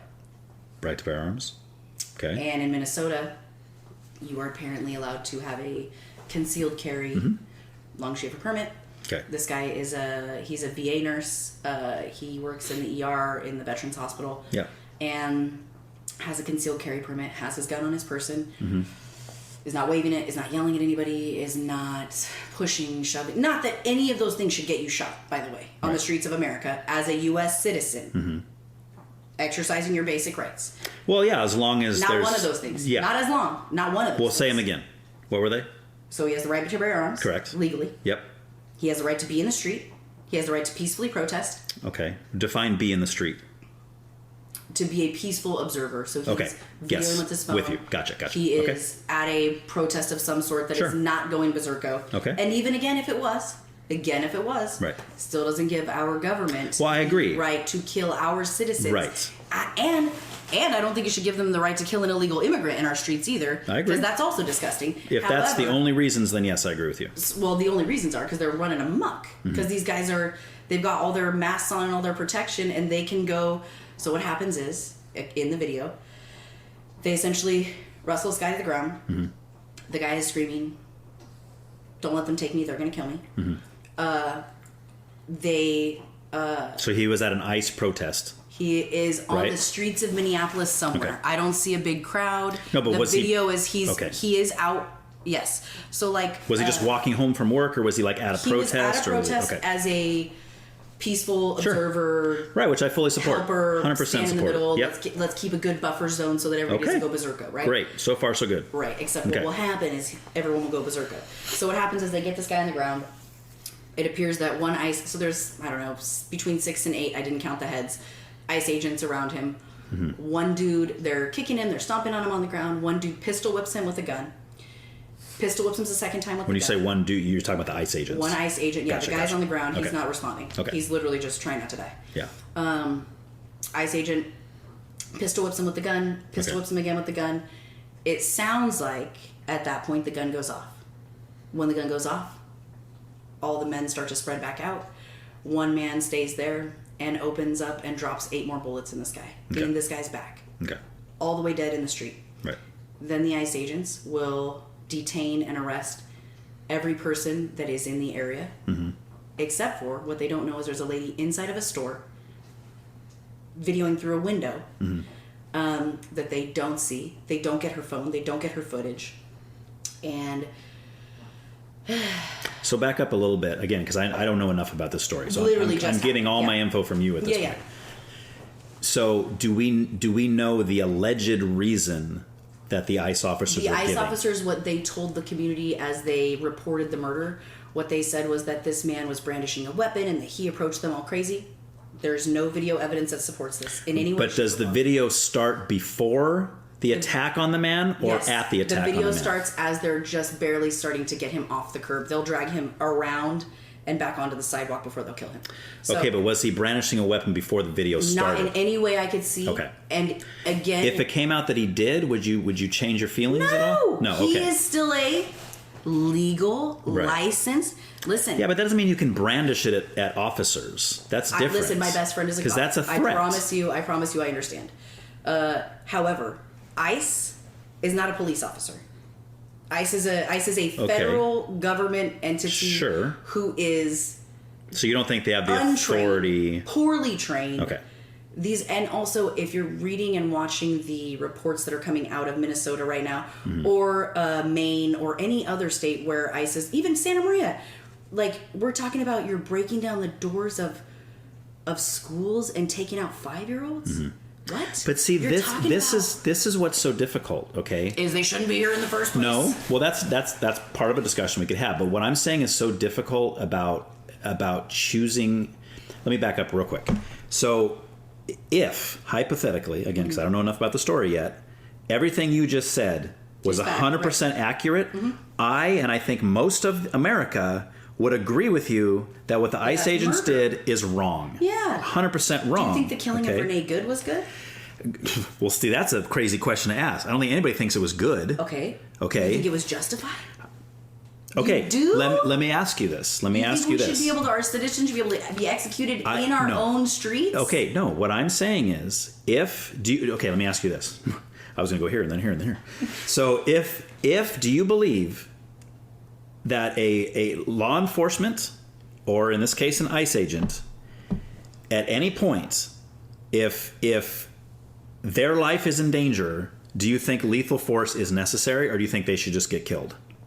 So we're not talking about Renee Good yet. Wild way to state that question, first of all, and secondly, but I'm not saying that applies to Renee Good. Santa Maria, and let me just tell you this: every single night before they end briefing, it's we all go home tonight. Right. I want the cops to go home. Sure. I want the good guys to still be able to be the good guys. Right. I want my best friend safe and healthy and not having anyone brandish a weapon at her. She has had to use a weapon in the line of duty because someone was brandishing a weapon at her. She had to use lethal force. Because I watched what the investigation of that looks like. That's not what's happening here. Right. Nobody got pulled off the street and fingerprinted, got the gun stuff on their, check all the GSR on their hands and clothes. Right. It was there will be no investigation. It was J.D. Vance on the ground saying, hey, these ICE agents have the full ability to use lethal force, case closed. Right. After the lady that got killed already. That's insanity, right, bro. But I don't think he means... It doesn't matter. You can't say it. He doesn't mean in any case necessary. Yes, he does. You think these are regular American citizens? That's 2 now. Okay, hang on. You think that J.D. Vance means ICE agents have the kick right... down doors, beat people, rape their wives, take their kids. That's what I think he means. For any reason. For whatever reason ICE agents would want to. These are both U.S. citizens, bro. I understand that, but there's no universe where I think that J.D. Vance... I know, it's crazy. Why would he even say that? Well, but he didn't say what you're saying. Why would he say they have carte blanche? Why would he say that there will be... He said the words, they have carte blanche. So maybe he didn't say carte blanche. What he said is, this is a justified killing. Yes. He said they are allowed to smoke people in the streets. That's because he believes that the shooting was self-defense. He's not saying he can shoot insane, I know you disagree. I know that. But you're also saying that he's making the claim... Self-defense is there are many, if the cops are properly trained, there are many levels you go to before you use lethal force. Like if you look at the UK, like their cops don't even carry guns. Most of them. Very few guns. Do they still have stabbings? Yes. Yeah. Do people throw acid in other people's faces? Yeah, because people are going to be miscreants however they're able to be. Right.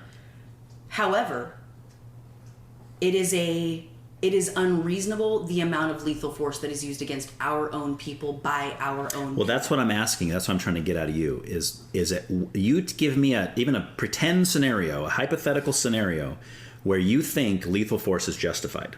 Okay, there's a school shooter. Okay. Who's in my kid's classroom. Okay. And my best friend kicks down the door and shoots that guy.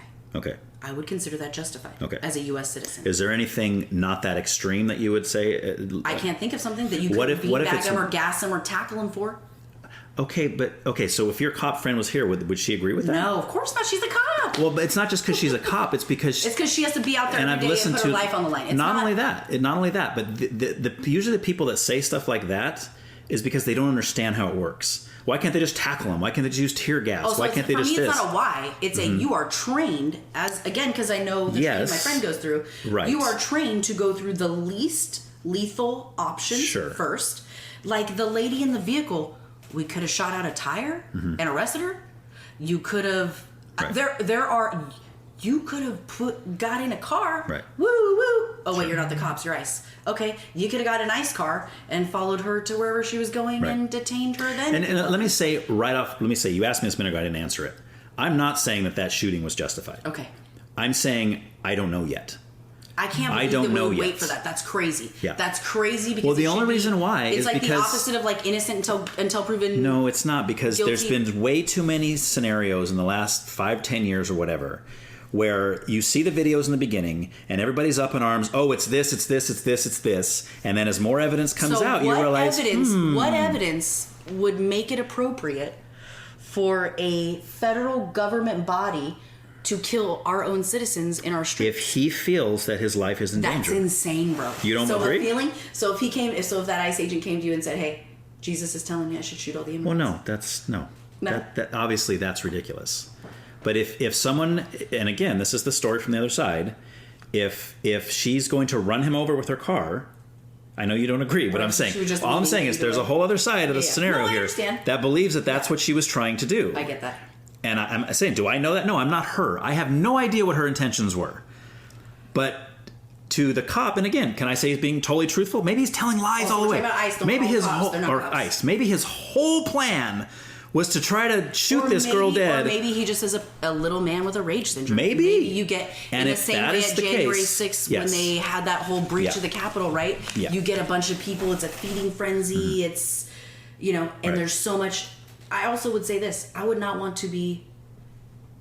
It is probably so startling to me because the space I would occupy, because again, while I was raised to be a hardcore right person, I actually really dislike politics. I don't believe in any of them. Mm-hmm. I do not believe anyone in this government or any government is actually looking out for its people.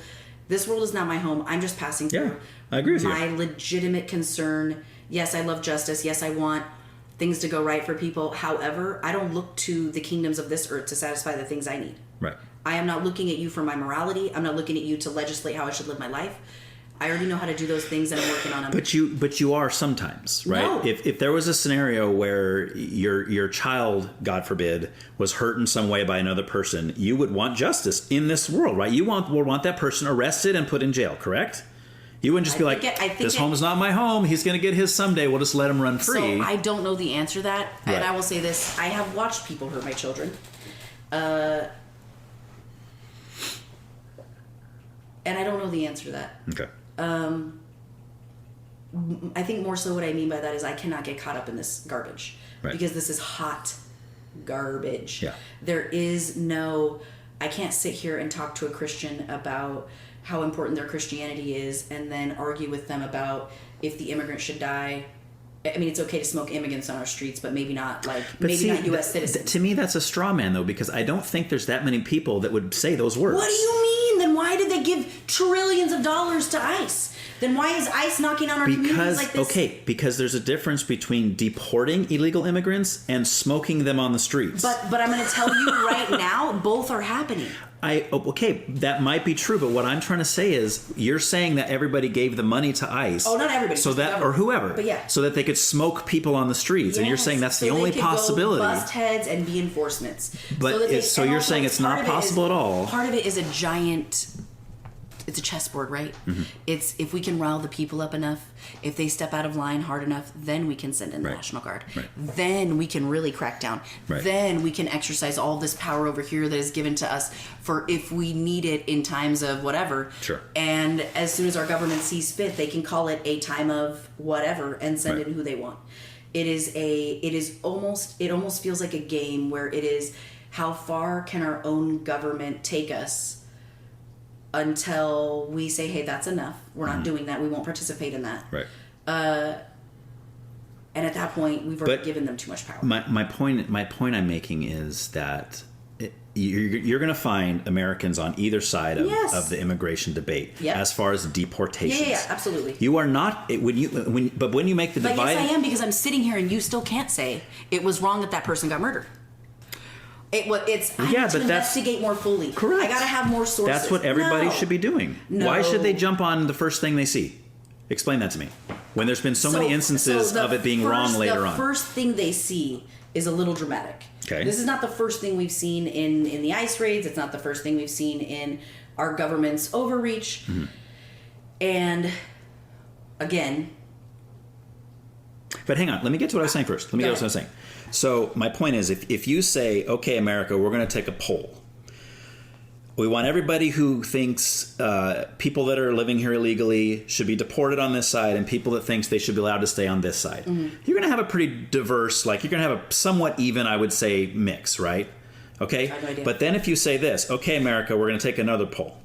We want everybody who thinks that ICE agents should be going through the streets and shooting illegal immigrants on this side, and everybody who thinks they shouldn't be on this side. To me, that is going to be a vast difference. It is, and we're not talking about them shooting illegal immigrants. We are talking about them smoking U.S. citizens. Right, well, that too, but you mentioned immigrants. And also not that I want immigrants. So even if you take that poll, if you put U.S. citizens in there, you're still going to have a big difference. You are going to accept the actual practice because we want to believe our government. Yeah, but my point is most of America is not going to say, yes, we are all for ICE agents going around shooting U.S. citizens. No, but they're cool with them kicking in doors at schools.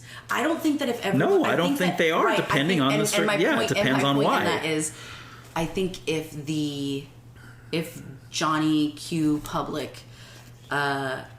was on the ground, I think that line would be even more clear. And I think that because we have multiple news agencies that no one knows who to believe, what's garbage, what's truth. Right. I have to wait for 70,000 sources to come out so that I can get a primary source on this, but I need a doctor's report. But actually that doctor's associated with this guy, so he's probably crooked anyway. Yes. He's associated with Epstein. Yes, and this is what sucks. It does suck. What you're saying is the problem. Which is the problem. Right. And again, so in that way, I am always going to err on the side of mercy. And for me in this case, mercy is don't kill us. Mm-hmm. Mercy is no one should die. I know that's crazy. No one should die. Well, no, and there's 70,000 of you guys. But again, no, hang on though. Again, I think most people would agree. Yes, nobody. I shouldn't say nobody. That's too final. Why aren't we more outraged? Most people. Some people are, but the people that aren't outraged, it's not like they're saying, "Oh, we're so glad she's dead. That was great. That was wonderful. I'm so glad that happened." What they're saying is, we're not sure. It's an acceptable cost of doing business. Well, they're saying they're not saying that either. They're saying we don't know if what you guys are saying has happened is what happened. Mm-hmm. We might think what these people, this other news source over here, these other people, again, getting back to what you just said. Ultimately, it's death is the end of it. But if death would have been the cop or the ICE agent, would there be as much uproar? I would hope so. Would you have as much uproar? Yes. So I would agree. But there's some people that wouldn't. There's some people that would say, good, ICE agents suck because they're deporting illegal immigrants and they should all be dead. So there's a group of people that believes that. I understand what you're saying. And they have a reason for believing that. I'm not saying I agree with their reason, but they have a reason. I hear what you're saying. And so my husband teaches at Santa Maria High. My sister, one of her parents didn't become a legal citizen until 10 years before her death. Mm-hmm. I have many friends that are immigrants I got friends that are Dreamers on the Dreamers Act. I got friends that crossed here illegally. I got friends that are here on green cards or work permits. Yeah. And it is a wild thing. Again, and I don't even care this much because I really hate politics genuinely, because no one is actually looking out for us. No one is actually... there is so much corruption and lining of one's own pockets, so much lying, so much manipulating. It has become difficult to find the truth. Right.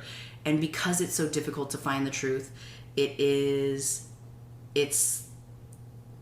you can't even call bad. You can't even call murder. But yes, and I agree with you. I hate that too. I've said this a million times on the show. The next politician that comes out and says, if you vote for me, I am going to start jailing any news source that either purposely gives false information or doesn't come back and correct the mistaken false information they give, I'm voting for him. Because I am so sick. Who is that guy to tell you that he's going to tell the truth? And where's the truth that he's bringing with the evidence? That's what I'm saying. But the ones that are purposely doctoring evidence, like you've seen over and over again, they show a certain clip of a video. Yeah. Right? And depending on the slant, it's the same thing as Ryan talking about the potential of angelic beings or whatever being spaceships, right? Sure. The Ezekiel saw the wheel, right? Maybe the wheel was not an angel-eyed creature. Maybe it was. But they're saying maybe. Totally. At least that's a conjecture. But my point is, the shift in perspective, when you take this on, it looks totally different and the same. Yeah. The same thing is true about what you're saying. Right. I don't think there's a good answer, but I do know that biblically speaking, we're supposed to embrace the immigrant. Right. I know that biblically speaking, that murder's not good. Yes, but see, again, I only keep calling this because I'm not even saying I disagree with you, but what I'm saying is the terms being used are, I understand that's the way... justifiable homicide, you'd be more comfortable I understand that's the way you view it. Yeah. But the other side is not seeing it that way. I hear what you're saying. That's all I'm saying. What? While we're at it, so they're not arguing for murder. That's going to be next. But I want to say one more thing. Yeah. And the last thing I want to say is about that is when you say... You're agreeing with me that the news sources here, this side saying this, saying this, it's hard to find the truth. And you just said, but you said you'll always err on the side of mercy. Yeah. But what if on the other side? What if I should be merciful to the murderers? No, hang on. I'm for that. Hang on. Again with the words. Sorry. Again with the words. So on the other side, and I'm going to say right back, I know you don't agree with this, but if on the other side, let's say somebody is saying the same thing that you're saying basically, but from the other side, and they're saying, look, the news source over here says this, the news source, but I'm always going to err on the side of mercy and the mercy for the ICE agent and his family that would have lost their dad. I totally agree. But you would say, bull crap, that guy was a murderer. He killed her for no reason, blah, blah, blah, blah. Not her. I'm talking about him, but yes. Oh, we're still on the guy. I would, okay. But I also would... I'd like to tell you a quick story. Okay. I'm 19 years old. I am seeing a boy. 18 years old. I'm seeing a boy. He gets a new puppy. He has a video camera. We're videoing the puppy. Yeah. A year later, one of my sisters who's dating one of his friends comes to me and says, hey, my boyfriend just told me there's a video of you and this boy. I said, what? I've never been on any sort of camera and I've never had sex with anybody, so I don't even know how that's possible. Right. Have been slightly undressed and in the presence of this person messing around, but no camera. What? No, there's a video. So-and-so saw it, blah, blah, blah. I said, let's go. My sisters and I. This is your sister's boyfriend who someone's claiming they have a video of you with your sister's boyfriend. No. With his best friend. Gotcha. Who was the guy I was... Gotcha. Okay. The dude with the puppy. So okay. We go to dude's house. It's about midnight. Mm-hmm. My sisters and I roll up. I open his garage. We go inside the house, pull him out of his bed, and take him to the spare room where I sweat him. My sisters stand outside the door. And this dude is someone that will go on to pastor, someone that will go on to do many things. And I said, hey, this is what I heard. What's up? No, I would never do that. Blah, blah, blah, blah, blah. Okay, well, this other person is not a hero to women. This other person, like later when I would be pregnant with my son, my sister would say to her boyfriend, doesn't my sister look so beautiful? Isn't she glowing? And he'd be like, right. You don't have, no one asked you. Right. You could just say, she looks nice. She's right. glowing. Or say nothing. But anyway, this dude is not a captain, save anybody kind of a guy. I've never seen him overtly do the right thing in a way that will make him uncomfortable. But because he had seen this video, he was wildly disturbed and spoke to my sister. We go try to get the video from this person. We never get the video. I will go through 20 years of embarrassment and uncomfortableness. I will wait on this guy, his succession of wives. Mm-hmm. I will see people that know him. I will be involved in places around him. This is as years are going on. Are going on. And I will, because of my own shame of, oh man, I did have my pants off. Like, did you ever see the video? No. Okay. That's the thing too. Is like at this point, give it to me so I can sell it. Right. 18 years old, no children. Are you kidding me? I want to see it. I'm just kidding. Anyway, but so I will go through 20 years of not even worrying about it, not thinking about it, but being aware of its existence, being aware that I should be uncomfortable or ashamed. I will eventually deal with my own shame about, God forbid, my nudity, God forbid, my lustful acts. Right. And I will deal with myself. And once I'm done dealing with myself, what I'll realize is I'm not the perpetrator. And I'll sit with it for a really long time because I don't know what to do with it. But I do know that I want to speak at some point. And it will come to a point where I will throw that person out of my brother's funeral. He was there? Uh-huh. You threw him out? Yeah. Ejected him. Was that when? At what point was that? I must have been prior to you getting there. Well, I don't know what time you got there, but early in the evening. We got there at the beginning. Well, then you may have seen it happen. I didn't see it happen. The parking lot with a guy. No. Well, I didn't know who you were then. Then how would you? I didn't know who you were until you got up to speak. Oh yeah. And I was like, oh, that must be Amanda. Yeah, that's me. Yeah. So I will tell this person, thank you for coming. You're not welcome here. I only recently told my brother what went on, and he would not want you here. Well, your dad invited me. Well, my dad doesn't know what you've done. Right. He doesn't know the story. You need to get to step in. Thanks for coming. Right. I will talk to my parents about this later because someone will tell my parents, and then my dad and I will have a conversation about this. And he's like, why didn't you tell me? I'm like, Dad, because you would have been in jail, and it's not your business. Right. Like, and, I don't need you going to jail. Yeah. And he's like, Amanda, I would have killed him. I would have killed him. I was like, yeah, again. That's why I didn't tell you. Again, why I didn't tell you. Because you'd be taking on my sins and everybody else's, trying to make them your own, and when I need to learn my lessons. Right. And as we're sitting there talking, he's telling me about, what he would like to do if he sees this person and blah, blah, blah, all this stuff. And I said, Dad, simply because... So what I would not have with this person at my brother's service is, this is going to be extremely... First of all, it's my second dead sibling. Mm-hmm. I'm already highly emotional. Sure. This is a very intimate moment and a very intimate setting for me, despite the number of people here. And because I'll be up there opening up my whole chest, what's not going to happen is someone that's violated me does not get to share that space with me. You're gone, buddy. I'm not going to be vulnerable with you. I'm not going to. You're not welcome to the intimate parts of my life after I've been violated. It's not happening. Sure. I'm talking to my dad about this, and I'm telling him that I had escorted him out and blah blah blah. And the end of that, my dad is saying, well, I hope X, Y, and Z happens to him. I said, Dad, I don't hope anything bad happens to him. Like, genuinely, I hope that in the same way that I could love my brother, who was a whole alcoholic, who burned his life down around him 100 times, who was a very beautiful human being to many people, but those of us closest to him, while he was still beautiful, there was a lot of pain and hurt involved with loving this person. And I said, Dad, just because I'm not the person that's going to love this person past all their sins and faults. And also, this is 20 years ago. He made a dirtbag decision 20 years ago. Mm-hmm. It is what it is. Right. I'm not gonna hold ill will against this person. But I've spoken to him now, and I've said, I know we haven't spoken about this since we were kids. Don't think I've forgotten. Do not think we are cool. Yeah. We are not cool. That was very gross. Yeah. Sleep with one eye open. Yeah. Or don't sleep at all, buddy. Whatever you want to do.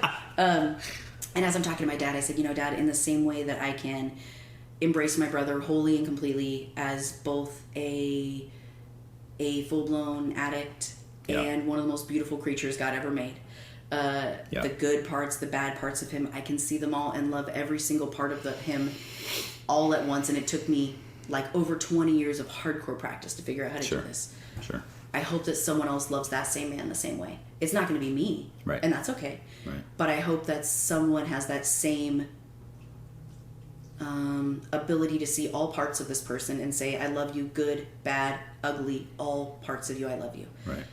Again, that won't be me. Yeah. My response to the question about where is the mercy, where does the grace lie, it lies on both sides. Sure. But that doesn't mean you don't get any smoke on the way. It doesn't mean that there's no consequence to a natural action, right? Of course. And again, I can't get that caught up in the government of the United States of America because you know that, like, growing up, all the things in the Bible, like, did you ever picture them being in the U.S.? Not to be stupid. Like, I knew it's in Israel, right? Yeah. But in my mind, everything's happening here. Well, America's never even like, we're Babylon. I don't know. Aren't we Babylon? That's what I thought. I thought Babylon was in Iraq. I thought Babylon was us. It's all the stuff being produced. It's all Hollywood. It's all the movies and music. I don't know. All right. I got a big question for you right now. Ready? Oh. Would you be willing to come back and do it? Oh, yeah. Okay, because I'm pretty much out of time. Yeah, let's. And I have a lot of stuff written down, and a lot of stuff you just said. I'm enjoying this a lot because the back and forth is great, and we're really getting into some stuff, which is awesome. I'm enjoying this a lot. Yeah. I would love to do another one where we kind of pick up where we left off and just keep going. I would be happy to. Okay, show more ignorance from my own life. Knowing that in 10 years all this will be irrelevant. Yeah, maybe. You might be right. You can only know what you know. Yeah. Well, because hopefully Jesus will come back by then anyway. You believe in the rapture? That's so cute. I wish. See, that's the thing. We didn't really get to touch a lot on spirituality. But yeah, I would love to do this again, and we'll probably go another 4 hours of just hanging out and talking about this stuff. That would be great. All right, very cool. Yeah. Well, thank you for this one. This was fun. Thank you for having me. Apologies to everyone. No apologies necessary. Thanks again for listening to this episode. To contact me, again, that email is whycan'twetalkaboutthat@proton.me. Until next week.